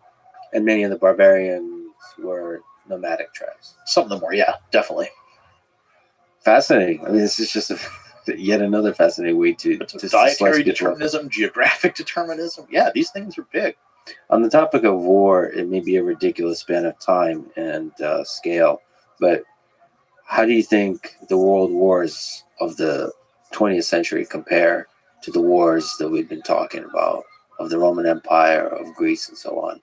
I mean, what's interesting about some of the Roman civil wars, particularly, is that they are world wars of the time. So let's take the war after the assassination of Julius Caesar. We've talked about that one a lot. That was fought, there were battles there fought in Spain, in North Africa, in Greece, in Egypt, in Italy. I mean, truly across the entire breadth of the Mediterranean, involving at least 7 or 8 different factions of Romans. And that was the world to them. I mean, that's very similar in a way to our modern world wars, where this was a global conflict, at least as they envisioned the world they knew of. And if we sort of, somehow factor for, transportation time, I mean, I think you can argue that that was a bigger war than World War II. I mean, in World War II, if you hopped on a plane, you could get from the US to China in, in a week or something, right? In little hops. I mean, in the ancient world, if you wanted to go from Spain to Egypt, it would take you a month. So they were fighting across a larger space-time zone in terms of their technology to move than World War II took place. So since World War II was quite smaller. Contained. Yeah. I mean, if we adjust for that sort of factor, so that was a global war, and I think that would be very familiar.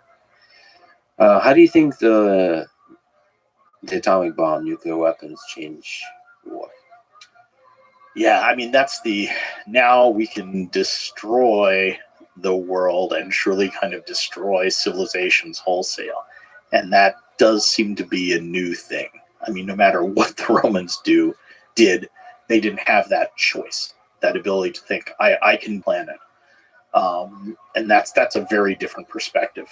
And it's, I think, we're at an interesting moment right now. I mean, I'm getting way beyond ancient history here, but, for a long time, we had this sort of stasis with the nuclear standoff, with mutually assured destruction between this U.S. sort of block of nations and the Soviet ones. And it worked. Now we're entering this kind of time when a lot more countries are going to start becoming nuclear capable. We might have a resurgence of just building new weapons platforms, with China seems very eager to expand their nuclear arsenal in all sorts of ways. So it's a unnerving time, let's say, right now. And it's a terrifying experiment to find out if nuclear weapons, is that going to enforce civility and peace? Yeah. Or is it actually going to be destabilizing and ultimately civilization destroying? Right. I mean, it was weirdly stable when it was a bipolar world where you had just sort of those two blocks. Now with a multipolar world with access to these weapons, I don't know. I mean, we're kind of jumping out of the ancient world, but I'll tell you one thing that's always fascinated me in this sort of comparison of ancient and modern is how people don't learn the lessons of the past in military history. And the very specific example that in my lifetime I've seen play out twice is just certain places people make the same mistakes over and over again. So a nice example is Afghanistan, or roughly that sort of northern Pakistan / into what is Afghanistan. I mean, that is a geographic region that over and over again, the best, most sophisticated armies in the world have invaded and have met horrible failure. And that goes all the way back to, Alexander the Great tried to conquer that area. The Mongols tried to do it. The Huns tried to do it. The Mughals tried to do it. Victorian Britain, the Russians tried to do it. The Americans tried to do it. And they made the very same mistakes over and over and over again. And the two mistakes are not understanding the terrain, that it's a rocky, mountainous area that people can always hide in caves, and it's not understanding the fundamentally tribal nature of that area, that's where the real allegiance is in these tribes. It's not in a centralized government. And that's the same error Alexander made, as, the British made in the 19th century, as the Russians, as the Americans. And it's so depressing as a historian who studies history to see these things being repeated over and over again, and exactly what's going to happen. For leaders not to be learning lessons of history, you co-wrote a book precisely on this topic, The Long Shadow of Antiquity. What have the Greeks and Romans done for us? What are some key elements of antiquity that are reflected in the modern world? Yeah, it's a book that my wife and I wrote together, and it is trying to make people understand how deeply rooted our current actions in almost every way, even things that we think are just in truly unique parts of our culture, or things that we think are just innate to human nature, are actually rooted in the past. So this is another power of the past thing. And this is just a long, specific list of examples, really. So, I mean, we go through government and education and intellectual stuff and art and architecture and, a lot of things we've been talking about today. Language, culture, medicine, but even things like, habits, the way we celebrate things, the way we get married. Our married rituals have all sorts of things in common with Roman weddings. The calendar, the words. We're using Julius Caesar's calendar. I mean, Pope Gregory did one tiny little twist, but Caesar's the one who basically came up with our current calendar with 365 days, 12 months, leap year, all that. So we're living in law. There's just no way to escape the power of the past. And what I believe very ardently is that understanding the past. And that's not just true with your own life, but it's in understanding others. So it's not only your own past you have to understand, but you have to understand other people, what's influencing them. So you can't interact with others unless you understand where they're coming from. And the answer to where they're coming from is where they came from, and what shaped them and what forces affect them. So I think it's absolutely vital to have some understanding of the past in order to make competent decisions in the present. What are some of the problems when we try to gain lessons from history and look back? We've spoken about them, the bias of the historian. Maybe what are the problems in studying history and how do we avoid them? Probably the biggest problems are the sources themselves, the incompleteness of them. And this gets more intense the farther back we go in time. Yes. So if you say, I want to write a book about the 19th century, there is more material available for almost any topic you want to pick than you could possibly go through in your lifetime. If you say, I want to write a book about the Roman world, this is a very different thing. In my office, I have a bookshelf that's, 8 feet high, 10 feet wide, and it contains pretty much all the main surviving Greek and Roman literary texts. Okay, one bookshelf. Wow. It's a big bookshelf. Yeah. But that's what we use to interpret this world. Now, there's a lot of other types of text. There's, papyri. There's all sorts of things. There are inscriptions. There's archaeological evidence. So there's other stuff. But honestly, 99% of things about the world I study are lost. So then you get into all the issues is what we have surviving a representative example? We know it's not. For example, all the literary texts are written by one tiny group, elite males. So that's a problem there. There's the problem of bias. We know that they're not necessarily telling us the truth. They have an agenda. They're representing history in a certain way to achieve certain things. Then there's the problem of transmission. I mean, all those texts are copies of copies of copies of copies. And everybody knows that game where, you whisper a sentence to someone and then go around the room. Are you going to get that same sentence back? Well, every ancient text we have has gone through that process. So this is a real problem. And that's just with the sources, right? And this is the historic era. When you move back just a little earlier to the prehistoric era or to civilizations that don't have written sources surviving, and some of these are ancient Mediterranean ones, I mean, anything goes.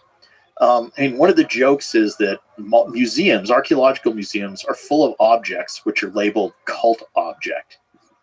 It's a religious object. And I think the honest label that should be on that thing is, we have no idea what the hell this is, but I want to believe it's something important, so I'm going to say it's a religious object. But in reality, it's an ancient toilet paper roll holder or something. And it's a huge problem when you try to interpret a civilization without written text.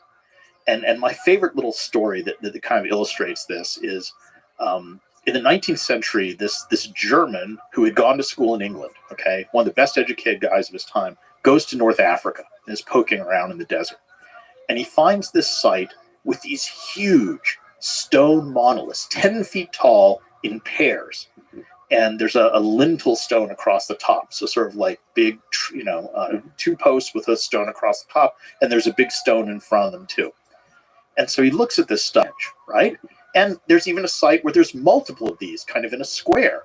So he goes back and talks about this, and an Englishman goes and studies them, and he finds a ton of these sites. And he finds some of them where there's 17 of these pairs.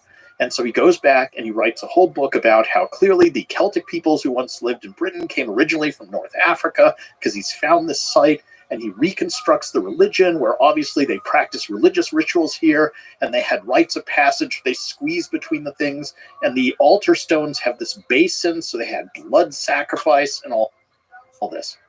And it seemed reasonable. And then, you ask some locals, well, what's that stuff out in the desert there? And then the old Roman olive oil factory. And those are the remains of the press. And we're back to olives. I keep dwelling on olives. Olives don't grow in England or Germany. Yeah. So this is cultural bias. If all you have is physical evidence, you're going to interpret that evidence through your own cultural biases. So if you're an Englishman and you see big stone uprights like this, you're going to think Stonehenge. If you're from the Mediterranean, you're going to think olive press. So that's a salutary example, I think, of the dangers of interpreting physical evidence when you don't have written evidence to go along with it. And, think today, like if our civilization were to blow up in a nuclear war and archaeologists were to dig this up, how might they misinterpret things?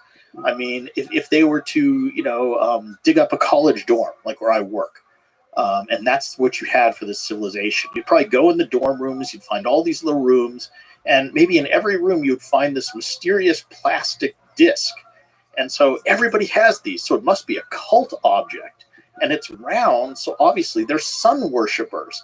And if you can decipher the inscription, you'll see that obviously they all worship the great sun god Whammo. Yeah. It's like, what do you find in every dorm room? A Frisbee. Yeah. So that's the level of interpretation you have to be aware of. And there's examples where we've done exactly this. So we'll have to have intellectual humility when we look back into the past.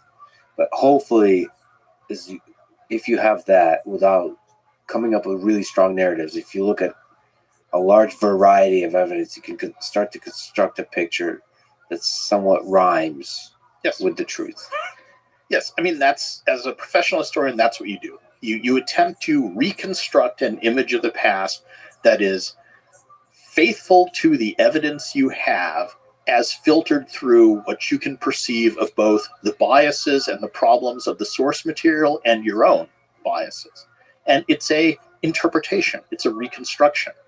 But it's a lot like science, where you're in a process of constantly reevaluating it and saying, okay, here's some new evidence. How do I work this into the picture? How do I now adjust it?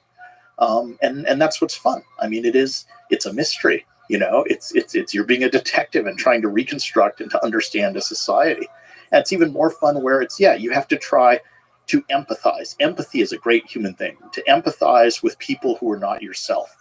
And we should do this all the time with just the people we encounter, but this is what we're doing with ancient civilizations. And as I talked about earlier, sometimes you'll feel great sympathy there, sometimes you'll feel incomprehension. But by being aware of both of those, you can maybe begin to get some grasp, however tentative, on the truth as you might perceive it. To ask a ridiculous question, when our time, you and I, we together, become ancient history, when historians, let's say 2, 3, 4,000 years from now, look back at our time and like you try to look at the details and reconstruct from that the big picture of what was going on, what do you think they'll say? I would guess it'll be something that's actually more of a commentary on whatever's going on at that point than on the reality of us, because that's what we tend to do. I'll tell you what I'd like to have them say, is to say, in this civilization, I can detect progress, that they have advanced in some way, whether kind of in moral terms or in self-awareness, or have learned from what's come before. And that's all you can try and do, is do a little bit better than whatever came before you, to look back at what happened and try to do something. Livy, I mean, one of the great Roman historians, at the beginning of his work, A History of Rome, which is this massive thing, he says, the utility and the purpose of history is this: it provides you an infinite variety of experiences and models, noble things to imitate and shameful things to avoid. And I think he's right. And they would perhaps be better at highlighting which shameful things we started avoiding and which noble things we started imitating. With the perspective of history, they'll be able to identify, or maybe with the bias of the historians of the time. Well, in that grand perspective, what gives you hope about our future as a humanity, as a civilization? We have curiosity. I think curiosity is a great thing, that you want to learn something new. I think the human impulse to want to learn new stuff is one of our best characteristics. And at least up to this point, what makes us special is the ability to store up an accumulation of knowledge and to pass that knowledge on to the next generation. I mean, that's really all we are. We're the accumulation of the knowledge of infinite generations that have come before us. And everything we do is based on that. Otherwise, we'd all just be starting, at ground zero, kind of just from the beginning. So our ability to store up knowledge and pass it on, I think, is our special power as human beings. And I think our curiosity is what keeps us going forward. I agree. And for that, I thank you for being one of the most wonderful examples of that, of you yourself being a curious being and emanating that throughout and inspiring a lot of other people to be curious by being out there in the world and teaching. So thank you for that. And thank you for talking today. No, enjoyed it. It's fun. I obviously like talking about this stuff. Thanks for listening to this conversation with Gregory Aldrete. To support this podcast, please check out our sponsors in the description. And now, let me leave you with some words from Julius Caesar. I came, I saw, I conquered. Thank you for listening, and hope to see you next time. Veni, Vidi, Vici.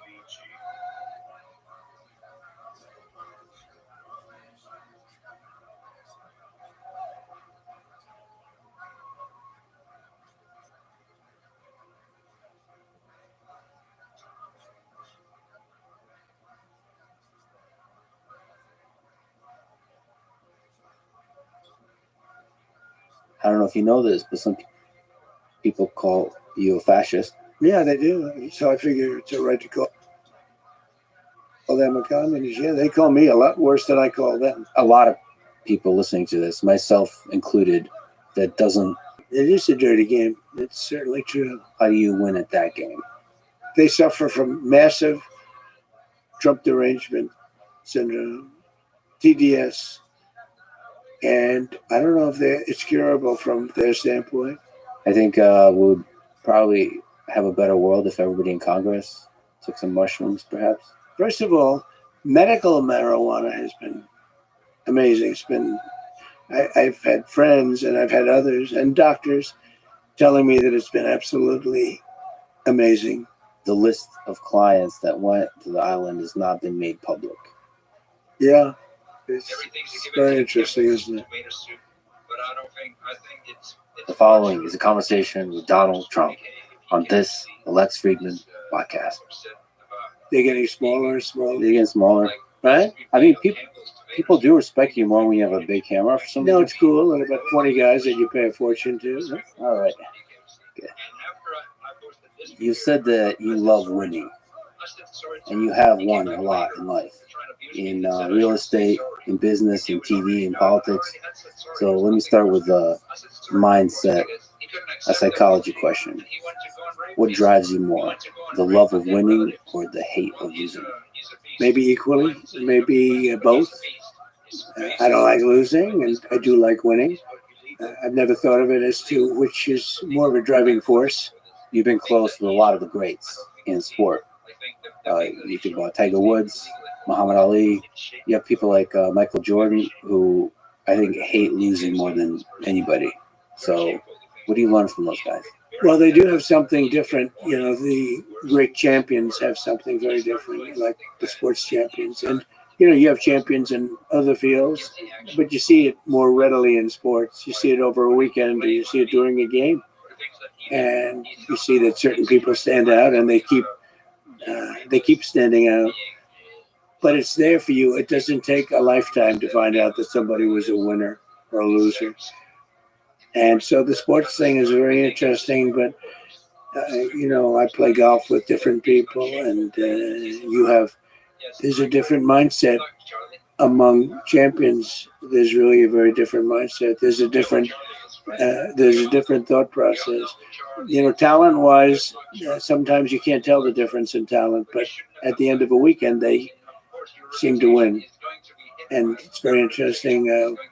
Like as an example, Tiger or Jack Nicklaus, he was a phenomenal winner. And he does have a different way about him. And Tiger has a different way about him. And Michael Jordan. And there's never one. You would think that there'd be one way. Arnold Palmer was the nicest guy you'd ever meet. And then you have some champions that aren't really nice. They're just focused on doing their job. So you have, you know, there's not one type of person. But the one thing I would say that everybody seems to have in common is they're very driven. They're driven like beyond. They don't seem to give up easily. They don't give up. They don't give up, but they do seem to be, you know, they have a passion that's maybe more than people that don't do as well. You've said that politics is a dirty game. Yeah, in the past. it is a dirty game. It's certainly true. So if it is a game, how do you win at that game?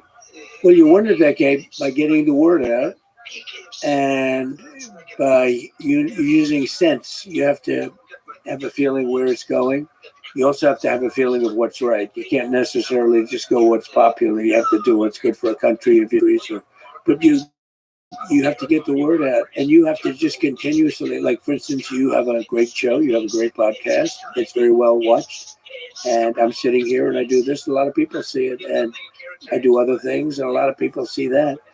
And I go traditional also. You know, you have traditional television, which is getting a little bit older and maybe less significant. Could be less significant. I don't know, but it's changing a lot. The whole plane of platform is changing a lot. It's changed a lot in the last 2-3 years.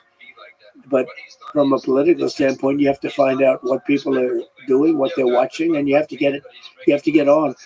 I just see that these platforms are starting to dominate. They're getting very big numbers. I did Spaces with Elon, and they got numbers like nobody's ever heard before. So, this is, you wouldn't do that on like radio. You wouldn't do those numbers, no matter how good a show. You wouldn't do those numbers on radio. You wouldn't do them on television.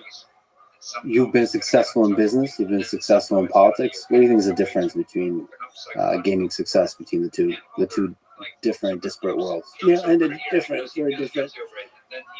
I have a lot of people that are in business that are successful, and they'd like to go over to politics. And then you realize they can't speak. They choke.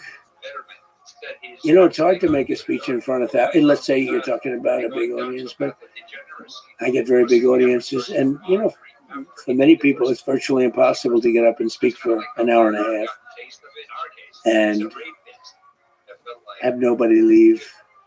It's not an easy thing to do. And it's an ability. But I have many people that are very, very successful in business, would love to do what I did, and yet they can't pull the trigger. And in many cases, I don't think it would work. Almost for everybody, it's not going to work. It's a very tough thing to do. It's a big transition. And now, if you talked about people in the business and politics going into business, likewise, that wouldn't generally work out so well either. It's different talents. It's different skills. I have somebody who wants to go into politics so bad, but he's got a little problem. He's got stage fright. Now, he's a total killer, but if he gets up into a stage in front of people, he doesn't do well, to put it mildly, actually. I mean, he does badly. So you have to be able to make hard decisions like you do in business, but also be able to captivate an audience. Look, if you're a politician, you have to be able to speak in front of large crowds. There are a lot of people who can't do that. I've seen it. They can't even think about doing it. And they don't. There are many people in business right now. I could name them, but I don't want to embarrass anybody. They've been talking about running for president for 15 years. And they're very big in business, very well known, actually. But it takes guts to run. Like for president, I can tell you it takes guts to run. It's also a very dangerous profession, if you want to know the truth, but dangerous in a different sense, too. But it takes a lot of courage to run for president. It's not easy, but you have, and the same people as I do, there are a lot of people that would like to run for president that are very, very successful in business, but they don't have the guts to do it. And they have to give up a lot. One of the great things about people from the business world is they're often great deal makers. And you're a great deal maker. And you've talked about the war in Ukraine and that you would be able to find a deal that both Putin and Zelensky would accept. What do you think that deal looks like? I think the deal, and I wouldn't talk about it too much because I think I can make a deal. If I win as president-elect, I'll have a deal made, guaranteed. That's a war that shouldn't have happened. It's terrible. Look, Biden is the worst president in the history of our country, and she's probably worse than him. That's something that should have never happened, but it did happen, and now it's a much tougher deal to make than it would have been before it started. Millions of people. I think the number is going to be a lot higher when you see this all at some point iron out. I think the death numbers are going to be a lot higher than people think. When you take a look at the destruction and the buildings coming down all over the place in Ukraine, I think those numbers are going to be a lot higher. They lie about the numbers. They try and keep them low. They knocked down a building that's 2 blocks long. These are big buildings, and they say one person was mildly injured. No, a lot of people were killed. And there are people in those buildings, and they have no chance. Once they start coming down, there's no chance. So that's a war that absolutely has to get done. And then you have Israel, and then you have a lot of other places that are talking war. The world is a rough place right now. And a lot of it's because of the fact that America has no leadership. And I believe that she'll be probably worse than Biden. I watched the interview the other night. I mean, it was just a softball interview. So you would like to see her do more interviews, challenge more? I don't know. I can't believe the whole thing is happening. We had a man in there that should have never been in there. They kept him in a basement. They used COVID. They cheated, but they used COVID to cheat. They cheated without COVID too. But you had somebody interview where they give it a multiple choice questions, multiple guess. I call it multiple guess. And I don't think she did well. I think she did very poorly. How do you think you'll do in the debate coming up in a few days? So I've done a lot of debating. Only as a politician. I never debated. My first debate was the Rosie O'Donnell debate, right? The famous Rosie O'Donnell debate. The answer. But I've done well with debates. I mean, I became president. Then the second time I got millions more votes than I got the first time. So I was told if I got 63 million, which is what I got the first time, you would win. You can't not win. And I got millions of more votes than that, and lost by a whisker. And look what happened to the world with all of the wars and all of the problems, and look what happened with inflation, because inflation's just eating up our country, eating it up. So it's too bad. But there are a lot of things that could happen. We have to get those wars settled. We have to get, I'll tell you, you have to get Ukraine done. That could end up in a third world war. So could the Middle East. So could the Middle East. So maybe let's talk about what it takes to negotiate with somebody like Putin or Zelensky. Do you think Putin would be willing to give up any of the regions they already captured? I don't know. I can tell you that all of this would have never happened, and it would have been very easy, because you don't have, like, that question wouldn't be asked. That's a tougher question. Once that starts happening, because he has taken over a lot of territory. Now, I guess they're insurgents now too, right? So, it's a little bit interesting that that's happening, and that it can happen. And it's interesting that Putin has allowed that to happen. Look, that's one that should have never started. We have to get it stopped. Ukraine is being demolished. They're destroying a great culture that's largely destroyed. What do you think works better in those kinds of negotiations? Leverage of, let's say, friendship, the carrot or the stick? Friendship, or sort of the threat of using the economic and military power? So it depends on who the person is. Everyone's different. Negotiation's interesting because it depends on who the person is. And then you have to guess or know through certain knowledge which is, more important, the carrot or the stick. And with some people it's the stick, and with some people it's the carrot. I think that the stick probably is generally more successful in that, we're talking about war. But the kind of destruction that we're witnessing now, nobody's ever seen. I mean, it's a terrible thing.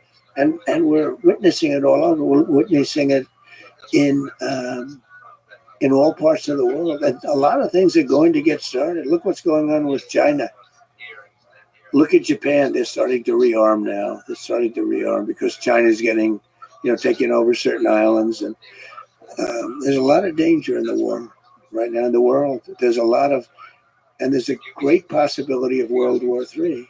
And we better get this thing done fast, because 5 months with people like her and him, he's checked out. He just goes to the beach and thinks he looks good in a bathing suit, which he doesn't. He's sort of checked out. Hey, look, you can't blame him. That was a coup. They took it over. They took over the presidential deal. The whole one. And nobody thought it was going to be her. Nobody wanted it to be her. She was a joke until 6 weeks ago, when they said we're going to have to, politically, they felt they had to pick her. And if they didn't pick her, they thought there'd be a problem. I don't know if that's right or not. I actually don't think it's right, but they thought it was right.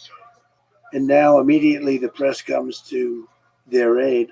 If we can go back to China on negotiation, how do we avoid war with China in the 21st century? Well, there are ways now. Here's the problem. If I tell you how, and I'd love to do it, but if I give you a plan, like I have a very exacting plan how to stop Ukraine and Russia, and I have a certain idea, maybe not a plan, but an idea for China, because we do. We're in a lot of trouble. They'll be in a lot of trouble too, but we're in a lot of trouble.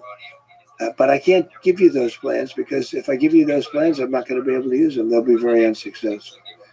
Part of it's surprise, right? Right. But they won't be able to help us much. So you have a plan on what to say to Putin Yeah, I when know. you take office. No, I had a very good relationship with him, and I had a good relationship with Zelensky too. But I had a very good relationship with Putin. You said lost by a whisker. I'm an independent. I have a lot of friends who are independent, many of whom like your policies, but they are troubled by fraud and this kind of stuff, fake election scheme.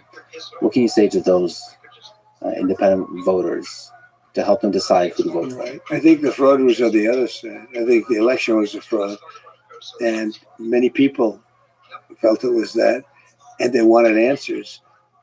And when you can't challenge an election, you have to be able to challenge it. Otherwise, it's going to get worse, not better. And there are lots of ways to solve this problem. Go to paper ballots. Do it the easy way. I mean, paper ballots, and you have voter ID, and you have same-day voting, and you have proof of citizenship, which is very important because we have people voting that are not citizens. They just came in, and they're loading up the payrolls. They're loading up everything. They're putting students in schools. They don't speak a word of English. And they're taking the seats of people that are citizens of our country. So, look, we have the worst border in the history of the world. We have coming into our country right now millions and millions of people at levels that nobody's ever seen. I don't believe any country's ever seen it. And they would use sticks and stones not to make it happen, not to let it happen. We don't do anything. And we have a person who was the border czar, who now said she wasn't really the border czar, but she was. She was the border czar, but she was in charge of the border. And we have her, and she's saying very strongly, "Oh, I did such a good job. She was horrible, horrible. The harm she's done."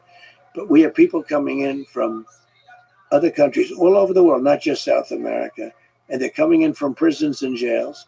They're coming in from mental institutions and insane asylums, and they're street criminals.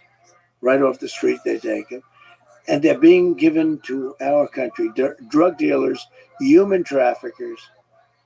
We're destroying our country. This is a sin, what's been allowed to take place over the last 4 years. We're destroying our country, and we'll see how that all works out, but it's not even believable. And now you saw in Aurora, Colorado, a group of very tough young thugs from Venezuela taking over big areas, including buildings. They're taking over buildings. They have their big rifles, but they're taking over buildings. We're not going to let this happen. We're not going to let them destroy our country.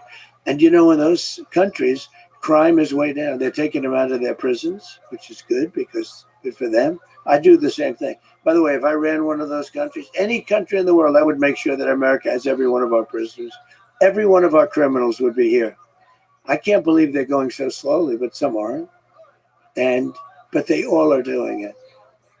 And we can't let that happen. They're emptying out their prisons and their mental institutions into the United States of America. We can't let that happen. So a lot of people believe that there was some shady stuff that went on with the election, whether it's media bias or big tech, but still the claim of widespread fraud is the thing that bothers people.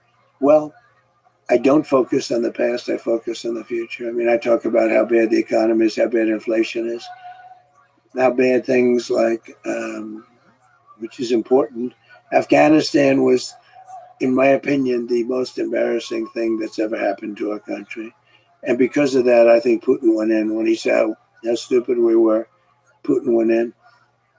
But it was the most embarrassing moment in the history of our country. I really believe that. But, we left 13 dead soldiers. Think of it, 13 dead soldiers. Many soldiers horrifically hurt with arms and legs and everything else gone. We left hostages behind. We left Americans behind. We left military equipment, the likes of which nobody's ever left behind before. Billions and billions of dollars of equipment. They're now selling the equipment. They're one of the largest arms dealers in the world. And very sad, very sad. And you know, we were there for a long time. I was going to get out. We were getting ready to get out. Then we got interrupted by the election. But we would have been out with dignity and strength. We were having very little problem with the Taliban when I was there because they knew it was going to be tough. I dealt with Abdul. Abdul was the leader. And we got along fine. He understood. But, you know, they were shooting. They were killing a lot of our people before I came down. And when I got there, I spoke to him. I said, can't do it. Don't do it anymore. We went 18 months before this happened. This horrible day happened. We went 18 months, and It's the carrot or the stick in that case in Afghanistan. the stick, definitely So the the stick. threat of military force. That was the stick. Yeah. It doesn't have to be, but that was the stick. Well, let me just linger on the election a little bit more. For this election, it might be a close one. What can we do to avoid the insanity and division of the previous election, whether you win or lose? Well, I hope it's not a close one. I mean, you know, I don't know how people can vote for somebody that has destroyed our country. The inflation, the bad economy, but to me, in a way, the worst is what they've allowed to happen at our border, where they've allowed millions of people to come in here from places that you don't want to know about. And I can't believe that that's going to be a close election. You know, we're leading in the polls, and it looks close, but I think in the end, it's not going to be a close election.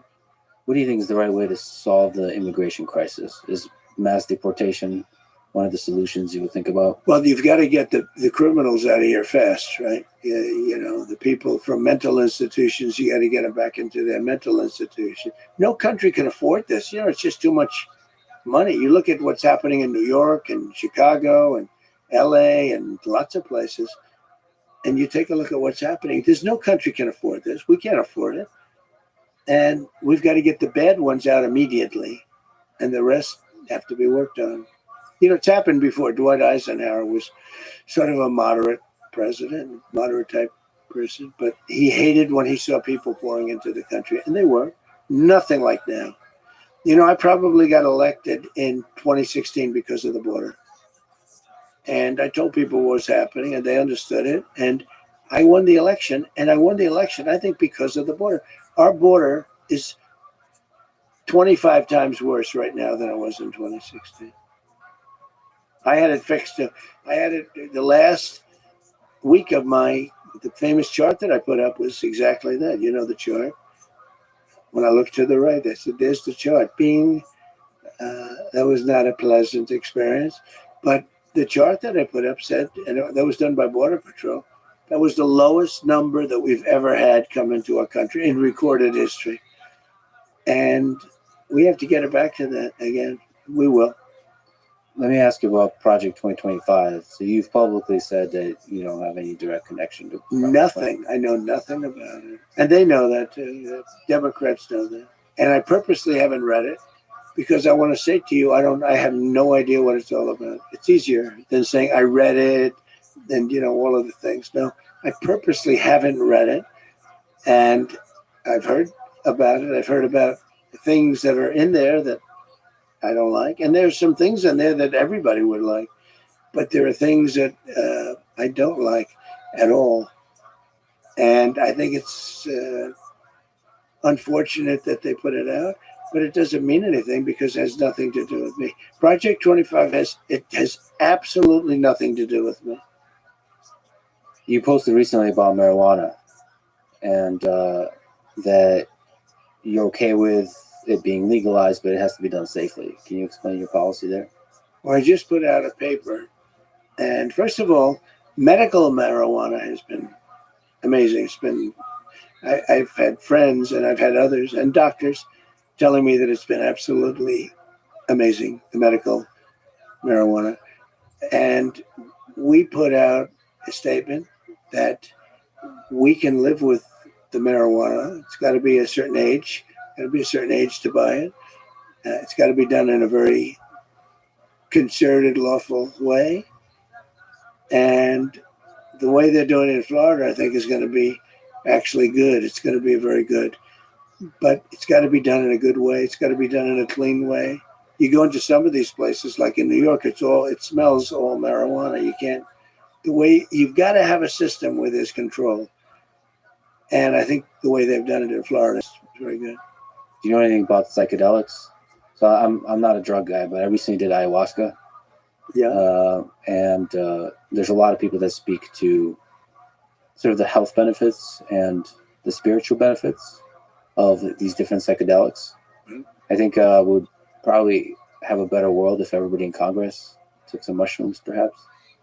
Now I know you stay away from all of that stuff. I know also veterans use it for dealing with PTSD and all that kind of stuff. So it's great, and it's interesting that you're thinking about being more accepting of some of these drugs, which don't just have a recreational purpose, but a medical purpose, a treatment purpose. So we put out a statement today. We're going to put out another one probably next week, be more specific, although I think it's pretty specific. And we'll see how that all goes. That's a referendum coming up in some states, but it's coming up, and we'll see how it does. I will say it's been very hard to beat it. You take a look at the numbers, it's been very hard to beat it. So I think it'll generally pass, but you want to do it in a safe way. Speaking of marijuana, let me ask you about my good friend Joe Rogan. So you had a bit of tension with him. So when he said nice things about RFK Jr., I think you've said some not so nice things about Joe. I think that was a bit unfair. And as a fan of Joe, I would love to see you do his podcast, because he is legit the greatest conversationalist in the world. So what's the story behind the tension? I don't think there was any tension. And I've always liked him, but I don't know him. I mean, I only see him when I walk into the arena with Dana and I shake his hand. I see him there, and I think he's good at what he does, but I don't know about doing his podcast. I mean, I guess I'd do it, but I haven't been asked, and I'm not asking them, I'm not asking anybody. It sounds like a challenging negotiation situation. No, it's not. It's not really a negotiation. And he's sort of a liberal guy, I guess, from what I understand. But he likes Kennedy. This was I found this out before Kennedy came in with us. He's going to be great. Bobby's going to be great. But I like that he likes Kennedy. I do too. He's a different kind of a guy, but he's got some great things going. And I think he's going to be beyond politics. I think he could be quite influential in taking care of some situations that you probably would agree should be taken care of. The Joe Rogan post is an example. I'd love to get your psychology about behind the tweets and the posts on Truth. Are you sometimes being intentionally provocative, or are you just speaking your mind? And are there times where you regret some of the truths you've posted? Yeah, I do. I mean, but not that often, honestly. I do a lot of reposting. The ones you get in trouble with are the reposts, because you find down deep they're into some group that you're not supposed to be reposting. You don't even know if those groups are good, bad, or indifferent. But the reposts are the ones that really get you in trouble. When you do your own words, it's sort of easier. But the reposts go very quickly. And if you're going to check every single little symbol, and I don't know, it's worked out pretty well for me, I tell you. It's Truth is very powerful, Truth. And it's my platform, and it's been very powerful, very, very powerful. It goes everywhere. I call it my typewriter. That's actually my typewriter. What are you doing usually when you're composing a Truth? Like, are you chilling back on a couch? Couches, beds. Okay. A lot of different things. I mean, like late at night, and just I'd like to do something late at night. I'm not a huge sleeper, but whenever I do them, past like 3 o'clock, they criticize you the next day. Trump was up truthing. Okay, Trump was truthing at 3 o'clock in the morning. And there should be no problem with that. And then when you think about time zones, how do they know that you're like, in a time zone, like an Eastern zone? So, but every time I do it after like 2 or 3 o'clock, it's like, why is he doing that? But it's gotten, the Truth has become a very successful platform, and I like doing it. And it goes everywhere. As soon as I do it, it goes everywhere. The country seems more divided than ever. Yeah. What can you do to help alleviate some of that division? Well, you can get rid of these two people. They're terrible. They're terrible. You don't want to have them running this country. They're not equipped to run it. Joe is a disaster. Okay. And Kamala, I think she'll end up being worse than him. We'll see. I think a lot's now, the convention's over with, and I see them leading in just about all the polls now. They had their little honeymoon period, as they call it. And we'll see how that all goes. Who knows? From my personal opinion, I think you are at your best when you're talking about a positive vision of the future versus criticizing the other side. Yeah. I think you have to criticize, though. I think they're nasty. They came up with a story that I looked down and I called soldiers that died in World War I suckers and losers. Okay. Now, number one, who would say that? Number two, who would say it to military people? Nobody. It was a made-up story. It's just a made-up story. And they like to repeat it over again. They know it was made up. I have 26 witnesses that nothing was said. They don't want to hear about that. Like she lied on McDonald's. She said that she worked at McDonald's. It's not a big lie, but it's a big lie. It's so, they just went and they checked. And unless she can show something, they don't talk about, the presses are going to follow up with it, but I'll keep hammering it. But she never worked at McDonald's. It was just sort of a cool thing to say, hey, I worked at McDonald's, But one of the worst was 2 days ago, I went to Arlington at the request of people that lost their children. There'll always be children to those people. You understand that. That's not politically incorrect thing to say. The mother comes up, I lost my child. But, the child is a soldier. And lost the child because of Biden and because of Kamala. Just as though they had the gun in their hand because it was so badly handled. It should have been done at Bagram, which is the big air base. It shouldn't have been done at a small little airport right in the middle of town where people stormed it.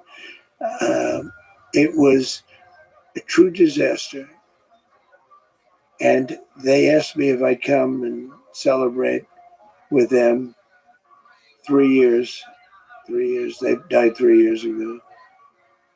And I said, I'm going to try. I got to know them because I brought them here, actually. One night, they almost all came here. And they said, I wonder if Trump will actually come and see us. I heard they were here. I came. So we stayed for like 4 hours listening to music up on a deck right upstairs. Beautiful.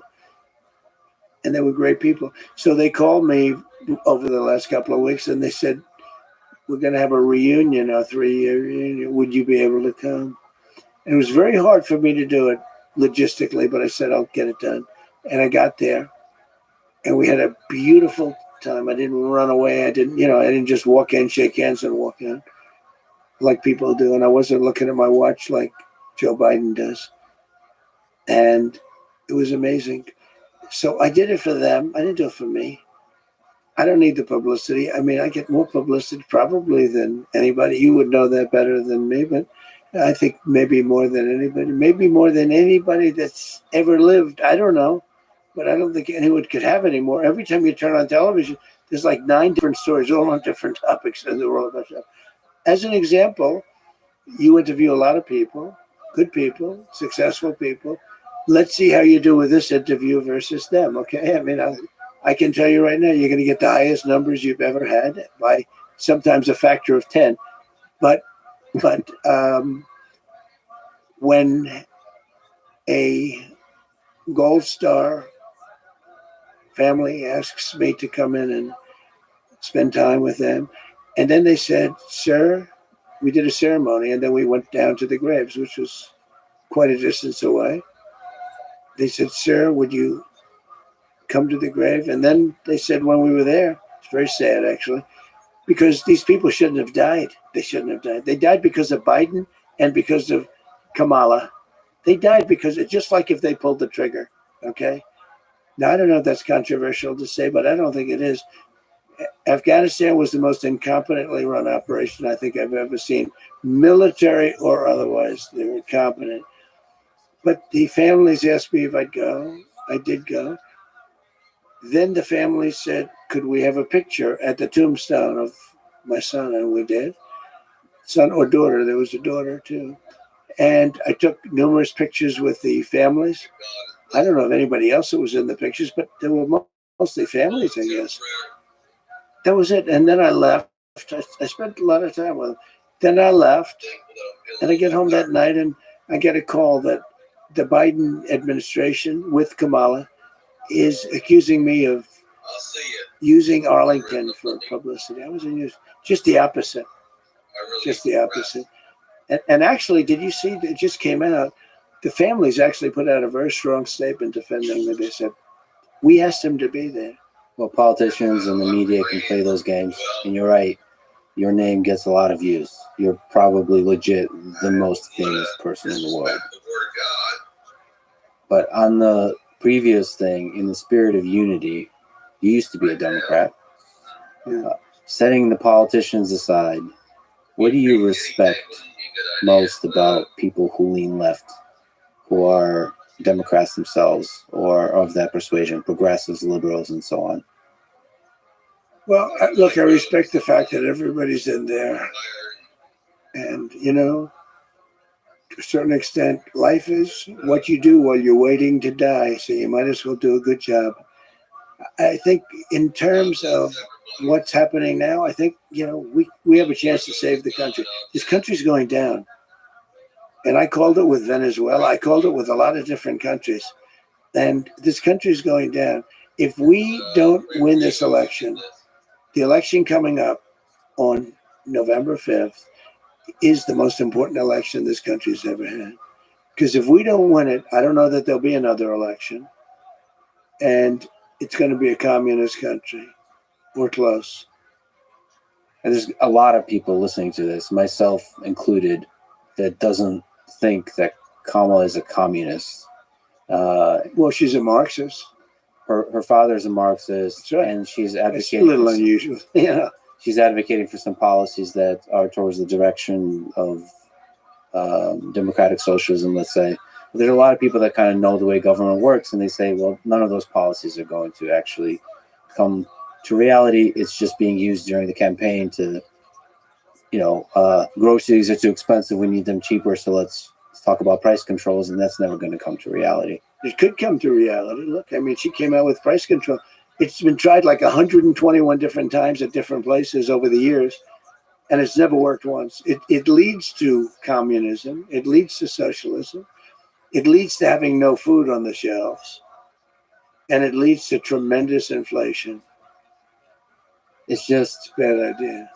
whenever we use terms like communism for her, and I don't know if you know this, but some people call you a fascist. Yeah, they do. So I figure it's all right to call them a communist. Yeah, they call me a lot worse than I call them. They do indeed. It's just sometimes It's interesting, though. They'll call me something that's terrible, and then I'll hit them back. And they'll say, isn't it terrible what Trump said? I said, well, wait a minute. They just called me. So I believe you have to fight fire with fire. I believe they're very evil people. These are evil people. You know, we have an enemy from the outside, and we have an enemy from within. And in my opinion, the enemy from within are radical left lunatics. And I think you have to fight back. whenever there's a lot of fighting fire with fire, it's too easy to forget that there's a middle of America that is that's moderate and kind of sees the good in both sides and just likes one side more than the other in terms of policies. Like I said, there's a lot of people that like your policies, that like your skill in being able to negotiate and end wars, and they don't see the impending destruction of America. You know, we had no wars when I was president. That's a big thing. Not since 78 years has that happened. But we had no wars when I was president. We defeated ISIS, but that was a war that was started that we weren't anywhere near defeating. But think of it, I had no wars. And Viktor Orban, the prime minister of Hungary, said the world has to have Trump back because everybody was afraid of Trump. Now, that's what he said. So I'm not using that term, but I think they respected me. But he said China was afraid, Russia was afraid, everybody was afraid. And I don't care what word they use. Probably that's even a better word if you want to know the truth. But let's use the word respect. They had respect for me. They had respect for the country. I mean, I ended the Nord Stream 2 pipeline, the Russian pipeline. Nobody else could have done that. I ended it. It was done. Then Biden comes in and he approved it.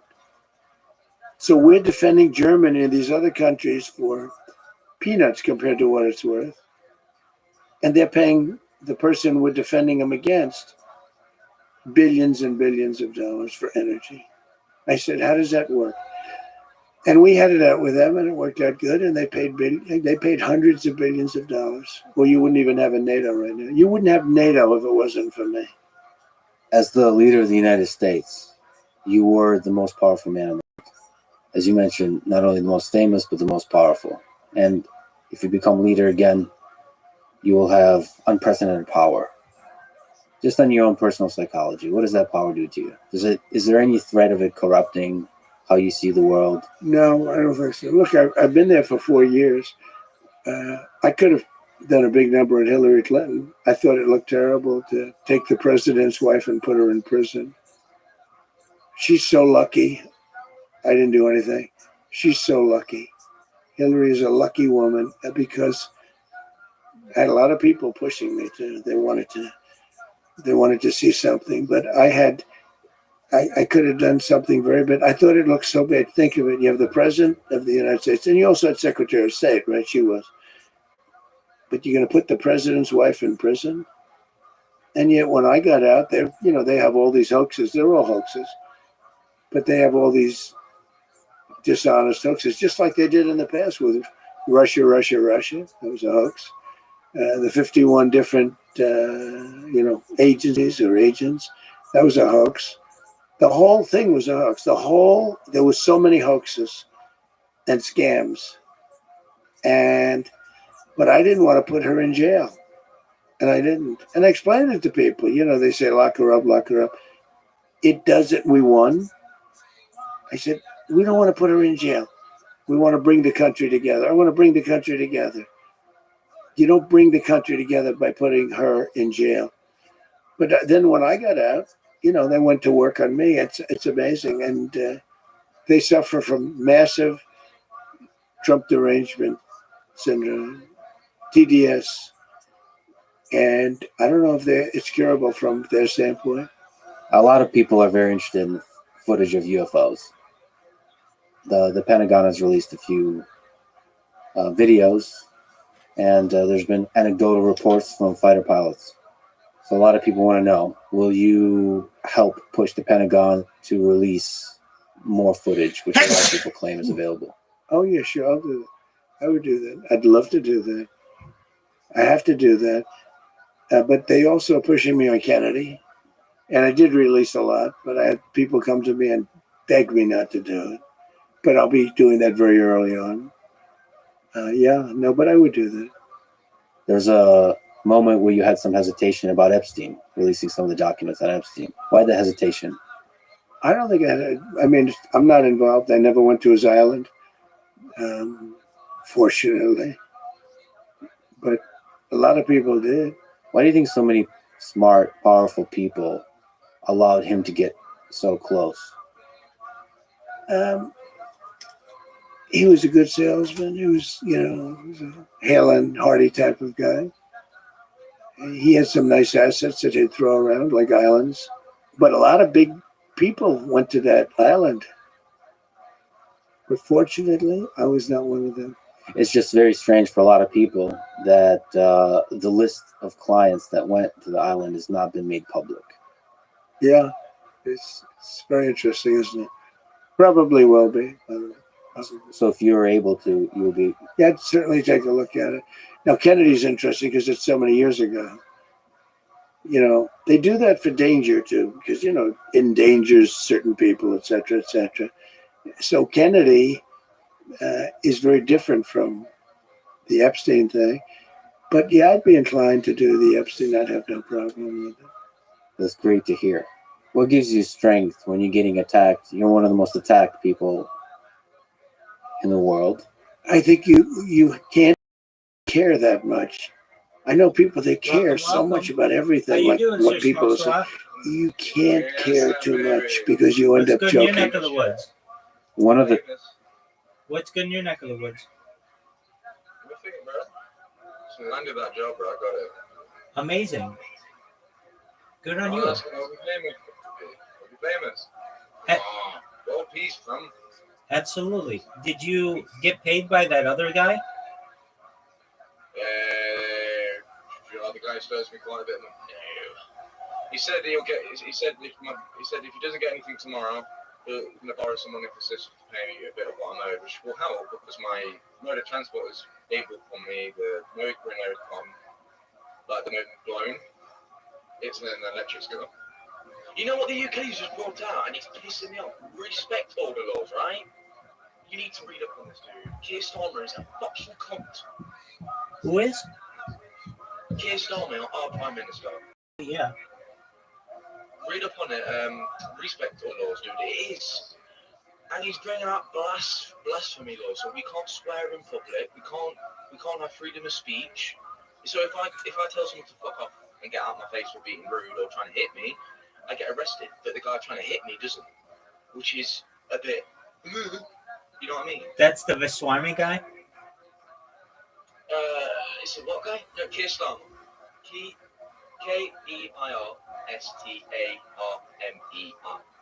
Sorry. Keir Starmer. I don't know if it's coming into power, but we've also tried to get a new election. 2 million people have signed a vote for a general election to be called again because Keir Starmer's not doing what he's promised. He's fucking up the country even more. Man, you guys got another you got another prime minister after the Indian billionaire? Yeah. Oh, Rishi Sunak can go suck a dick. Yeah, that Not guy. being racist, but he can go back to wherever the fuck he came from. He was just robbing the system for money. Okay, so That's all he was doing was robbing the system. all right, so Keir Starmer, and then what are the laws called? One's called respect order laws and one's called blasphemy laws. You know, like, oh, you shouldn't say that, you know, blasphemy. Dog, That word. that is incredible that they're so strict on that. They're trying to one of the respect laws is stating that people using electric scooters as a mode of transport should be banished. I've got a license. Well, I've not got a license, but I don't. It's an electric vehicle. I shouldn't have to pay tax. I shouldn't have to pay anything for it because it's an electric vehicle. It's not going on the road. It's going on the pavement.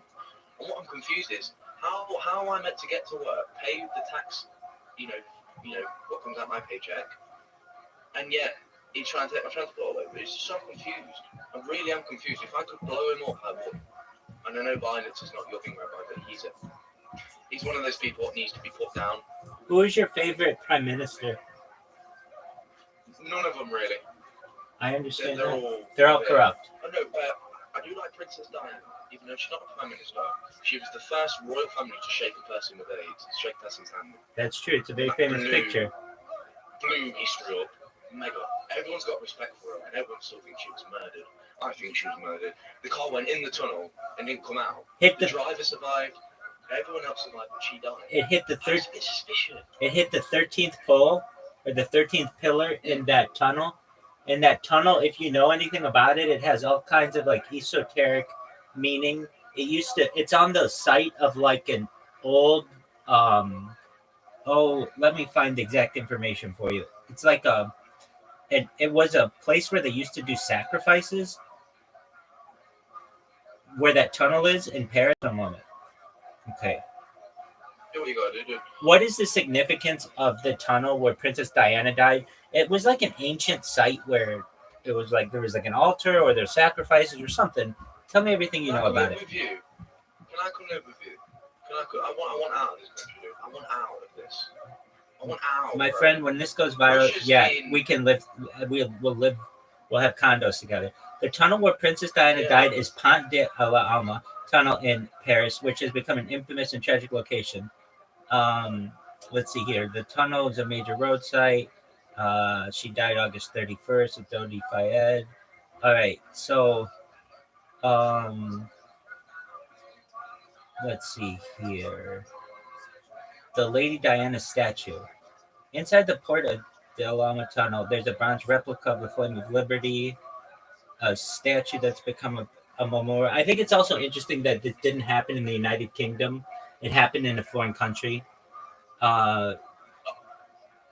And, well, there's all the questions like, was she pregnant with Dodi Fayed's child? Would it have been a Muslim child? I mean, look, this is a question that the United States people have for the British people. Have you ever seen the man with whom Diana had an affair? And his so everybody says that Harry is Charles's, but it's pretty obvious that it's not. If you look at the person with whom, with Diana's bodyguard, have you never seen this? Okay, just one moment.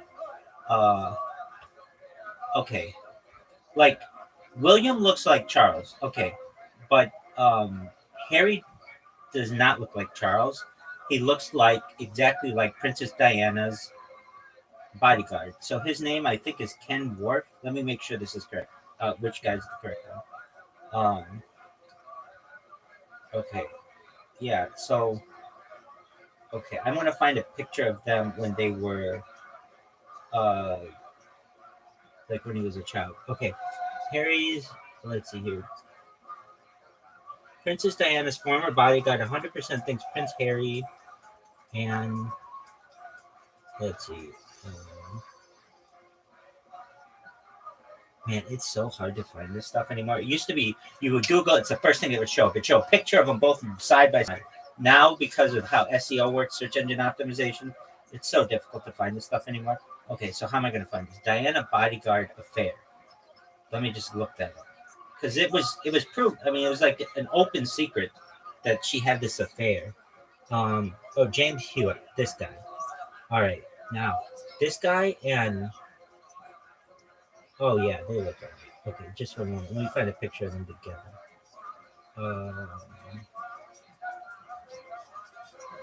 James Hewitt.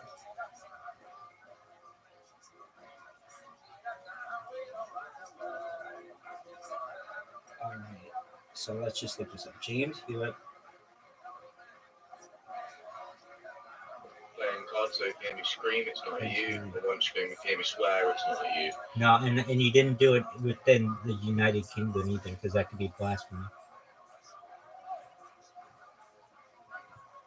All right. Boy, they used to have such good pictures of these guys right next to each other. I mean, not perfect, but like, okay, here's Charles. Okay, so Charles is on the far side. I can't view because I'm on Xbox, but if you send me a picture, You're okay. Just know that there's some weird shit going down in the United Kingdom, and at least we would hear about it in the United States a little bit. I mean, for all intents and purposes, the United States and the United Kingdom should not be friends. We declared our independence from you. You burned down our White House. It's only after World War II have we had the special special relationship that we have, and so now in the United States, the royal family are treated like celebrities. When before it wasn't like that. It was very different. They would be seen as like somewhat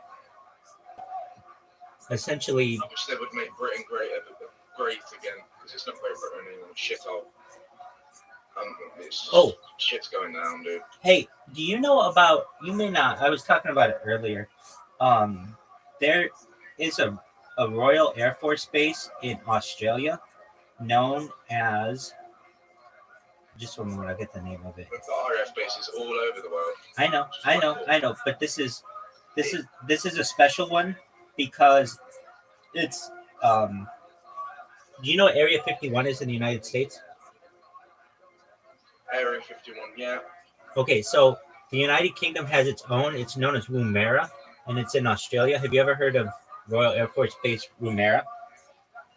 No, but I do know there's Area 52, which is the main one. Area 51's just a disguise. What's Area 52? Area 52 is a base underground Area 51, because Area 51, you know, the movie Area 51 was quite good where 3 teenagers break in, and it's quite real. Like, it's not just sublevel. There's 10 floors below Area 51, and they call it Area 52. Hold on. Below. That's not entirely true. If you're talking about another area of that area, it's known as S4. It's known as Site 4, and that's where it is. And that's where allegedly they have hangars and like they keep aliens and things. Oh yeah, they've definitely got space back. What I think is, how the hell did we invent thermal vision? That, I mean, I know the Germans did. They put it on the Leopard. I think it was Leopard 1. That's But that was like, you know, but how did we get from that massive fucking thing to a small pair of goggles? I think it's alien. Sure, absolutely, I do as well. This comes from a book on reverse engineering of alien technology by Colonel Philip Corso, and what he talks about. In fact, I looked this up for a friend the other day, but it's really fascinating. All the stuff that was allegedly recovered at Roswell. Yo, Doug, can you please provide me with a list of all the technology that Colonel Philip Corso allegedly stated was Where was spoken about? removed Feels from like I'm getting deja vu. Roswell? I'm getting deja vu. I know I talked to about it with somebody else. Okay, so what he says is we got integrated circuits, which are microchips, lasers, fiber optics, night vision goggles. According to Corso, the military developed night vision technology by studying the Roswell wreckage, which included materials that could enhance vision in low light conditions. I've also heard that it was some kind of study of how alien eyes work. We allegedly got superconductors, memory metal, which is known as nitinol. We got Kevlar, Teflon, miniaturization of technology are just a few of them. Did we talk about that? Sorry. So Oh, damn. the things that we just talked about, no big deal. What do you play on Xbox? Oh, no, I'm listening to you. I'm listening. You're good. What do you play on Xbox? Black Ops Is that Call of Duty? Which one is that? 6. Okay, is that It's the new Warzone. it's the new one, right? That they're advertising everywhere. Dude, it made they put some out on Twitter that this is the biggest game. It got the most popularity out of any COD series ever, and I can tell you that because I got double XP on Wednesday, and normally it's just for the weekend, like Friday, Saturday, Sunday, maybe one day. But they've done it since Wednesday, and I'm like, COD 6 is the biggest COD ever. There's over 2 million, maybe 3 million active players right now as we speak. That's a lot. I'm in agreement with you on that. It is huge. Like, I love COD. I always have. I've always been a COD boy. But they have they give in to people. Like, they bring out a new COD each year. But what they used to bring it out every 3-4 years. I'm like, I'd rather have a game that's so perfect and just not chef's kisses than a bag of shit. What? There's glitches, bugs. Because it takes a lot to finalize a game. It takes a lot of, running tests, Absolutely. checking the programming, checking the background. As soon as you implement something else, you have to check for bugs because something else might be bugging. It's just so much. In my opinion, it's all about the testing. Definitely. Make sure there's no bugs. Make sure it's smooth. Right. Oh, leave me alone. Motherfucker. But no, I'm just sick and tired of this government. And you know what? Fuck it. I had a conversation with the police officer, I think it was a few months ago. And I'm like, I don't care about you lot. I follow my own rules. Follow my own set of rules. Yeah, I mean, the UK's laws are, in comparison to the United States, at least in the United States, we can say, look, I have a constitutional amendment against whatever, so I can say what I want. We don't. But you don't. The best you have is the Magna Carta. which is no longer in use because it's so old. Right, exactly. And it's between like feudal landowners and the king. It's like it's basically it's insignificant because of its age. And so essentially what happens is whatever the king says, you have to do. No, I don't agree with that. Like, we don't even have freedom of speech anymore. No, you don't, especially if they're enacting those things. I mean, people laugh at the UK for threatening if you're in another country and you say something that they'll come arrest you, but it's not so funny when they're knocking down your door. Yeah. See, I honestly, I know America is not a red line. It's not, you know, the land of the free, the home of the great. It's not all it's up to be, but it's a lot better than this shithole. Yeah, I mean, there are some benefits of it. There used to be a lot more. Really, before 9/11, it was a much different country, and I would say people's interactions with police, while not perfect, because really in the 90s it got pretty bad, but they really began to militarize post 9/11, and everything became terrorism, and everything became, really serious. And it's like, I'm sorry, like you're charging people with terrorism who aren't terrorists. They're like some guy living in his house, and you're basically making up laws to take How his many corrupt cops? freedom The from worst him. police in England is the Metropolitan Police, London's police. They are so corrupt. Is that the ones with I've the seen checkers videos. with the checkers on their hat? Yeah, they're the ones. I've seen videos like what you're not meant to see type thing. Like let's say the other side of the internet, the dark side, because I'm really good with tech, I can slip in. I look at these videos and I'm going, they're planting coke in the back seats while the guy's in the car and he has no idea. And he's like, look what I found. It's been in your pocket. Where the fuck is, like, it just magically appeared out of nowhere, like planting evidence. I know they do that over there in the States. Are you aware of this they're calling it a drone incident at Manchester Airport that happened recently? Oh, yeah. See, I'll tell you another thing. There's this guy I watch on DJ Audit, on TikTok called DJ Audit, and what he does is he takes a 298 gram drone, which is, you don't need a license because it's below the weight. Anything over 298 is you need a license to operate, and he flies 200 feet above, which is the law you have to follow. You have to be 200 feet above a house, above a building, and 100 feet above a pedestrian, so it's not classed as a weapon. And he gets away with anything. Like he's took videos of headquarters for police, like police headquarters, MI6. He's got near that, not over it, but near it. And they're trying to arrest him. And like, he's doing everything perfectly legal. He's uploading these pictures to Google. He's basically saving Google a lot of money instead of flying a massive plane over. Got these little drones. Well, this happened this week allegedly at Manchester Airport, and it's like there are a bunch of pictures of it and a bunch of video of a ball, like a beach ball sized blue object that is just hovering maybe inches over the tarmac, and when the airport security approaches it, it flies up into the air. Like here, I don't know, because it could be a droid from an alien spaceship. Because Absolutely. That's probably a more accurate way to put it, is a droid as opposed to a drone. It's a droid. It's an unidentified flying object. It's basically a UAV, but it's an unarmed aerial vehicle. Right. So here's what people are saying. A video was taken at Manchester Airport proclaiming to be a UFO sighting from inside a cockpit. What appears to be a spherical object of some kind, possibly a drone, seems to have also landed and then took off when a security vehicle approached it. But I mean, the thing that's really interesting about this, I mean, it happened in Manchester, but all of the people who are basically, like a lot of people who have posted this on YouTube lose their YouTube account. They don't want us to know. Yeah, definitely. Hold on, I'm currently driving a Panzer. 1 sec. You do. So, yeah,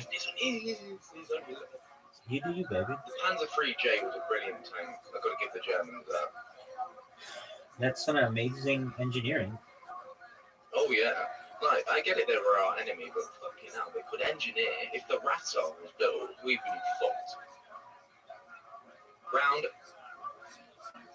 I love tank games because I know what they'd say. When you fire off a shell, you'd say round, and then the gunner would press the trigger and it would fire. You have to say round for the gunner to shoot. You can't just say shoot because round is quicker. Coming out of your mouth saying shoot instead of saying round. Round comes out quicker and it's more dominant than shoot. You know what I mean? Absolutely. R is one of the most aggressive sounds in the English language, like rough. That's why I'm right on that one, isn't it? Yeah, and shoot is more difficult to say. Yeah, you could slip, you could shoot. You know what? And another thing as well. Straight And- out you go. And another thing as well, shoot can mean like when you make a mistake, you might say shoot, and that can be confusing. Yeah, Nobody says, yeah, you're right. you know what I mean? No one says round when they drop something, but if somebody drops something, they might say shit or they might say shoot, and that can sound similarly, and that can be life and death. Oh mate, my tank. Don't push. There's a mine right there. Stop. Speaking of mines, that's really why I had a lot of respect for Princess Diana, not only because of her with the AIDS case, but especially because she was fighting against landmines and removing them. And I feel as if we have all these companies, these defense contractors making drones that kill people. They could make robots that find all of the landmines in the world using ground penetrating radar and remove them safely. No longer should we have people who get their appendages blown off because somebody put a landmine there 45 years ago. Yeah. Sorry. I'm playing a game called Enlisted. It's like Loose. I so want to let loose because it's a game where it's just you, a gun, and the enemy. There's no streaks. There's no kill score. You see the guy head explode. That's it. Dead. Done. Oh shit! Here come the bombs. Oh shit! Race. Don't kill me. Fine. I'm not on fire anyway. Why are you going around the left? There's a tank on your left. He's round camping in the bush. Why am I talking to these people? They can't even hear me. Enemy contact straight.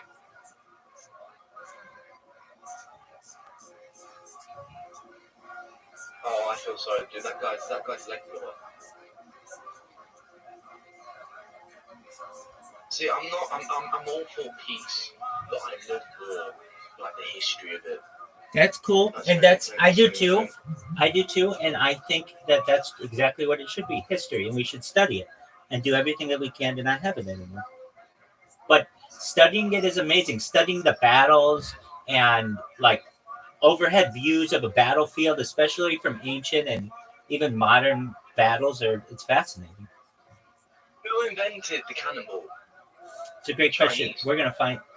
Is that? I mean, I've known the gunpowder argument, but let's find out. I want to know the actual person's name. I don't know if we'll find that, but maybe we'll find under what regime it was. Just one moment. Yo, dog, what is the name of the person who invented the cannonball? And tell me all about it, please.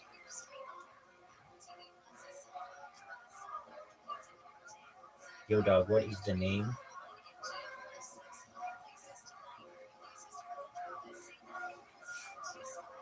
The term cannonball can refer to a few different things. Oh, just one. What is the name of the person who invented the cannonball? Like the thing that shoots out of a cannon.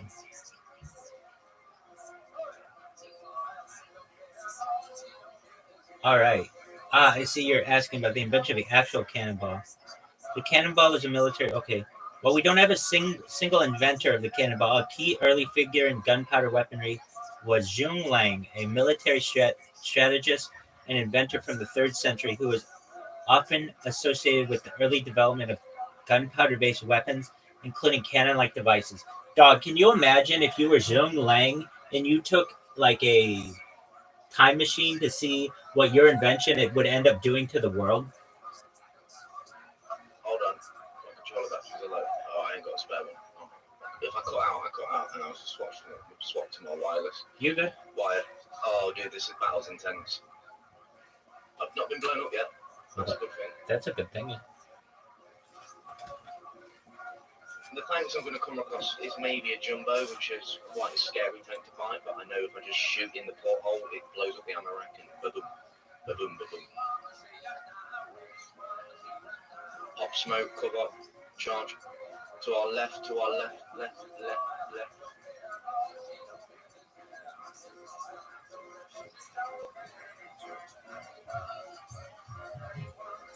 This game's been updated a lot. Oh, I see it. Round, miss. I need a clear visual.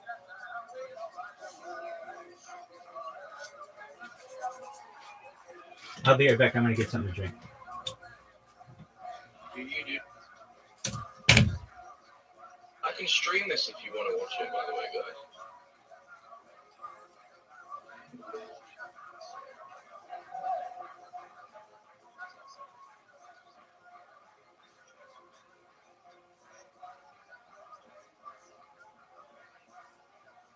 Come on, boys, push!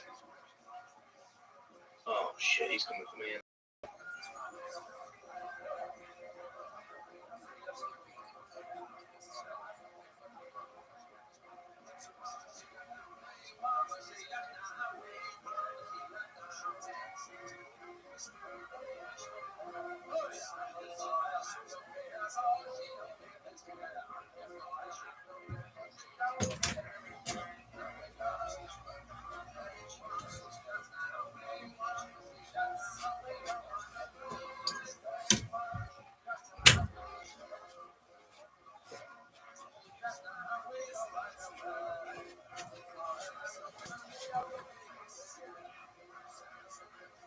One of the tragic things about life is that it ends.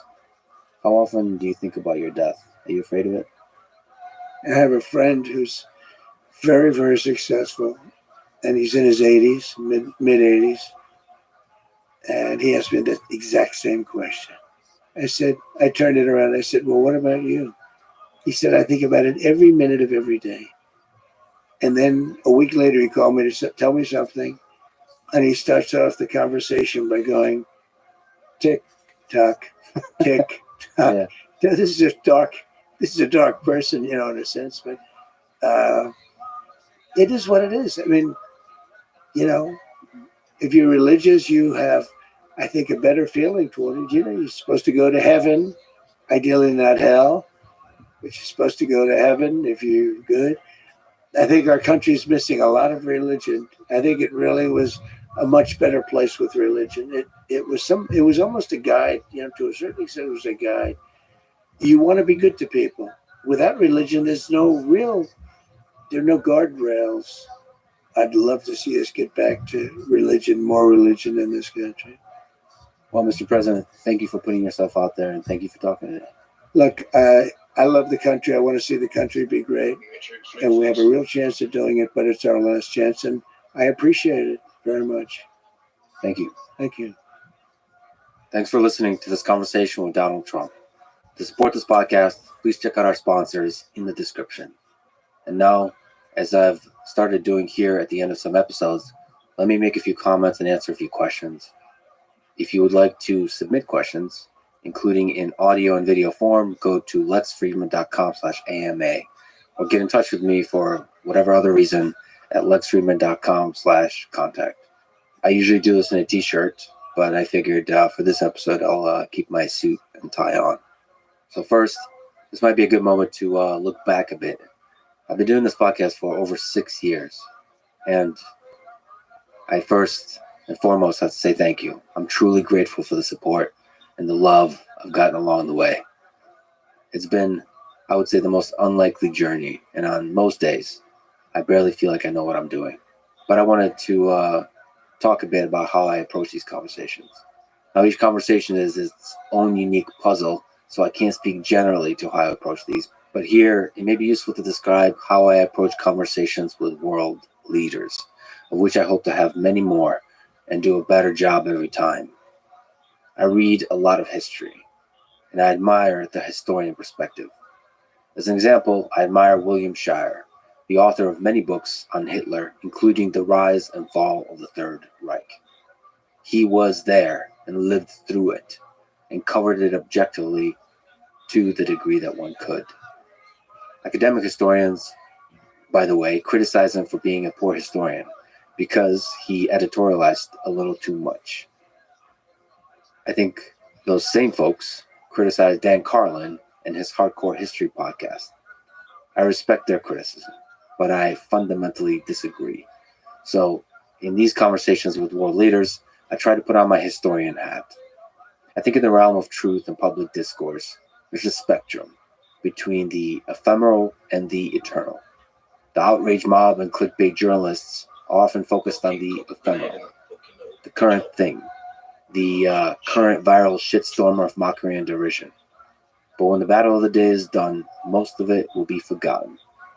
A few true ideas will remain, and those the historian hopes to capture. Now, this is much easier said than done. It's not just about having the right ideals and the integrity to stick by them.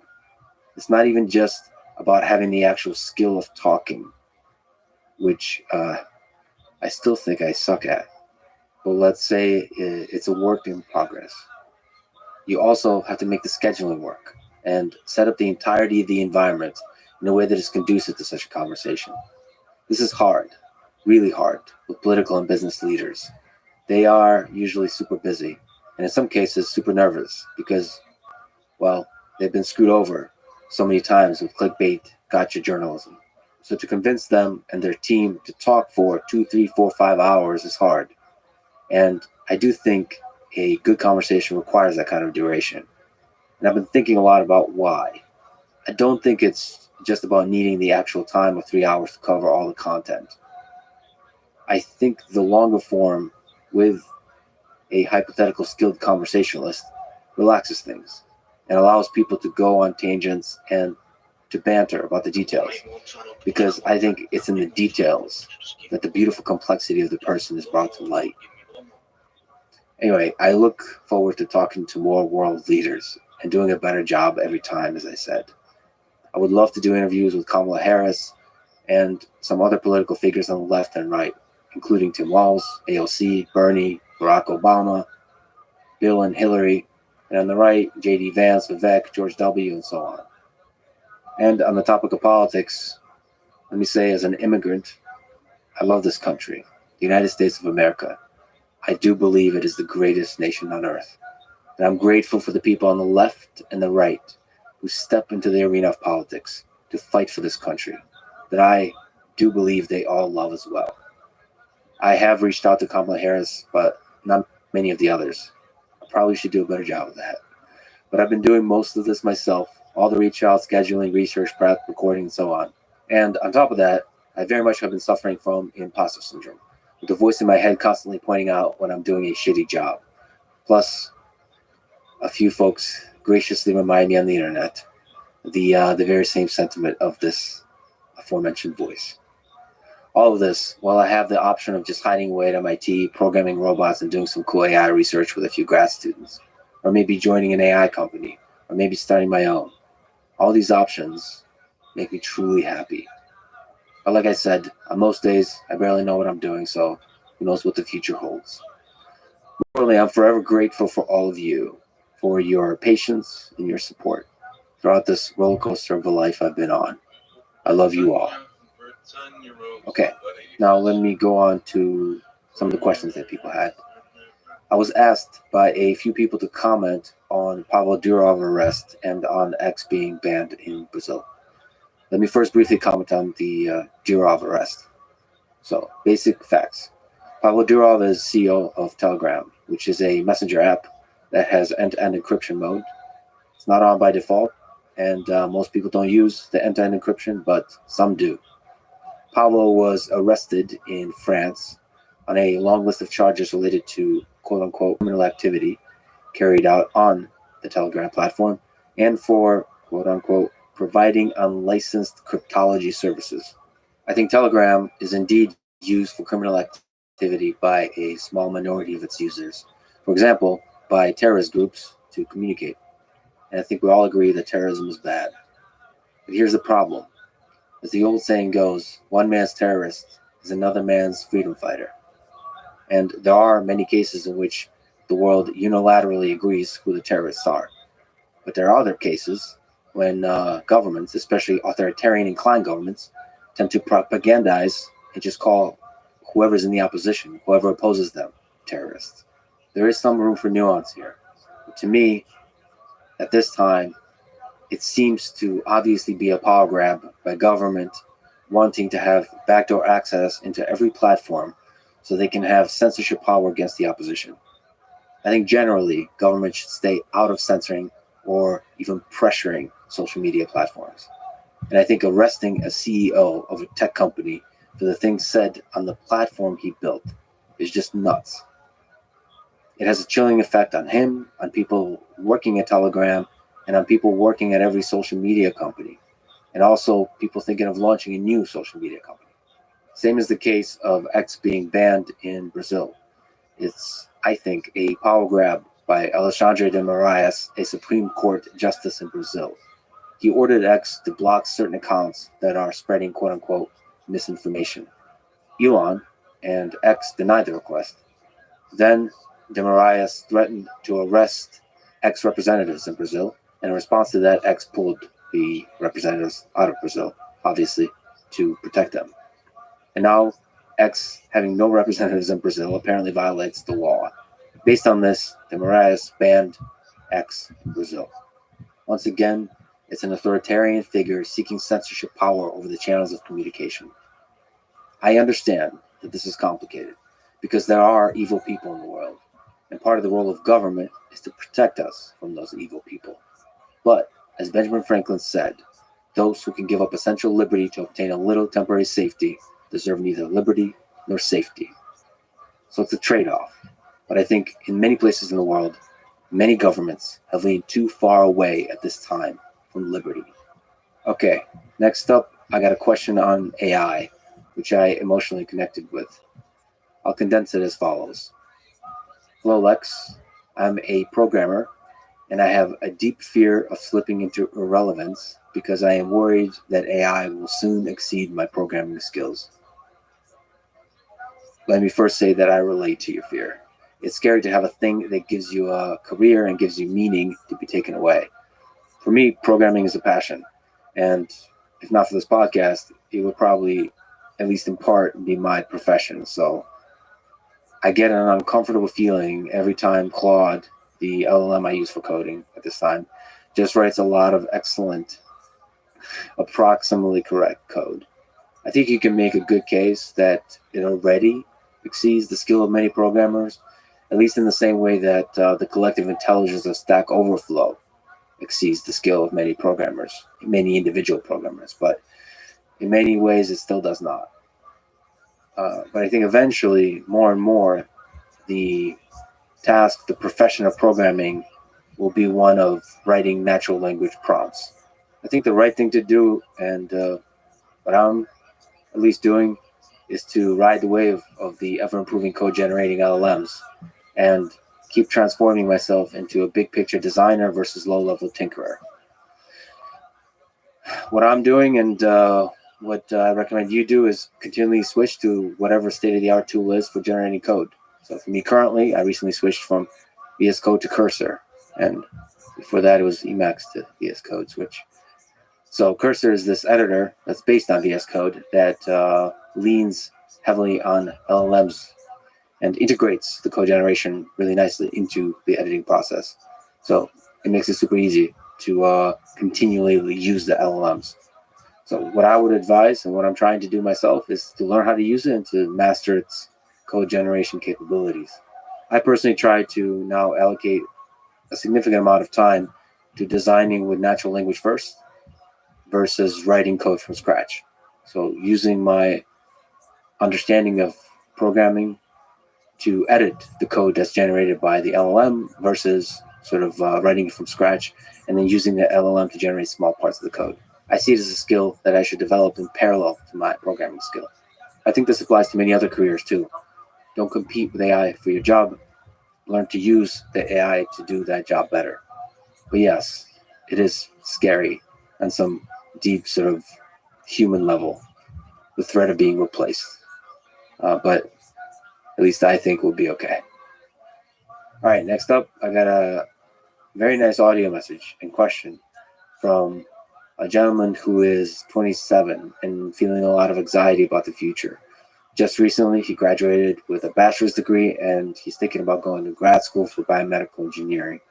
But there is a lot of anxiety. He mentioned anxiety many times in the message. It took him an extra while to get his degree, so he mentioned he would be 32 by the time he's done with his PhD. So it's a big investment. But he said in his heart, he feels like he's a scientist. I think that's the most important part of his message, of your message. By the way, I'll figure out how to best include audio and video messages in future episodes. Now, on to the question. So thank you for telling me your story and for submitting the question. My own life story is similar to yours. I went to Drexel University for my bachelor's, master's, and doctorate degrees. And I took a while, just as you're doing. I did a lot of non-standard things that weren't any good for some hypothetical career I'm supposed to have. I trained and competed in judo and jiu-jitsu for my entire 20s. Got a black belt from it. I wrote a lot, including a lot of really crappy poetry. I read a large amount of non-technical books, history, philosophy, and literature. I took courses on literature that weren't at all required for my computer science and electrical engineering degrees, like a course on James Joyce. I played guitar in bars around town. I took a lot of technical classes, many, for example, on theoretical computer science, that were way more than were needed for the degree. I did a lot of research and I coded up a bunch of projects that didn't directly contribute to my dissertation. It was pure curiosity and the joy of exploring. So, like you, I took the long way home, as they say, and I regret none of it. Throughout that, people around me and even people who loved me wanted me to hurry up and to focus, especially because I had very little money. And so I had a sense like time was running out for me to take the needed steps towards a reasonable career. And just like you, I was filled with anxiety. And I still am filled with anxiety to this day. But I think the right thing to do is not to run away from the anxiety, but to lean into it and channel it into pursuing with everything you've got the things you're passionate about. As you said, very importantly, in your heart, you know you're a scientist. So that's it. You know exactly what to do. Pursue the desire to be a scientist with everything you got. Get to a good grad school, find a good advisor, and do epic shit with them. And it may turn out in the end that your life will have unexpected chapters. But as long as you're chasing dreams and goals with absolute, unwavering dedication, good stuff will come of it. And also, try your best to be a good person. This might be a good place to read the words If by Rudyard Kipling that I often return to when I feel lost and I'm looking for guidance on how to be a better man. If you can keep your head when all about you are losing theirs and blaming it on you, if you can trust yourself when all men doubt you, but make allowance for their doubting too, if you can and not be tired by waiting or being lied about, don't deal in lies, or being hated, don't give way to hating, and yet don't look too good nor talk too wise. If you can dream and not make dreams your master, if you can think and not make thoughts your aim, if you can meet with triumph and disaster and treat those two imposters just the same, if you can bear to hear the truth you've spoken, twisted by knaves to make a trap for fools, or watch the things you gave your life to broken, and stoop and build them up with worn-out tools. If you can make one heap of all your winnings and risk it on one turn of pitch and toss and lose and start again at your beginnings and never breathe a word about your loss. If you can force your heart and nerve and sinew to serve your turn long after they're gone, and so hold on when there's nothing in you except a will which says to them, hold on. If you can talk with crowds and keep your virtue, or walk with kings nor lose the common touch, if neither foes nor loving friends can hurt you, if all men count with you, but none too much, if you can fill the unforgiving minute with 60 seconds worth of distance run, yours is the earth and everything that's in it, and which is more, you'll be a man, my son. Thank you for listening, and see you next time. I want you, 'cause I'm Mr. Babe.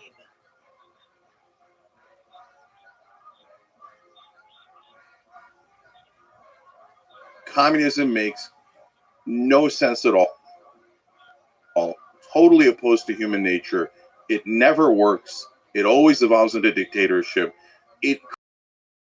When you say, hey, there's no structure of power here, right? We're all equal. It's a flat line. One guy usually gets up because that's human nature and goes, I don't think so. I think if you're going to leave a power vacuum, I'm going to take that power vacuum. Corporatism hates competition. It wants monopoly and oligopoly power. Whereas capitalism loves competition and wants the free markets. When mainstream media has you hooked, you got no hope because you don't have the right information. You have propaganda, you have marketing, you don't have real news. When you're in the online world, it's chaotic. And don't get me wrong, it's got plenty of downsides, right? But within that chaos, the truth begins to emerge. Trump is a massive risk because of all the things we talked about earlier. But there is a percentage chance that he's such a wild card that he overturns the whole system. And that is why the establishment is a little scared of him. The following is a conversation with Cenk Uygur, a progressive political commentator and host of the Young Turks. As I've said before, I will speak with everyone, including on the left and the right of the political spectrum, always in good faith with empathy, rigor, and backbone. Sometimes I fail. Sometimes I say stupid, inaccurate, ineloquent things, and I frequently change my mind as I'm learning and thinking about the world. For all this, I often get attacked, sometimes fairly, sometimes not. But just know that I'm aware when I fall short, and I will keep trying to do better. I love you all. This is the Lex Fridman Podcast. To support it, please check out our sponsors in the description. And now, dear friends, here's Cenk Uygur. You wrote a book. Yeah. A manifesto that outlines the progressive vision for America. So the big question, what are some defining ideas of progressivism? Yes. So in order to do that, Lex, we got to talk about where we are in the political spectrum. And in fact, there's two different spectrums now. People often think of left, right, and that's true. That exists. But layered on top of that is now populist versus establishment. So I'm center left on the left right spectrum, but I'm all the way on the populist end of the second spectrum. So where does progressivism lie within that? Well, I would argue that it's exactly in those places. It's populist and it's on the left, but it is not far left. So far left is a different animal, and we could talk about that in a little bit. So in terms of what makes a progressive, so expand the circle of liberty and justice for all and equality of opportunity. Now people will say, well, that seems pretty broad and all-American, but is it? Think about it. So expand the circle of liberty. Everybody's in favor of that, right? No, absolutely not. So certainly the King of England was not in favor of expanding the circle of liberty, and the founding fathers said, we're going to expand it. And they expanded it to propertied white men. And then progressives have been, they're progressives because they expanded the circle of liberty. They then, from then on, as we were perfecting the union, progressives always say expand it further, include women, include people without property, include all races. And at every turn, conservatives fight against it. So that doesn't mean if you're a conservative today, you don't want to include women or minorities, etc. But today you would say, for example, well, I don't want to expand the circle of liberty to, for example, undocumented immigrants.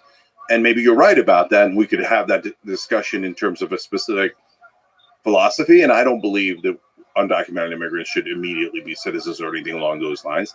But I do believe in expanding liberty overall, and the contours of that are what's interesting.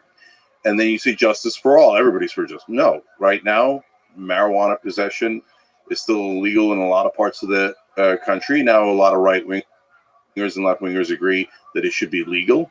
But for my entire lifetime, Black people have been arrested at about 3.7 times the rate of white people, and the entire country has been fine with it. So is that justice? No, they smoke. White people, Black people smoke marijuana at the same rate. Black people get arrested about 4 times the rate. That is an injustice that an enormous percentage of the country was comfortable with. Well, progressives aren't comfortable with it. We want justice for all. So the equality of opportunity is an interesting one, because the far left will say, so at least some portions of them will say, equality of results, right? So progressives just want a fair chance. So free college education, but afterwards you don't get to have exact same results as either the wealthiest person, or we're not all going to be equal. We don't have equal talent, skills, abilities, etc.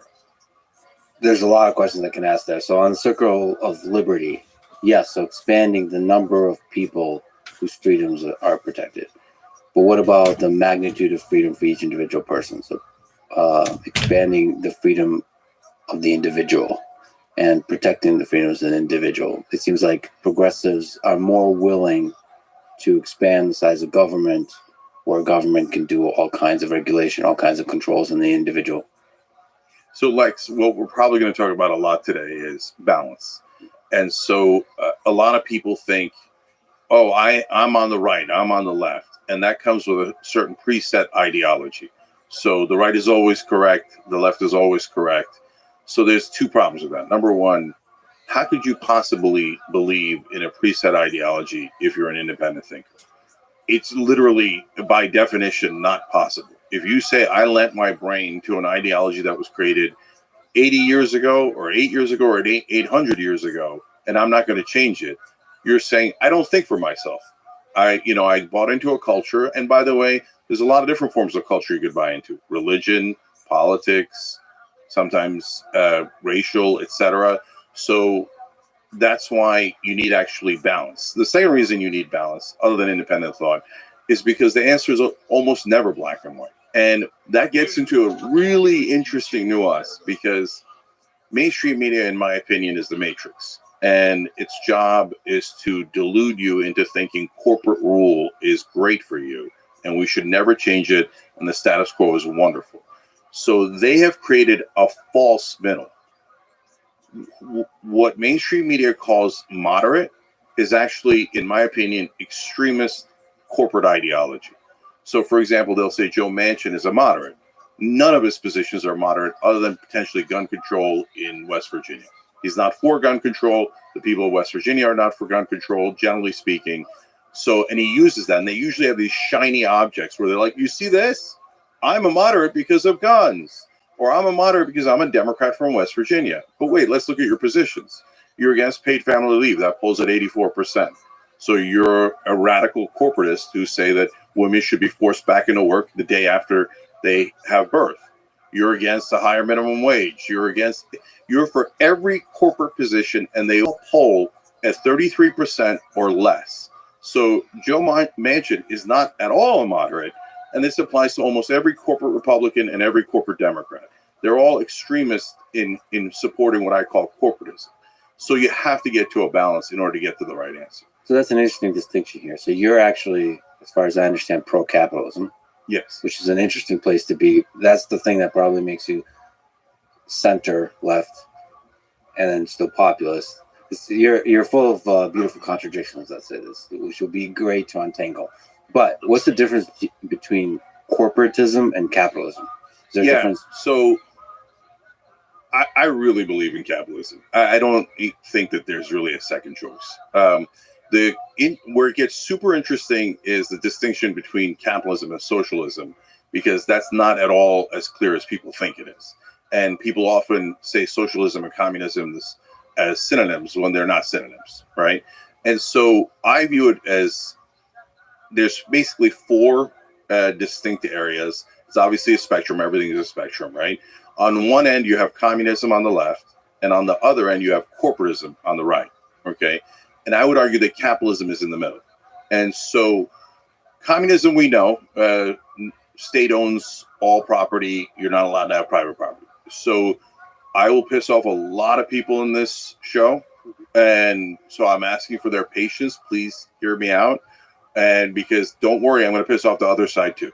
Okay, so communism makes no sense at all. Totally opposed to human nature. It never works. It always evolves into dictatorship because it is not built for human nature. We're never going to act like that. It's not in our DNA. You could try to wish it into existence, and they have, and it never works. And it's because once you have almost no rules in terms of, we're all equal, and even though communism eventually winds up having an enormous amount of rules, right? It creates a power vacuum when you say, hey, there's no structure of power here, right? We're all equal. It's a flat line. One guy usually gets up because that's human nature and goes, I don't think so. I think if you're going to leave a power vacuum, I'm going to take that power vacuum.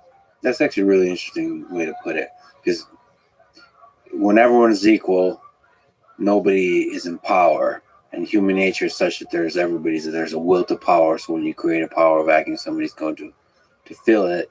So the alternative is to have people in power, but there's a balance of power, and then there's like a democratic system that elects the people in power and keeps churning and rotating. That is exactly it, Lex. You got it exactly right, in my opinion. Okay, so that's why communism never works and can never work.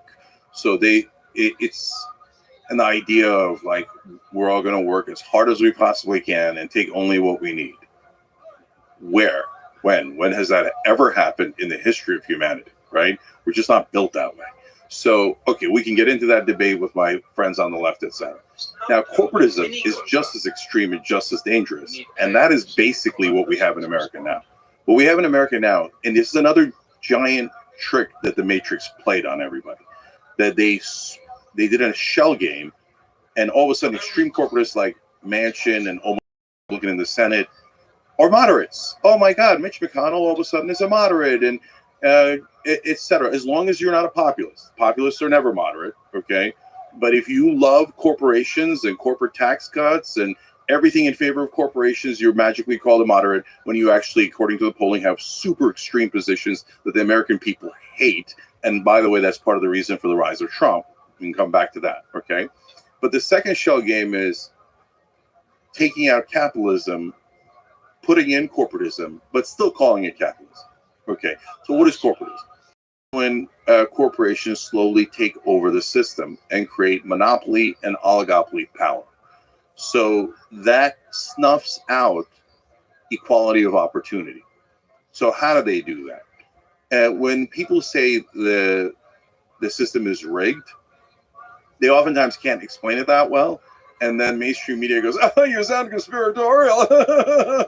Rigged, yeah, I wonder how. Yeah, super easy to explain it. Here's one of dozens of examples: carried interest loophole. So that is for hedge funds, private equity, the top people on Wall Street. That's part of their income. They get 2 and 20, right? So 2% is a flat fee no matter what happens to the fund, and 20% of the profits of the fund goes back to the people who invested it. It's not their money. It's not their investment. What they're getting is actually just income. It should be taxed at the highest rate. But it's because of this loophole, it's taxed at a much lower rate, at around 20%. So do you know at what income level you go above 20% if you're a regular Joe? It's at $84,000 a year. So these billionaires are getting the same tax rate as people making $84,000 a year. It's unbelievably unfair. And that's corporatism taking over and starting to rig the rules. I'm going to pay less taxes. You're going to pay more taxes. Okay. So again, I can give you dozens of those examples. So, and mergers so that they get to oligopoly power. That's how you rig a system, lowering the corporate tax rates, making sure that there is no real minimum wage, making sure there's no universal health care. We all become indentured servants of corporations. They take away power from the average guy, give it to the most powerful people in the world. So, but the most important distinction, Lex, is that corporatism hates competition.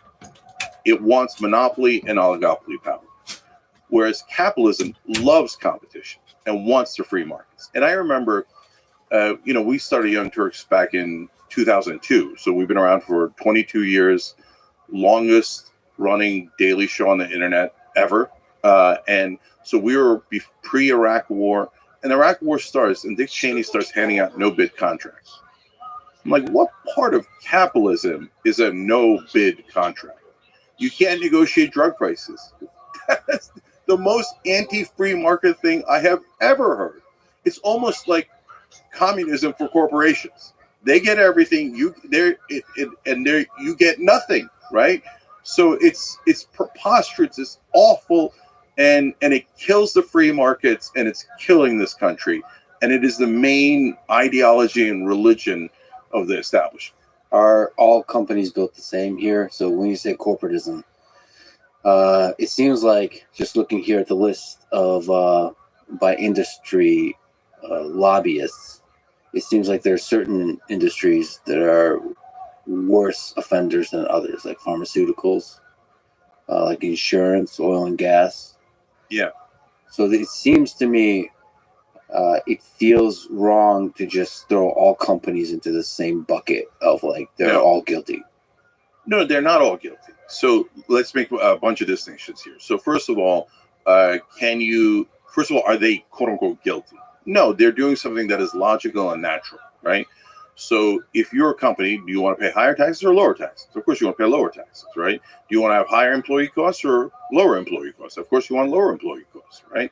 So, but the government needs to understand that and protect us from that power that they are going to exercise to get to those results. And if you think free markets is there is no government, you read it wrong. Go back and reread Adam Smith. He says you must protect against monopoly power. If you do not protect against monopoly power, you will have no free markets. And he's absolutely right. So second distinction is between small business and big business. That's why Republicans will always be like, oh, we're doing this for small business. That's why we got the biggest oil companies in the world, $30 billion in subsidies. What happened to small business, right? So I run a small business. And so if people were to say like, hey, maybe there should be exemptions for some of the regulations if your company has less than 5 employees, 10 employees, 50 employees, etc. There's some logic in that because businesses have different stages of growth and they have different interests and different needs in those stages of growth. And we want to facilitate small business growth because that's great for the economy, that's great for markets, freedom, etc. But the bigger corporations, even there's a third distinction. It isn't that there are certain industries that are worse. There's just that there are industries that are better at lobbying. So anyone who, like right now, number one donor in Washington, a lot of people make a mistake. They think it's APAC or they think it's the oil companies or the banks. No, it's Big Pharma. Okay. And who has the most power in this country? Big Pharma. So we can't even negotiate the drug prices. I mean, look, guys, think about it this way. That's like saying, okay, here's a bottle of water. And normally in the free market, that would cost about $1, right? And in the for Medicare, the drug companies come in and go, no, I'm not charging $1 for that water. I'm charging $100. And the government has to say, yes, sir. Thank you, sir. Of course, sir. We'll pay $100. That's why it's compared to communism, because I can't imagine anything more diametrically opposed to the free market than you, the consumer, have to pay whatever the hell a corporation charges. That's insanity, let alone the patents, let alone the fact that the American people pay for the research and then they make billions of dollars off of it and we get nothing but robbed by them. So it's about lobby power. Oil companies have huge lobby power. Defense contractors have huge lobby power. It's not that they're more evil. It's just that they have figured out the game better and they have basically taken the influence they need to capture the market, capture the government, and snuff out all competition. Well, or okay. A lot. Figured out the game better. So I think a lot of companies are good at winning the right way by building better products, by making people happier with the work they're doing, and winning at the game of capitalism. And then there's other companies that win at the game of lobbying. And I just want to sort of draw that distinction because I think it's a small subset of companies that are playing the game of lobbying. Like big pharma. So, Lex, first of all, you have to set rules for what makes sense. Not, oh, I don't like this industry, or I don't like this company, or hey, this company is not doing that much lobbying at this point. They will later when they realize what's going on. So, for example, in my opinion, AIPAC has totally bought almost all of Congress. And so now other countries are going to wake up and go, wait, you could just buy the American government? So AIPAC is going to spend about $100 million in this cycle, and then they're getting $26 billion back. So every country in the world is soon going to realize, oh, take American citizens that live there, give them a tremendous amount of money, and just buy the U.S. government, right? But for corporations, they've already realized that on a massive scale, right? So, for example, in the two industries you gave, automotive. So in New Jersey, about a decade ago or so, one of the most powerful lobbies is car dealerships. So at the national level, you got pharma and you've got defense contractors, et cetera. At the local level, guys who have huge power, number one is utilities, number two is real estate, and then car dealerships are hilariously among the top, right? Because it's local businesses that are, financing the politicians at the local level. So they passed a law saying that you have to sell through dealerships, but Tesla doesn't sell through dealerships, and it was intended to bully, intimidate, and push out Tesla out of the market. They then did that in a number of different states throughout the country. So does that make any sense in a democracy? Of course not. Why do you have to sell your product through a specific vehicle or medium? You can sell it any way you like. That's the most anti-free market thing possible. Why? It was just total, utter corruption. But it's perfectly legal. The Supreme Court legalized bribery. So then what happened in that case? So then Elon came in and gave campaign contributions and reversed it. So now we're in a battle where it's an open auction, right? Different companies are buying different politicians, and then they're pretending to have debates about principles and ideas, etc.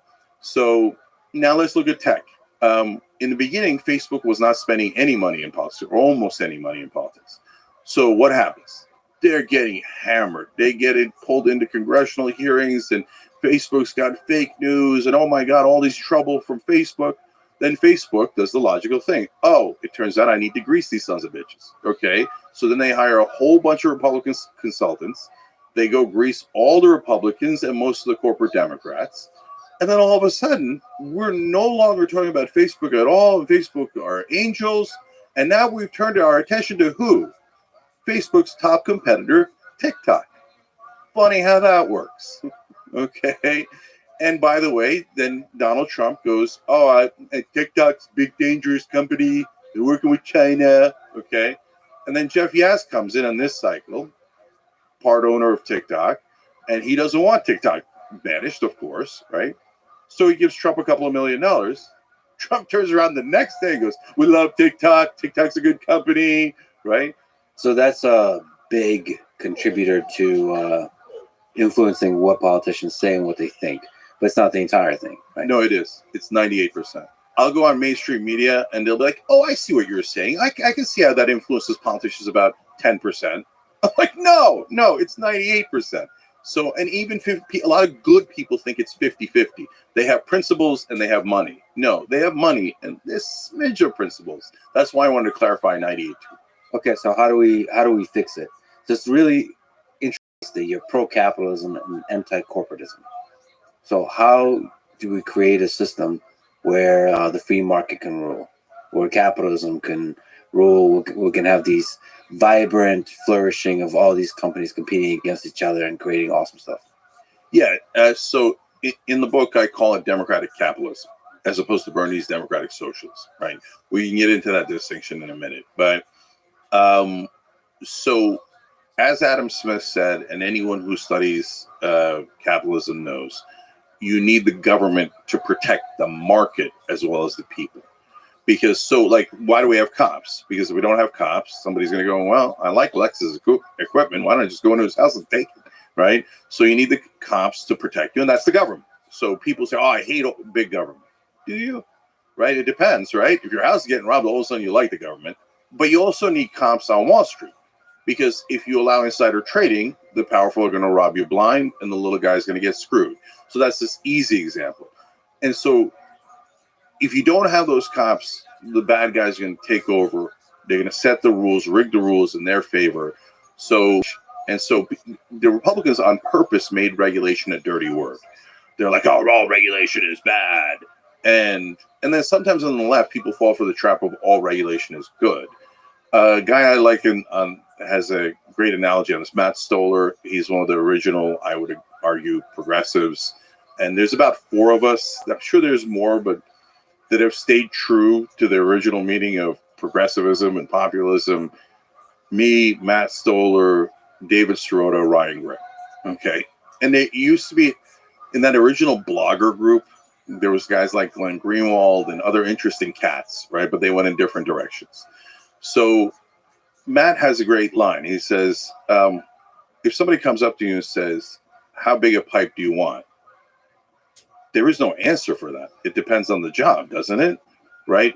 What are we doing? What are we building? I'm going to tell you the size of the pipe depending on. So when people say, are you in favor of regulation or against it? That's an absurd question.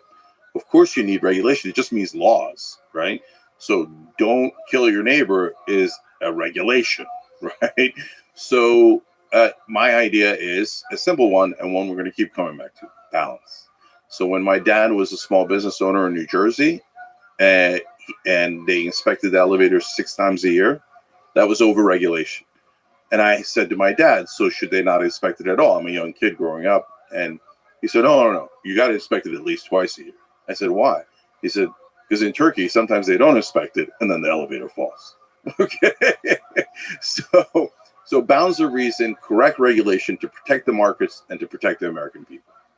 Yeah, but finding the right level of regulation, especially in, for example, in tech, something I'm much more familiar with, is very difficult because people in Congress are living in the 20th century before the internet was invented. So, like, how are they supposed to come up with regulations? Yeah. That's the idea of the free market, is you should be able to sort of compete. The market regulates. And then the government can step in and protect the market from forming monopolies, for example, which is easier to do. Yeah, but that's a form of regulation. Right. But then there's like more checking the elevator twice a year. That's a more sort of specific watching, micromanaging. So, Lex, here's the deal. There's no way around the laws are made by politicians. Okay. So you can't give up then and go, oh, it's a bunch of schmucks. I think most politicians are just servants for the donor class. The media makes it sound like they're the best of us. Oh, they deserve a lot of honor and respect, and they kiss their ass, etc. I think generally speaking, they're usually the worst of us, especially in this corporatist structure, right? Because they're the guys who their number one talent is, yes, sir, no, sir. What would you like me to do with your donor money, sir? Absolutely, I'll serve you completely, or 98%. Right. So in this structure, the politicians are the worst of us. But at some point, you need somebody elected to be your representative to do democratic capitalism, so that you have capitalism, but it's checked by the government on behalf of the people. It's the people that are saying these are the rules of the land, and you have to abide by them. So how do you get to the best possible answer, which is related to an earlier question you asked, Lex, which is, the number one thing you have to do is get big money out of politics. Everything else is near impossible as long as we are drowned in money, and whoever has more money wins. And by the way, when it comes to legislation, again, that's true about 98% of the time. Like, we predict things ahead of time. People are like, wow, how did you know that bill wasn't going to pass or was going to pass? It's the easiest thing in the world. And we literally teach our audience on the Young Turks. Watch, you'll be able to see for yourself. And now, our members comment in, they do these predictions. They're almost always right? Because it's so simple. Follow the money. So if you get big money out of politics, and I could explain how to do that in a sec, then you're at a place where you got your best shot at honest representatives that are going to try their best to get to the right answer. Are they going to get to the right answer out of the gate? Usually not. So they pass a law. There's something wrong with the law. They then fix that part. it's a pendulum. You know, you don't want it to swing too wildly, but you do need a little bit of oscillation in that pendulum to get to the right balance. By the way, I was listening to Joe Biden from when he was like 30 years old, the speeches. He was eloquent as hell. It's fun to listen to, actually. And he has a speech he gives, or just maybe a conversation in Congress, I'm not sure where he talks about how corrupt the whole system is. Yeah. And he's really honest and like fun. And that Joe Biden is great, by the way. That guy, I mean, age sucks. You know, people get older. But he was talking quite honestly about like having to suck up to all these rich people, and that he couldn't really suck up to the really rich people.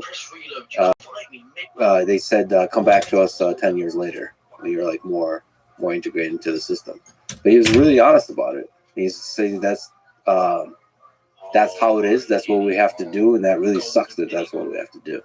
Yeah. So we did a video on our TikTok channel, Then and Now of Joe Biden. This is when I was trying to push Biden out.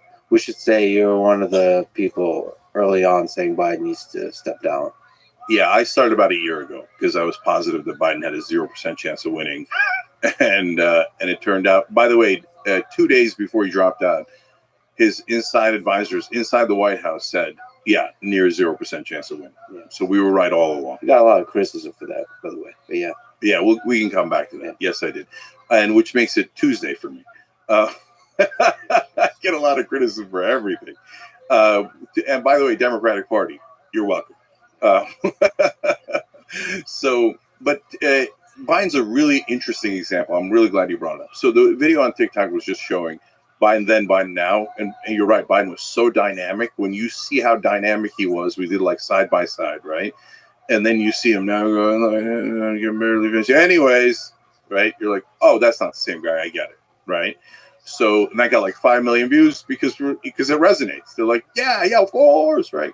But when he first started, to the point you were making, Lex, in fact, I know because I talked to him about this, his very first bill was anti-corruption. Why? Because at that point, everything changes in 1976 and 78. The Supreme Court decisions that basically legalized bribery. Remember, Biden is ancient, so he's coming into politics at a time when money has not yet drowned politics. And in fact, the American population is super pissed about the fact that it's begun. They don't like corruption. So early Biden, because he's reading the room, is very anti-corruption. And the first bill he proposes is to get money out of politics. Okay. But as Biden goes on for his epic 200-year career in Washington, he starts to get not more conservative, more corporate, because he's just taking more and more money. By the middle of his career, he has a nickname, the senator from MBNA. Okay. MBNA was a credit card company based in Delaware. And the reason he had that nickname is because there isn't anything Joe Biden wouldn't have done for credit card companies and corporations based in Delaware, which are almost all corporations. Okay. So he became the most corporate senator in the country, and hence the most beloved by corporate media. And corporate media has protected him his entire career until about a month ago. So, for example, in the primaries, both in 2020 and 2024, if you said the senator from MBNA, I guarantee you almost no one in the audience has heard of it. If you heard of it, good job. You know politics really well, okay? But the reason you didn't hear of it is because the mainstream media wouldn't say that's outrageous of Joe Biden to be such a corporate stooge. They'd say, that's outrageous of you to point out something that's true and something we reported on earlier, okay? And so they protected him at all costs. Now, finally, when you get to this version of Joe Biden, he can't talk, he can't walk, he bears no resemblance to the young guy who came in saying that money in politics was a problem. Now he's saying money in politics is the solution. And in 2020, he said, well, I can raise more money than Bernie. I can kiss corporate ass better than Bernie.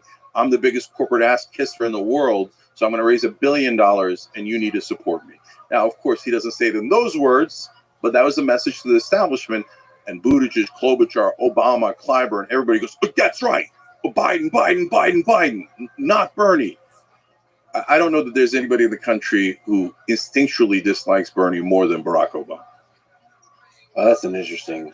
I'm not taking that tangent at this moment. Let's see, because you mentioned mainstream media. What's the motivation for mainstream media to be corporatist also. So first of all, they're giant corporations. So they're all multi-billion-dollar corporations. In the old days, we had incredible number of media outlets. So you go to San Francisco, there'd be at least 2 papers, and there'd be a paper boy, and I'm going all the way back, paper boy on each, and they're competing with one another. Literally, they'd be catty corner, right? And one guy's going, oh, I hear all this details. So they're trying to get an audience. They're trying to get people interested. So they're populist, they're interesting, they're muckrakers, they're challenging the government. Fast forward to now, or not now, but about a decade ago, 5 years ago, in that ballpark. Now there's only 6 giant media corporations left, and it's an oligopoly, right? And they're all multi-billion-dollar corporations. They all want tax cuts. Half of them are also, especially about 20 years ago during the Iraq War, half of them are defense contractors. So they're just using the news as marketing to start wars like the Iraq War. And then GE, which owned MSNBC, makes a tremendous amount of money. So much more money from war than it does from media, that media is a good marketing spend for these corporations. Now, that's part of it, that they themselves want the same exact thing as the rest of corporations do for corporate rule, lower tax cuts, deregulation so they can merge, etc. But the second part of it is arguably even more important. So where does all that money in politics go? So, for example, in 2022, it's just a midterm election, no presidential, should be lower spending. A ridiculous $17 billion are spent, okay, on the election cycle. Where does the $17 billion go? Almost all of it goes into corporate media, mainstream media, television, newspapers, radio. They're buying ads like nuts. So we have a reporter at TYT, David Schuster. He used to work at MSNBC, Fox News, etc.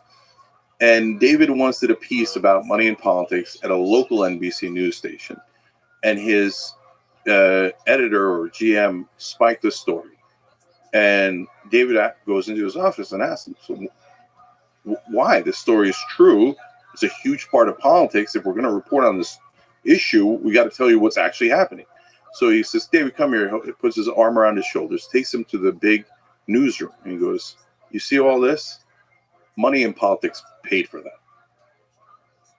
That's really fascinating. So big corporations are giving money to politicians through different channels, and then the politicians are spending that money on mainstream media. And so there's a vicious cycle where it's in the interest of the mainstream media not to criticize the very corporations that are feeding that cycle. It's not actually direct. It's not like corporations are, because I was thinking one of the ways is direct advertisement. Like pharmaceuticals obviously advertise a lot on mainstream media, but there's also indirect, which is like giving the politicians money, or super PACs, and the super PACs that spend money on the. That's why mainstream media never talks about the number one factor in politics, which is money. Like we all know, I mean, as we talked about earlier, we see it with our own eyes, open auction, any country, any company, anybody that has money, the politicians will now literally say, I am now working for this guy, as Trump says, because he gave me a strong endorsement, which means a lot of money, right? And the press never covers it, almost never, right? So you're telling me you're doing an article on the infrastructure bill or Build Back Better, etc., and you're not going to mention the enormous amount of money that every lobbyist spent on that bill? That's absurd. That's absurd. That's 98% of the ballgame. And the reason they hide the ball is because they don't want you to know this whole thing is based on the money that they are receiving. And by the way, that one more thing about that, Lex, it's that the ads themselves actually, they work, and they work pretty well. But that's not the main reason you spend money on ads. You spend the money in ads to get friendly coverage from the content, from the free media that you're getting from that same outlet. And so since every newspaper and every television station and network knows that the Democratic Party and the Republican Party are their top clients, they're going to get billions of dollars from them. They never really criticize the Republican and Democratic Party. On the other hand, if you're an outsider, they'll rip your face off. That's also really interesting. So it works. It's that the hosts are too afraid not like explicitly, just even implicitly. They're self-censoring. They're not going to have any guests that are like controversial anti-big pharma, or they're not going to make any jokes about big pharma. They're not going to make, that continues and expands. That's Yeah. really interesting. Sometimes it's super direct. When I was a host on MSNBC, I had a company that I was criticizing in my script, and management looked at it. And by the way, I used to go off after a lot, and it drove them crazy. Not because I wasn't good at it. I think my ratings went up whenever I went off prompter, but because they couldn't pre-approve the script. And what do they want to pre-approve? Hey, are you going to criticize one of our sponsors, one of our advertisers, etc.? So we had a giant fight over it, and the compromise was I moved them lower in the script, but kept them in the story, right? So sometimes it's super direct like that, but way more often, it's implicit, it's indirect. You don't have to say it, right? So I give you a spectacular example of it so that you get a sense of how it works implicitly. So since GE is a giant defense contractor, they own MSNBC at the time of the Iraq War. They fired everyone who was against the Iraq War on air. So Phil Donahue, Jesse Ventura, Ashley Banfield. But Ashley Banfield, they did something different with, okay? She was a rising star at the time. She goes and gives a speech in Kansas, not really even having a policy position, but just talking about the actual cost of this Iraq war and how we should be really careful. They hate that. So they take their rising star and they take her off here, okay? And she goes, okay, good. Let me out of my contract. It's okay. I'll go. Because she was such a star at that time. She could have easily gotten somewhere else. And they go, no, we're not going to let you out of your contract. Why not? You're going to pay me to do nothing? Yeah. Not only that, we're moving your office. Where are you moving it to? They literally moved it into a closet. Okay. And they made sure that everybody in the building saw her getting taken off the air and moved into a closet. The closet is the memo, right? That's the memo to the whole building. You better shut up and do as you're told. Okay. So that way I don't have to tell you and get myself in trouble. It's super obvious. There are guardrails here, and you are not allowed to go beyond acceptable thought. And acceptable thought is our sponsors are great, politicians are great, the powerful are great. So how do we begin to fix that? And what exactly are we fixing? Is it the influence of the lobbyists, the influence of, like, it feels like there's companies have found different ways to achieve influence, right? So how do we get money out of politics? So it's very difficult, but doable, and we will do it. So, but in order to do it, the populist left and the populist right have to unite. Because, and by the way, that is why we have the culture wars. That's why you're voting for Trump. No chance.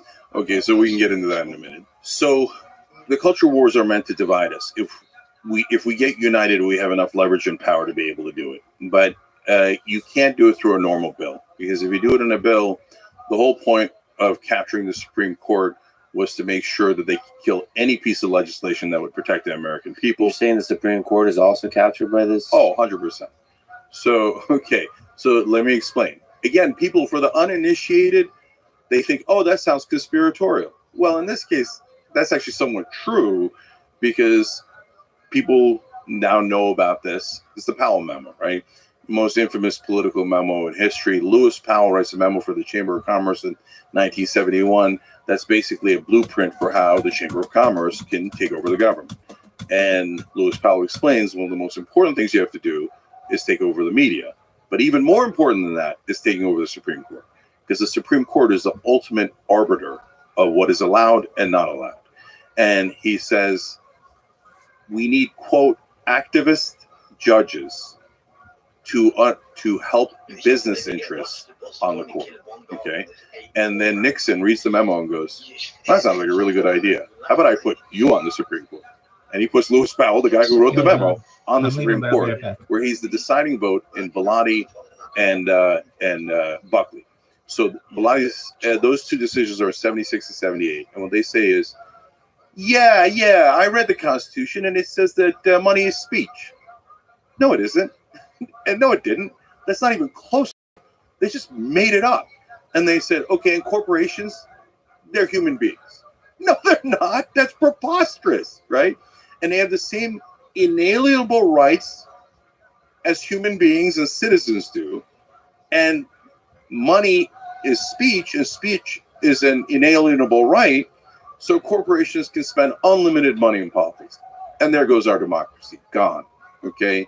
So Citizens United just shot a dead horse with a Gatling gun and made it worse and put it on steroids, but it was already dead in 78. So that's why every chart you see for the rest of your life, you'll see this.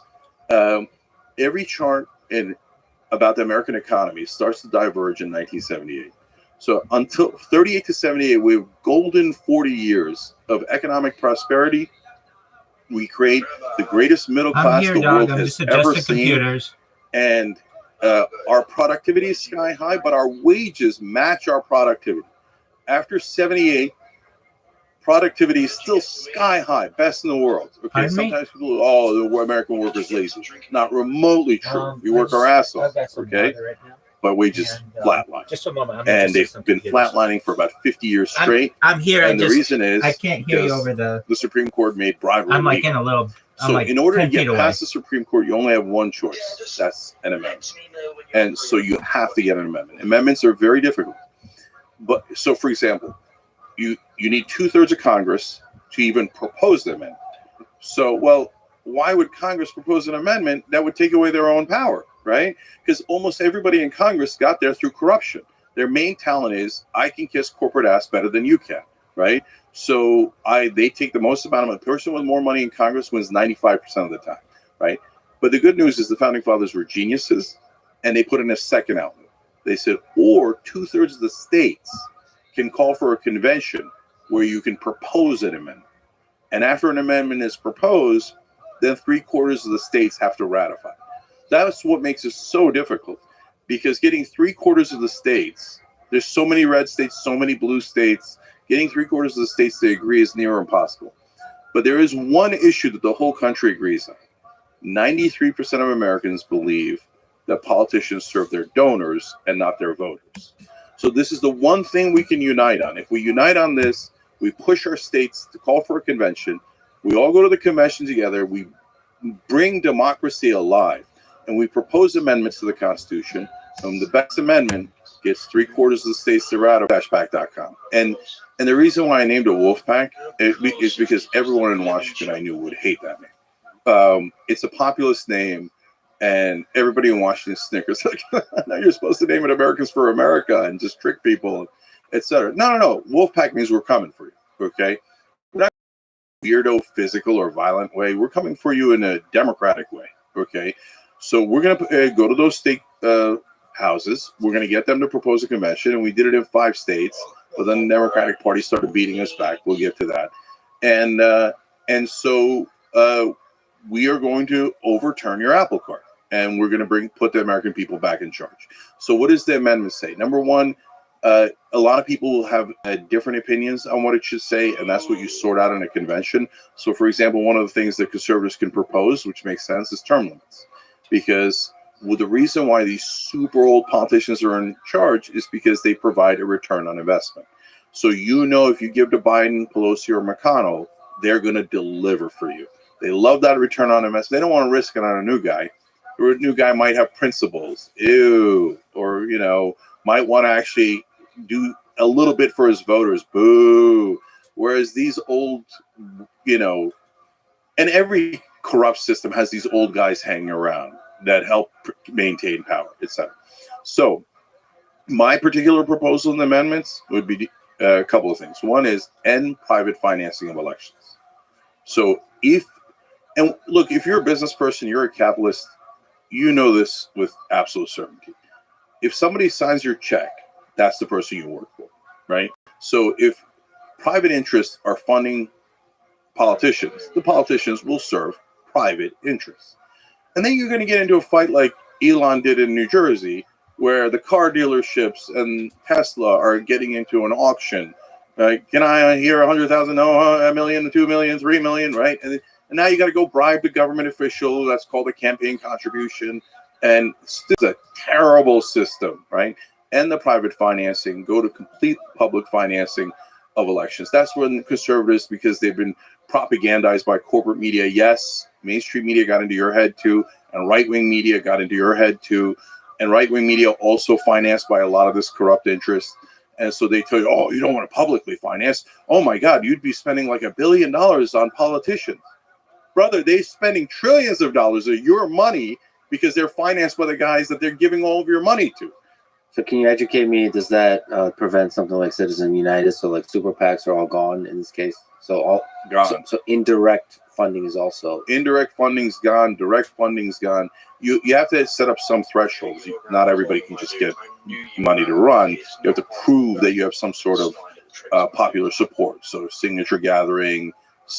You would still allow for small money donations, like up to $100, something along those lines. That's not 5,000 or whatever it is now. Yeah, I think 5,000 is too high, but those are fine debates. Yeah, but you basically want to create an incentive. Everything is about incentives and disincentives.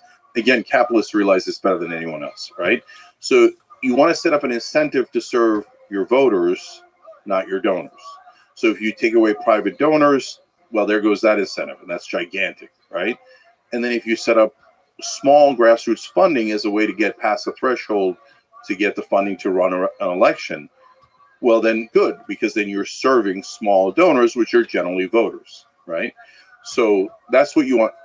And ending private financing is critical. But the second thing is ending corporate personhood.